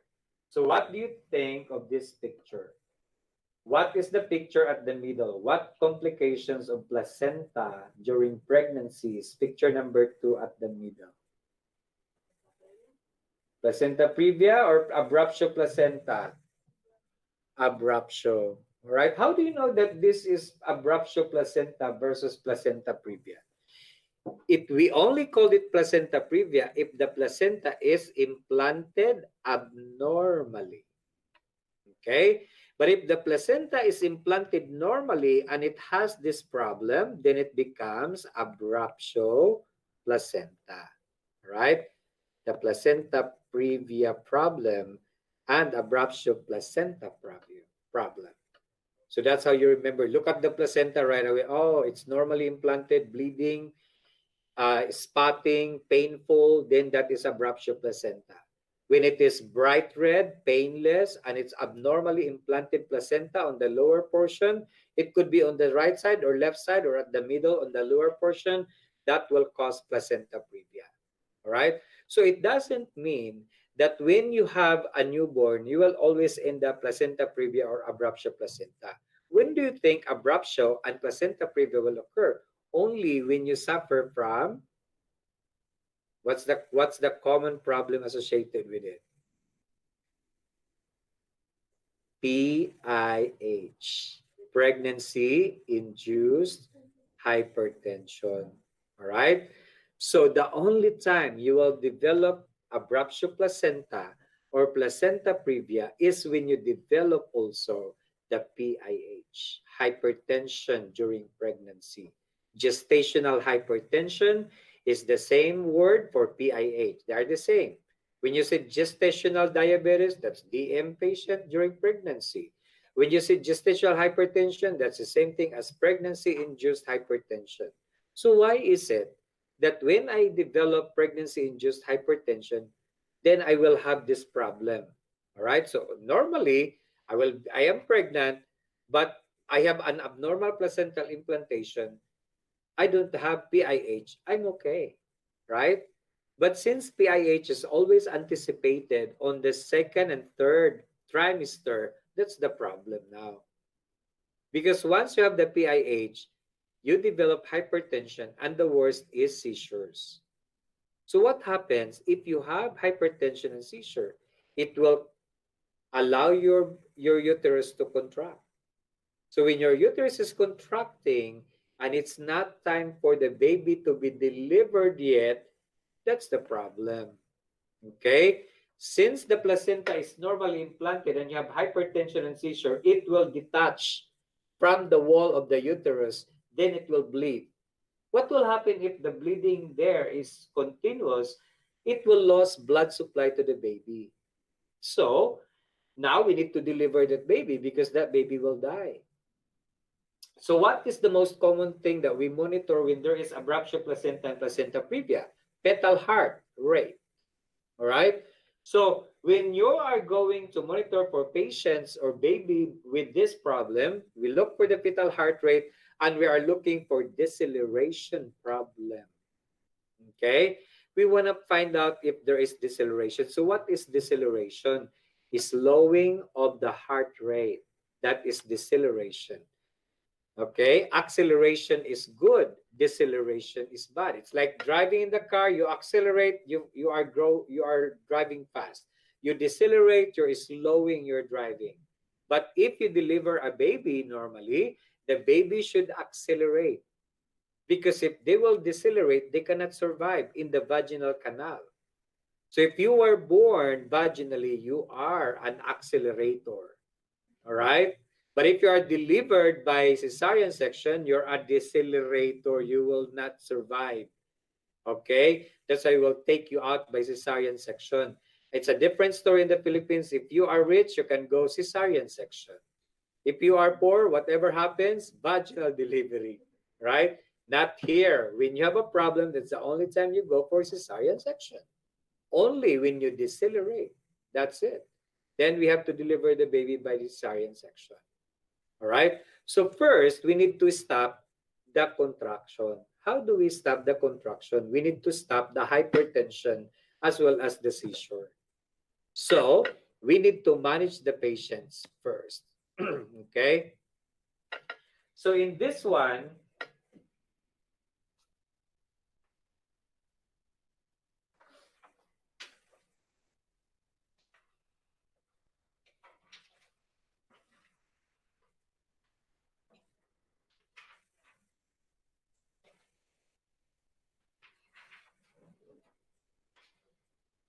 okay. So if you notice in your PIH, you have different problems or different stages of PIH. Preeclampsia, severe preeclampsia, and your eclampsia. Look at your manifestations. On your preeclampsia, you will only have hypertension and edema. Okay? In your severe preeclampsia, you have now hypertension, facial edema, and you have now proteinuria. When you say proteinuria, you have protein present in your urine already, and that will damage your kidney also. All right? Look at when you develop eclampsia. When you develop eclampsia, you have now hypertension, facial edema, proteinuria, and you have to write down seizure here. Okay? That's the problem now. The seizure is the one that causes the issue in your patient. Okay? So, it's good when you have preeclampsia because we only treated you with rest. And there is a medication also that we can give to that. All right? So one of the medication is antihypertensive medication intended only for pregnant women. Okay? So, but otherwise, we have to manage the patient to stop those hypertension and seizures. So now, the medication that we said is apresolene right there. Right? Apresolene, and when you develop seizure, then our only choice is magnesium sulfate therapy. All right. So what is the purpose of magnesium? To relax. We give you magnesium to relax. So when you relax, there will be no hypertension. There will be no seizure. There will be no placenta previa and abruptio placenta. Then the baby will not be delivered prematurely or it will not die. We wait until the baby will become term so that we can deliver it normally because it's hard to deliver a baby prematurely. Though what happens if it continues to have the problem? All right. So let's go back here. So we did not manage the patient or the baby. The baby now is decelerating and we need to remove the baby from the uterus so that we can save the baby. All right. So, which among these number 1 and number 2 can be delivered by vaginal delivery if in case? Abruptio placenta or placenta previa? Number 1, because there is no obstruction in the vaginal area, the baby can be delivered. Always remember, the baby first before placenta. Look at your abruptio placenta. The placenta is going out first. So how can the baby be able to, survive? It will not, right? So if that's the case also, because it's an emergency, your best answer is cesarean section. But if there's a question of vaginal and cesarean section, that's the only cesarean section right there because the baby cannot be taken away by vaginal delivery. But this one, it can be delivered vaginally if in case. But as I've said, since it's emergency, we need to save the baby. Best answer all the time is cesarean section, unless there is no cesarean section in your choice. Okay, I know there's always the best answer, right? So if you go back here, we will treat our patient with magnesium sulfate therapy. How are we going to treat the patient with magnesium sulfate therapy? You know the purpose of it, right? The purpose is to stop the hyperactivity. So you have to prepare IV access, which you can see IV access right there. You have to insert a Foley catheter. Why do you need to insert a Foley catheter when you administer magnesium sulfate therapy? Because it relaxes the sphincter, it relaxes your muscles. So therefore, if your urinary sphincter is relaxed, it will not open, right? Because it's relaxed, it will not open. How can you pee? You only pee when you contract, then it will open up. But if you don't contract it, it relaxes, then it's not gonna open. But here's what we always thinking in our mind probably, I need to relax to pee. Wrong. Right? I need to contract that thing to pee, to open up. All right? So when you give relaxant medication, it will not open at all. That's why anesthesia after surgery, we want to make sure you pee. And most of you wake up that you are about to pee. Right? Because that means the anesthesia is wearing off already. Then your sphincter are working. So why we need to have a Foley catheter? Because of the water retention. Why not? Why we don't allow water retention? Because the excess amount of magnesium is supposed to be urine out. Urinary supposed to be out in the system. But since you cannot pee, then it will reabsorb. We don't want that. We want excess amount of magnesium to be out in the system through urine output. So we need to insert a Foley catheter so the patient will not develop magnesium toxicity. All right. So then we have to also monitor the urine outputs. That's the main purpose of that. Then we have to check the kidney functions of your patient, monitor vital signs, and prepare calcium gluconate as your antidote. So if your patient is not moving anymore, that's already overdosing of your magnesium sulfate. So you need to give calcium gluconate as an antidote, then it will become normal. So how do you check for that availability to your patient for seizure? You have to monitor by deep tendon reflex, right? You get a hammer, a rubberized hammer, not the hammer for the nails. It's a rubberized hammer. You are going to strike it on the patient's knee, and it will like this, right? It will respond. So if it is +4, that's obviously the patient is having seizures. It's very obvious, okay? If it is +3, there is movement, but it's not as like seizure, then that's a hypertension manifestation. We need to give magnesium sulfate. So Magnesium sulfate for +4. +3 is also magnesium sulfate. +2 is normal. So we don't need to give the magnesium sulfate. Okay, we stop it. Because if we continue, it can cause hypoactive to toxic level of the medication. So normal is 2, stop. +1 is stop because that's already hypo. No more movement of the patient, or that's already toxic level. So we need to inject our calcium gluconate. All right? So that's how you remember about PIH and patients suffering from placenta previa, abruptio placenta. Our management is C-section, but if there is a choice of delivering vaginally, that will only be your abruptio placenta. Okay? So abruptio placenta is spotting, dark red bleeding, and painful.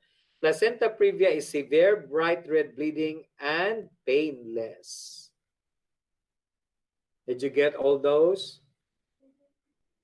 So placenta previa is with severe bright red bleeding and it's painless. The other one is the abruptio placenta is spotting, dark red bleeding, and then painful in nature. All right, so why is it painless when it bleeds in your placenta previa? Going back to this picture, because the placenta nerve endings is already open up. It's right there. You cannot feel the pain. Okay, unlike the abruptio placenta, it was detached. Then it will be painful. Okay, so any question? Do you have any question? So the first picture is normal. The first picture is normal. That's supposed to be the placenta and the baby. Second picture, there's an abruptio placenta. Then the third picture is an implantation abnormally that will potentially develop into placenta previa when it develops bleeding. All right, so let's have a break first and then we'll come back. It doesn't even say you are the LVN in this question. No. What does it say there? You are the nurse. It didn't identify an RN and LVN unless it's a delegation. Right? Every question is just starting, the nurse is administering medication. It doesn't even tell you you are the LV in there. I know you might be worried about your scope of practice. It will only needed when you are at work already, not in your NCLEX exam. Yep. Yeah. So just understand the concept behind it and you'll be okay. Then practice questions every single day. Not only 160 items, huh? At least 2 or 360 items a day. That's only 60 items because you are used to 10 items. Come on. Alrighty, so this is our picture now. Oh, Prince, are you there?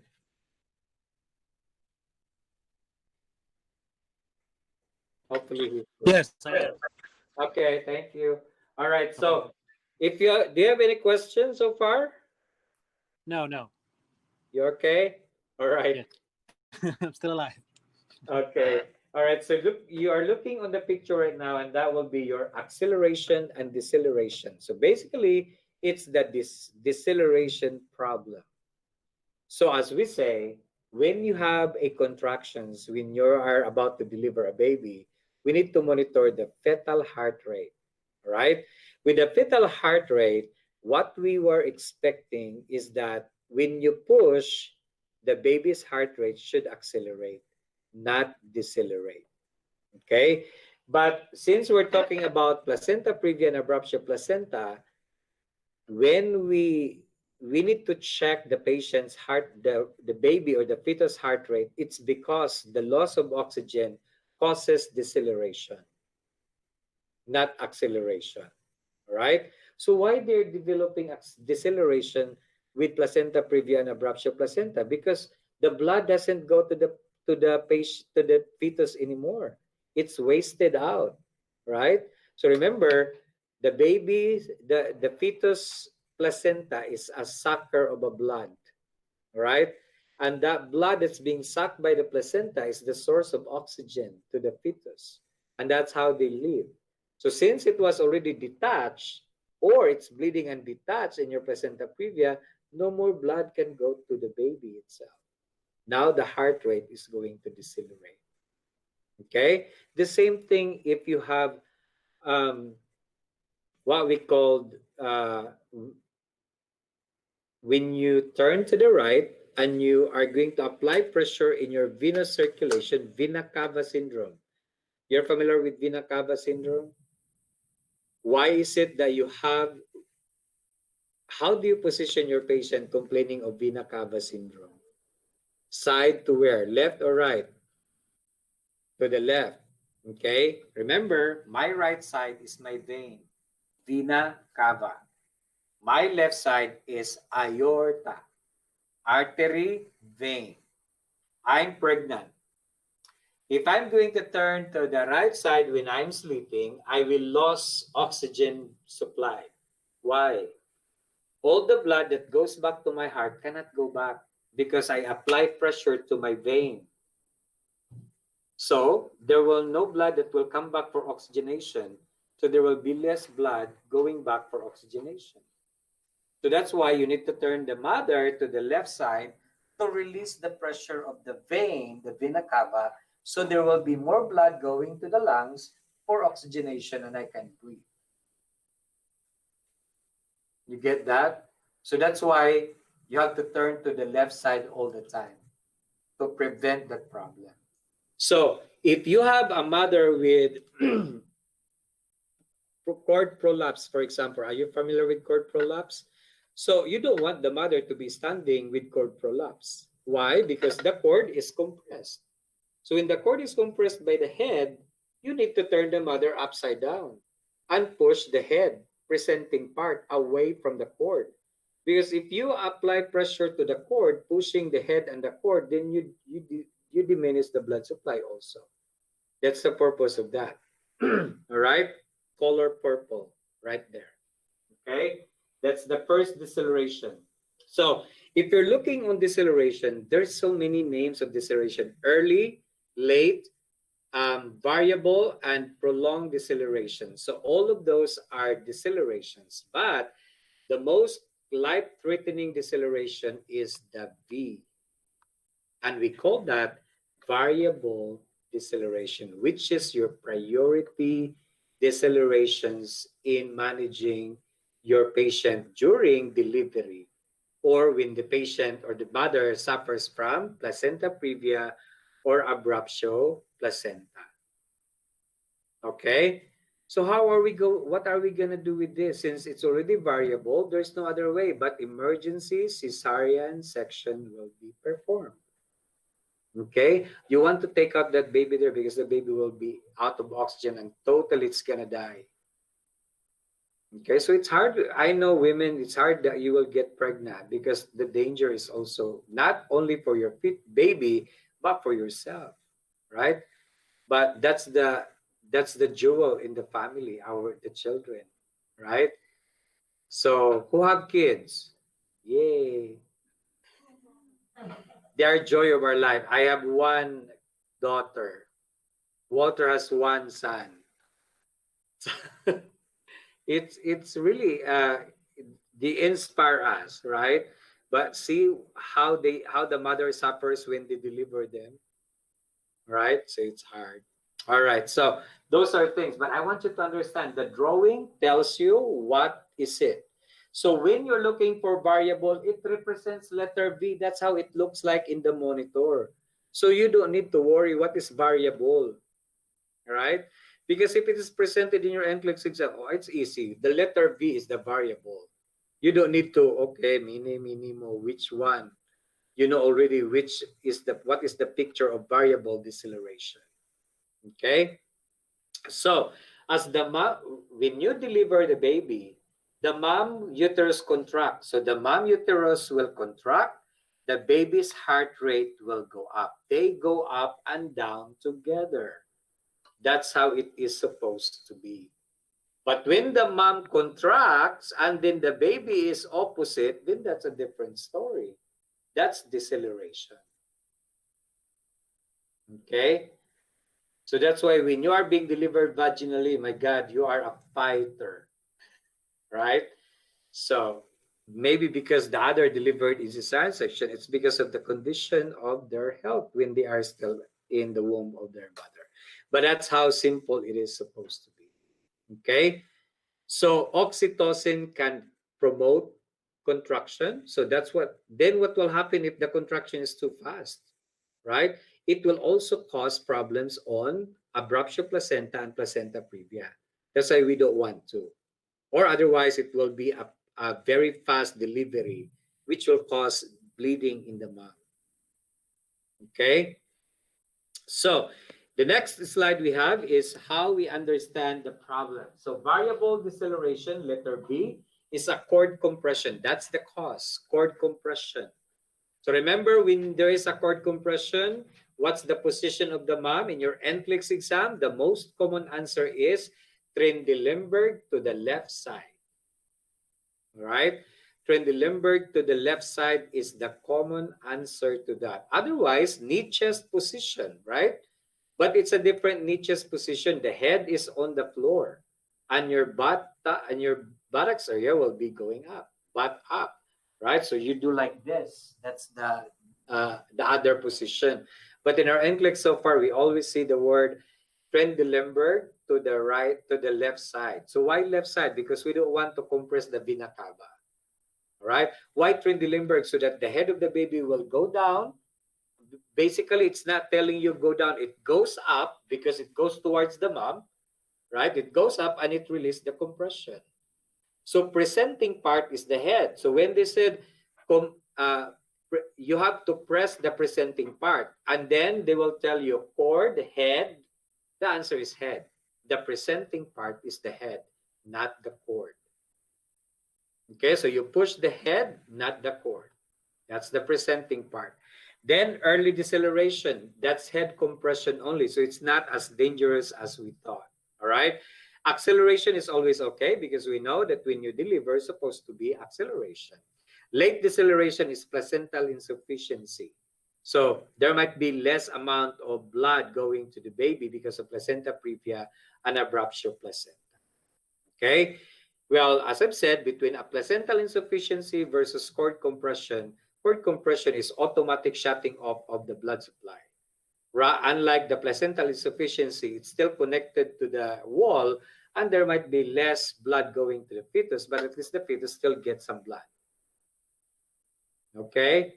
So, unless the total deceleration occurs because of lack of oxygen. So, meaning, if you develop variable deceleration, there is no more blood supply anymore going to the fetus. It's either shutting off, compression of the cord, or the placenta is out of the wall. There is no way to suction blood anymore. Okay? So, but that will be discussed here by Walter in your maternity complications. But at least now you understand already. With the head, the baby's head.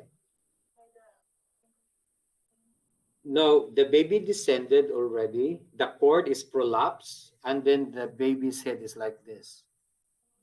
So, in other words, the cord is around the head. You can see the cord out of the vaginal canal, right?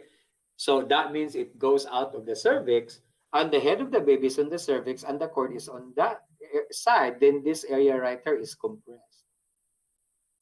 Okay, so when you have the baby on a mother on delivery, it's totally thin, so you can see not the vaginal canal anymore, right? You can see like the cervix and the cord already.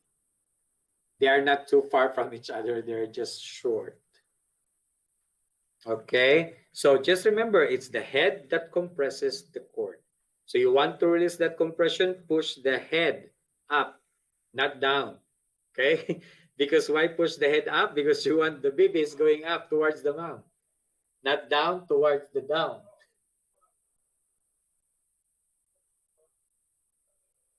Okay, so any questions to that? No?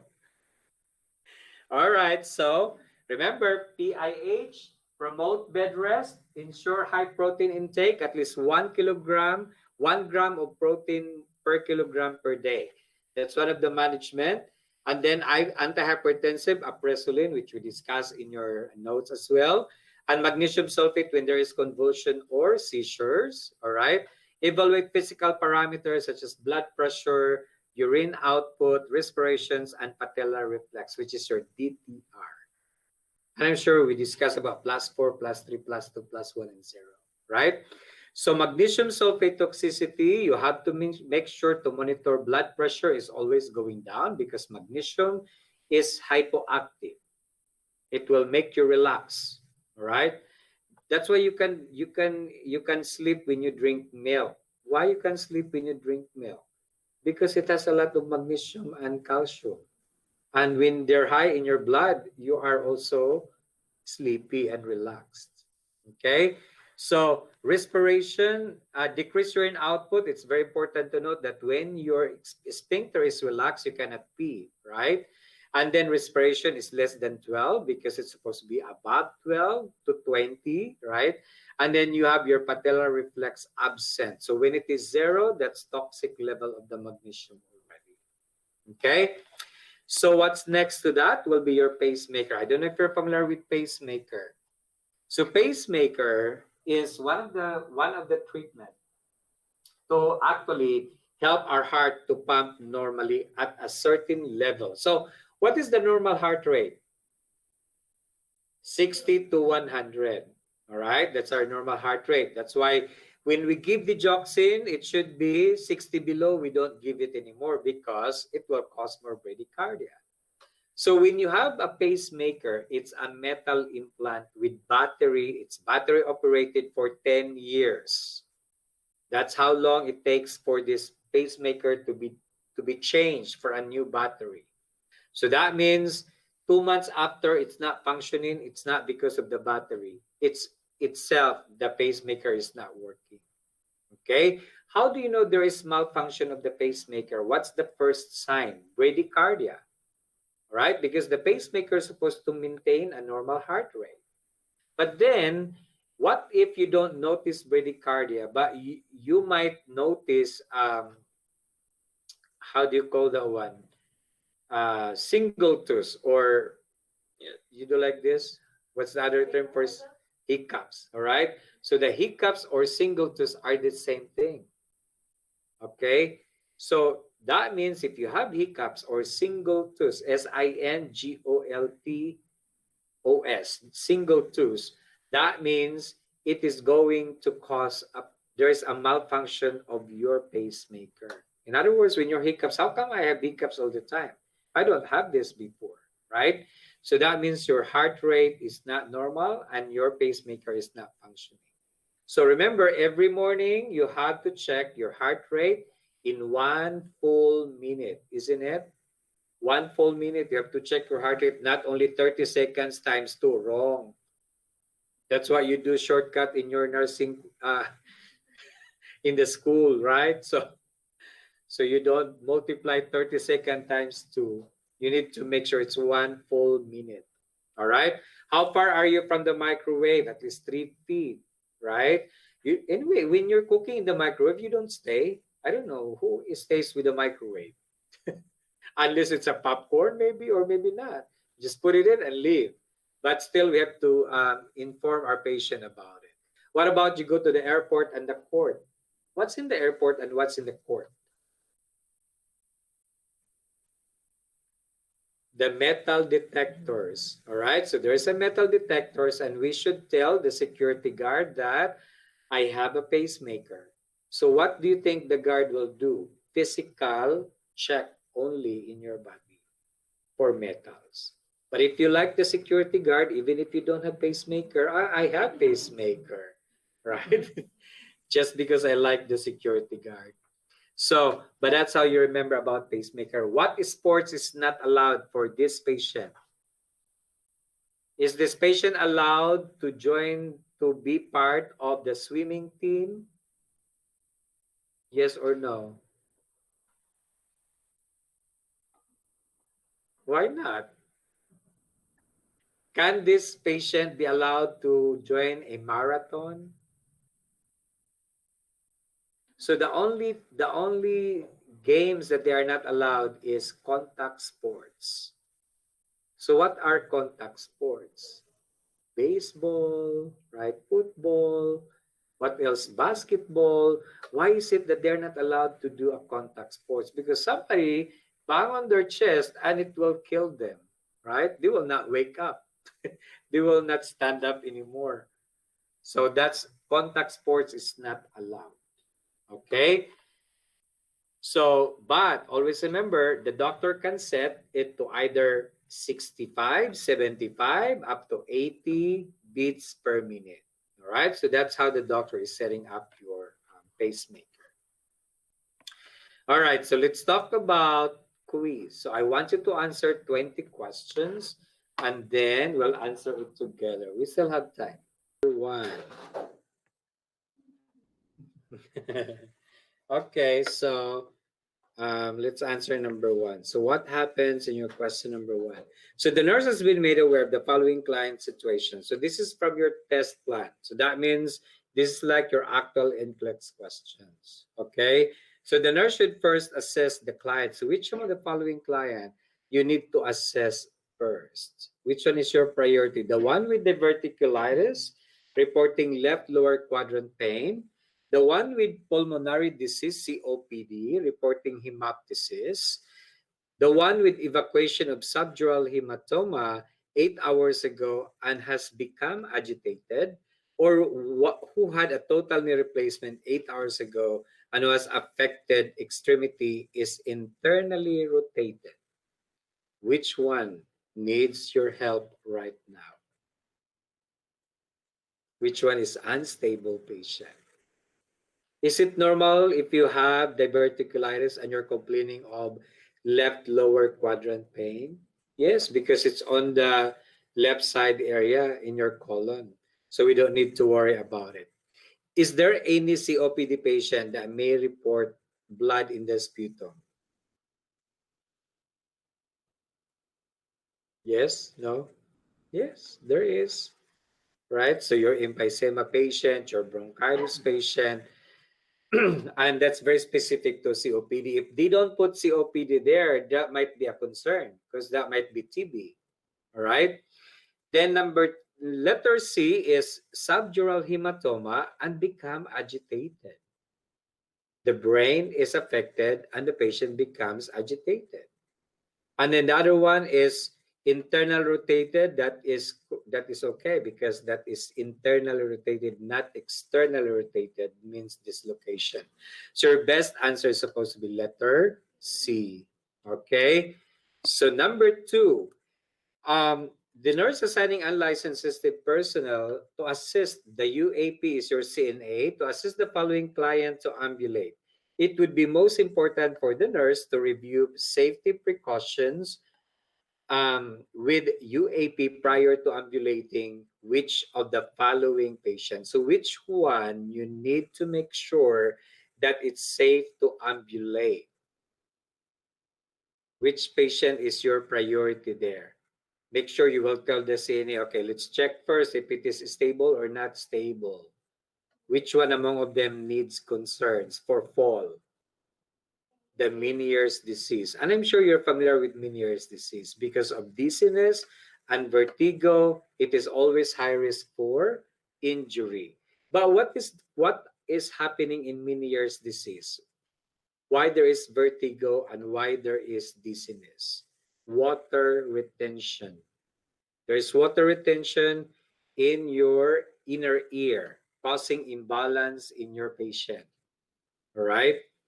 So that's the reason why you suffer from Meniere's disease. Okay, so next one is number. Okay. So in your number 3, hold on.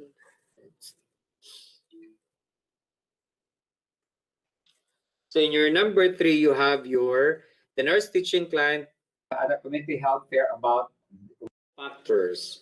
So what are your risk factors right here? So developing cancer, the nurse should recognize that the highest risk is. So which among of this patient will be your highest risk patient? Is it 30-year-old that consumes selenium? Selenium is good for cancer. So you are not high risk. Okay? 49, drinking coffee with history of fibrocystic breast condition. When you say fibrocystic, that is benign tumor. Okay? So it might not be 51-year-old who has hypertension teaches an aerobic classes program or exercise program. So that will be okay as well, right? Letter D, 63-year-old consumes 5 to 6 alcoholic beverages daily and is an opera singer is your correct answer. So what's the connection between alcohol and opera singer? Usually in our NCLEX concepts, when you drink alcohol, you smoke. All right. And when you smoke and you're opera singer, you're always high risk for laryngeal cancer. Okay. So number 4, the nurse is talking with a client who had colostomy created 2 days ago. Which of the following, statements by the patient would indicate ineffective coping? Select all that applies. So the patient cannot cope the problem. Right? It's a psychosocial issues for the patient. So, which is the correct answer? And it is select all that apply. So that means the patient is in denial. Which one tells you the patient is in denial? I am not touching that disgusting bag. That's in denial, right? So that's why it's very important for people having body image disturbance to teach them when they have acceptance already. What else is another correct answer? If you say, I am glad I can still go to the gym, I used to, that's acceptance. Letter say, I really like raw vegetables, but it will be hard for me to limit them. Is that a wrong answer or correct answer? That's also correct, acceptable. Then letter D, I understand the need for colostomy, but I am afraid that the bag will leak. That is also acceptable. Letter E, if I do not understand why I cannot have a nurse perform this colostomy bag. Remember, you are not going to be dependent for the rest of your life. So letter A and letter E will be your correct answer. You got it right? So that's your ineffective coping. Okay? Are you familiar what is colostomy? So when we have 2 parts of our intestine. We have the small intestine and the large intestine. Both small and large intestine could have a problem that will lead into opening or ostomy. All right. If we create an opening of the small intestine, we call that ileostomy. That's for small intestine. But if we create a hole or opening in the colon, we call that colostomy. Okay, so the reason between the ileostomy and colostomy, when your patient colon is totally damaged, then the only thing that's left is small intestine. Then you will have ileostomy. But between ileostomy and colostomy, your priority patient is ileostomy, because ileostomy drains a lot of fluid and you get dehydrated. While in colostomy, the only problem you have is smell. All right, the rest is okay. But between ileostomy and colostomy, ileostomy is the priority. Both will suffer from body image disturbance. Okay, so let's go to number 5. So number 5 is the nurse teaching a client who had subdural gastrectomy about ways to prevent dumping syndrome. Are you familiar with gastrectomy? So when you think of gastrectomy, this is your stomach, right? And then you develop cancer. So you have cancer here. And then the doctor cut your stomach, and your stomach now retains like that. Almost part of your stomach is removed. So we call that gastrectomy, but it's subtotal. That means there is still a longer part of the stomach retains. Okay? It's not total removal of the stomach. So now it will be connected to part 1 of your small intestine or part 2 of your small intestine. What is the part 1 of the small intestine? We have 3 parts of the small intestine. Tell me in your anatomy, what's the first part of the small intestine? Letter D, duodenal. Then next, jejunum. Third, ileum. So those are the three parts of your small intestine. So now, if the doctor decide to remove stomach and reconnect it to your small intestine, then we have bell root 1 and bell root 2. All right? Bell root 1 versus bell root 2. So when you see bell root 1, it's connected to the first part of the small intestine. Bell root 2 is connected to the second part of the small intestine. That's why we call that gastroduodenostomy. All right? Gastrojejunostomy.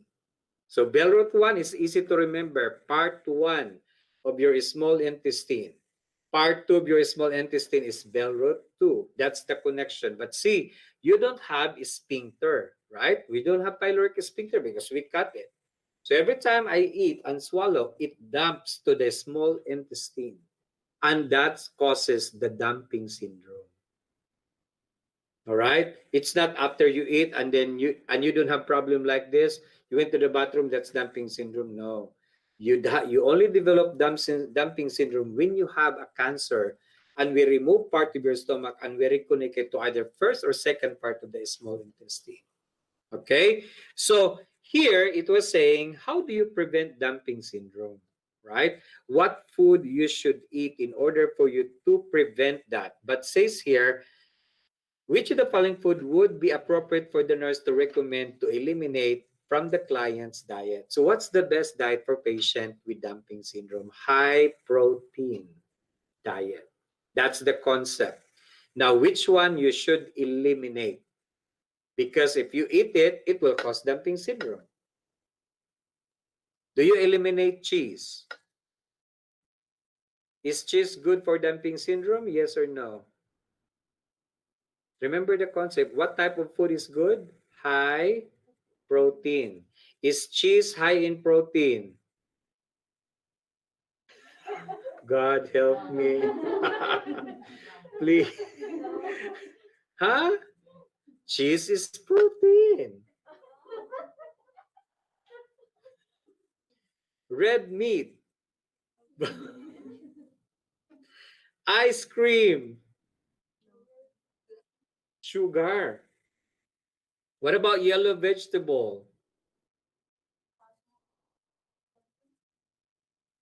No, it's not. It is how they call that one? Fiber, but it doesn't cause that problem. So it's good with fiber, it's good with protein, but not good with carbohydrates. So which one do you eliminate now? Ice cream, because of so much sugar or carbohydrates. Okay? So you understand the concept. Always remember your focus is dumping syndrome. What food is good? High protein. That's all you have to remember there. High protein and high fats. That's why you're going to remember high protein, high fat. So the only food that you can remove is the carbohydrates. Understand now? So cheese is high in protein. It's going to kill you. All right, so number 6. So how do you compute this? What's your answer? So this is drops per minute. Okay, when it is drop per minute, so what we're gonna do is, are you familiar with computations? What's the question? 1,000, so you have ml times drop factor, right? Over, if this is volume in ml, times here, this is hours. And then the other one is minute. That's your formula when it comes to drops per minute. So what's our question is 1,000 ml. Is there any drop factor given? What's the drop factor? 12? Okay, 12. What about how many hours? 24 times 60. So what's your answer? So this is 12,000 divided by 24 times 60. 1440. So what's your answer? 8. 8 drops per minute, right? So you should know your formula. Because sometimes they will not give you drop factor and they will not give you hours. Those are missing items in your test. You get it? So, but you have to remember your standard formula. That's how you do it so that you will not get confused later on.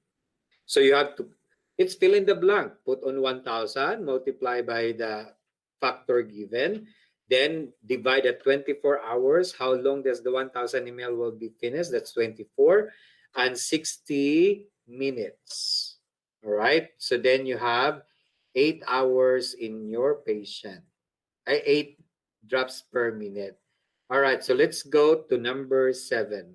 In number 7, the nurse caring for a client who is caring for a client with scheduled for lumbar puncture. Are you familiar with lumbar puncture?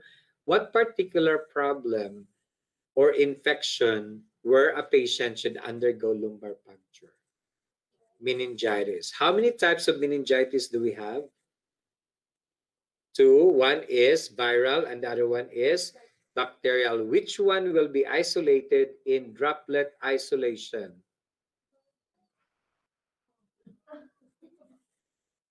Wrong again. Bacterial. All right. So the one that can be transmitted is bacterial, not your viral meningitis. So remember in lumbar puncture, we are going to analyze how much protein level in the CSF. Remember, protein represents bacteria. High level of protein in the CSF means there's a lot of bacteria. There are 2 parts that we're looking in the CSF, protein and sugar. High protein, high bacteria, low sugar, that means the bacteria is eating the sugar. Then you are positive for bacterial meningitis. Then you will be isolated. Okay? But I think the question here is, it would be most important for the nurse to assess the client for which of the following.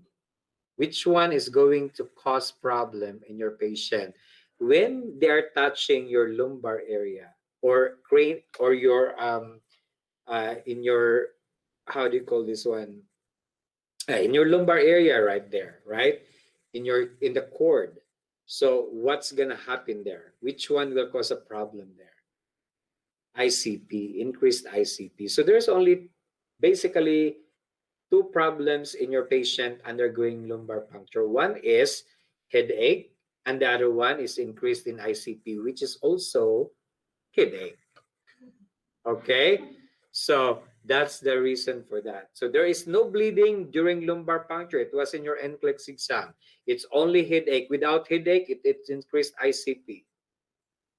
Okay, look for the word headache. If not, then you know what are other signs and symptoms of headache. So let's go to number 8. So what's in our number 8 now is select all that apply. Okay. The nurse is assessing client with viral. See, you have similar questions if you are familiar with it, right? So you can answer it. The nurse assessing a client with viral meningitis. Which of the following findings would the nurse expect to observe? Select all that apply. What do you think?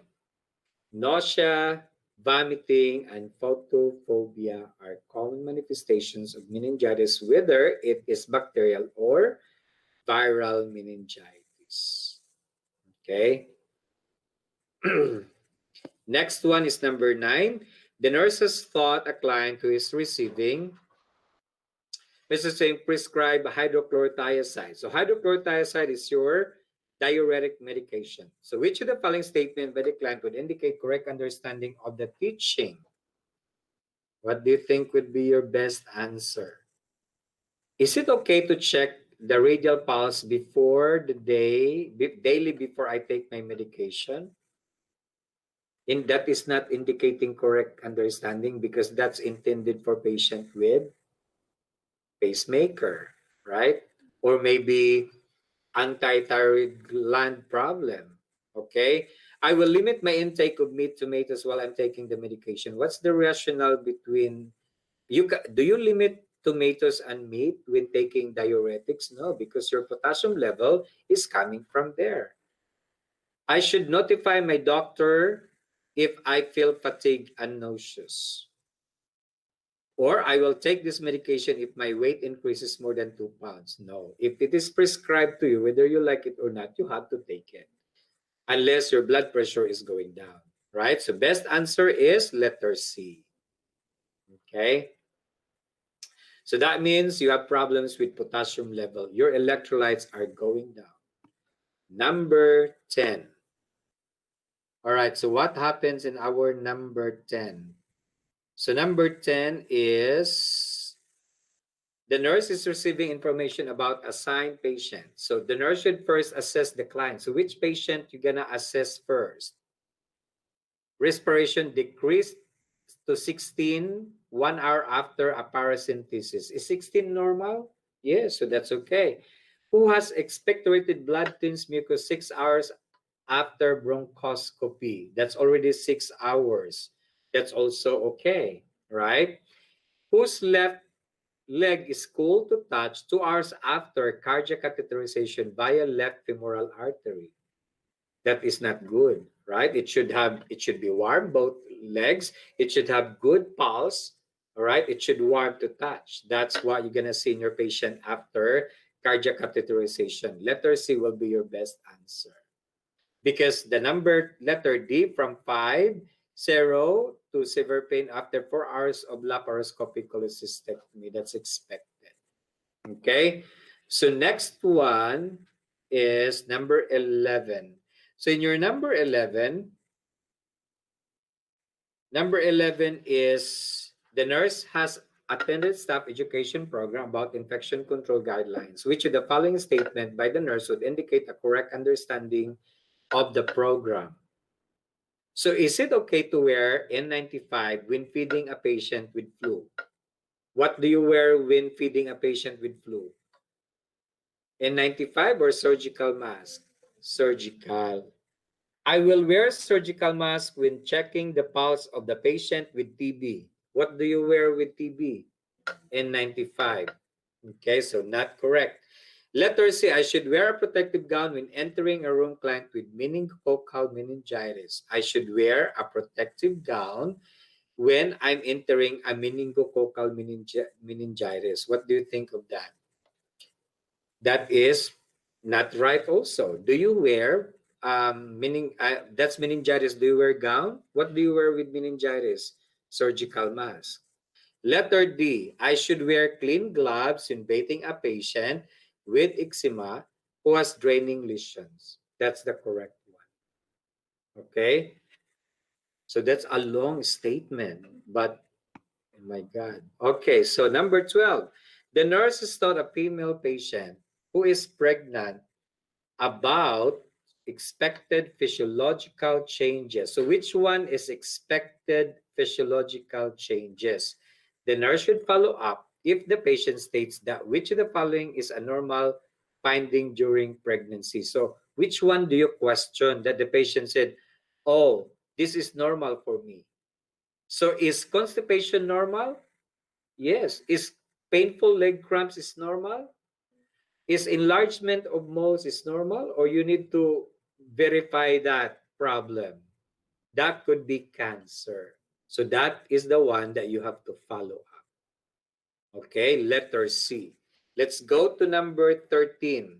So in your number 13, the nurse is evaluating the effectiveness of the treatment regimen of a client with bipolar 1 disorder who is experiencing a manic episode. Which of the following statement by the client would indicate that the client's treatment plan has been effective? So which one is effective management? I have my blood levels obtained regularly to monitor medication level. Do you monitor effectiveness of blood levels in your patient taking antipsychotic meds? We do, right? I enjoy going on shopping sprees for clothing and jewelry with friends. Remember, when you are psychotic, you're active. That's not right. Okay? I avoid eating foods that contain tyramine. Do you think that's correct? Tyramine is only related to antidepressants, not antipsychotic. So letter B will be your best letter A will be your best answer. Because letter D, I am too busy to sit down on it and heal, that's still a bad thing. That means they're still having problems with bipolar. That's not effective treatment. Number 14. So what do you have in number 14? A home health nurse teaching the spouse of a client who has prescription of anti-embolic stockings. Are you familiar with anti-embolic stockings? So I'm sure you're familiar. Women are really familiar about that, right? So it's like stockings that you put in to compress the vein. So it only compresses the vein. So I don't know if you're familiar with that. How long do you wear your anti-embolic stockings? For the rest of the day? Or every time you go back to bed, you removed it? Which one is the best answer? When you have a patient that uses anti-embolic stocking, is it gonna be worn by the patient for the rest of the day, or is it gonna be removed every time the patient goes back to bed? Every time the patient goes back to bed, we removed it, right? So because it will compress not only your vein now, it will compress your artery as well, which is not good. So remove the stockings daily to massage the client leg. Do we massage client's legs? It will cause DVT, no? So not. Do you lay stockings on a flat surface to dry them after laundering? That's the best way to put it in, to dry it. You don't hang it because it's gonna loose. Okay? Rolling down the tops of the stocking will make the client more comfortable. No. Applying the stockings while the client is sitting up, wrong. So the best answer is B. When do you apply the stockings? When the patient is lying flat in the bed. All right? Number 15. So what do you have in number 15? So number 15. The nurse preparing for administer prescribed otic drops to a 1-year-old client. Which of the following actions should the nurse take? Are you familiar with application of medication in the ears? And this is 1-year-old. This is still a child. So child is down, adult is up, right? So which one applies to a 1-year-old? Which one is your answer? The best answer is supposed to be letter C. Because letter A, gently pull the pinna upward, straight back, and that will be adult because adult is up. So when do we consider it's adult? 3 years and above. But when it is below 3 years old, that's a child. Administer drops after removing them from their... No, we cannot administer cold medication, right? So how long do we need to wait? 30 minutes. So letter C, direct the air drops along the side of the canal. Avoid instilling the medication directly into the eardrum because it will damage the eardrum. Gently massage the area immediately posterior to the ear. So posterior is right here, wrong. It should be here. We massage this part. Okay, this thing we massage, not the back of the ear. Okay. Next, number 16. This is our computation. So what is your answer? Your answer here is 100 ml. You got it? Okay. So that's only 1 gram in 200 ml. So 1 gram vancomycin and then 120 minutes. So that's 2 hours, right? So 2 hours, then you have record your answer in a whole number. So that will be 100 ml per hour. Because 200 ml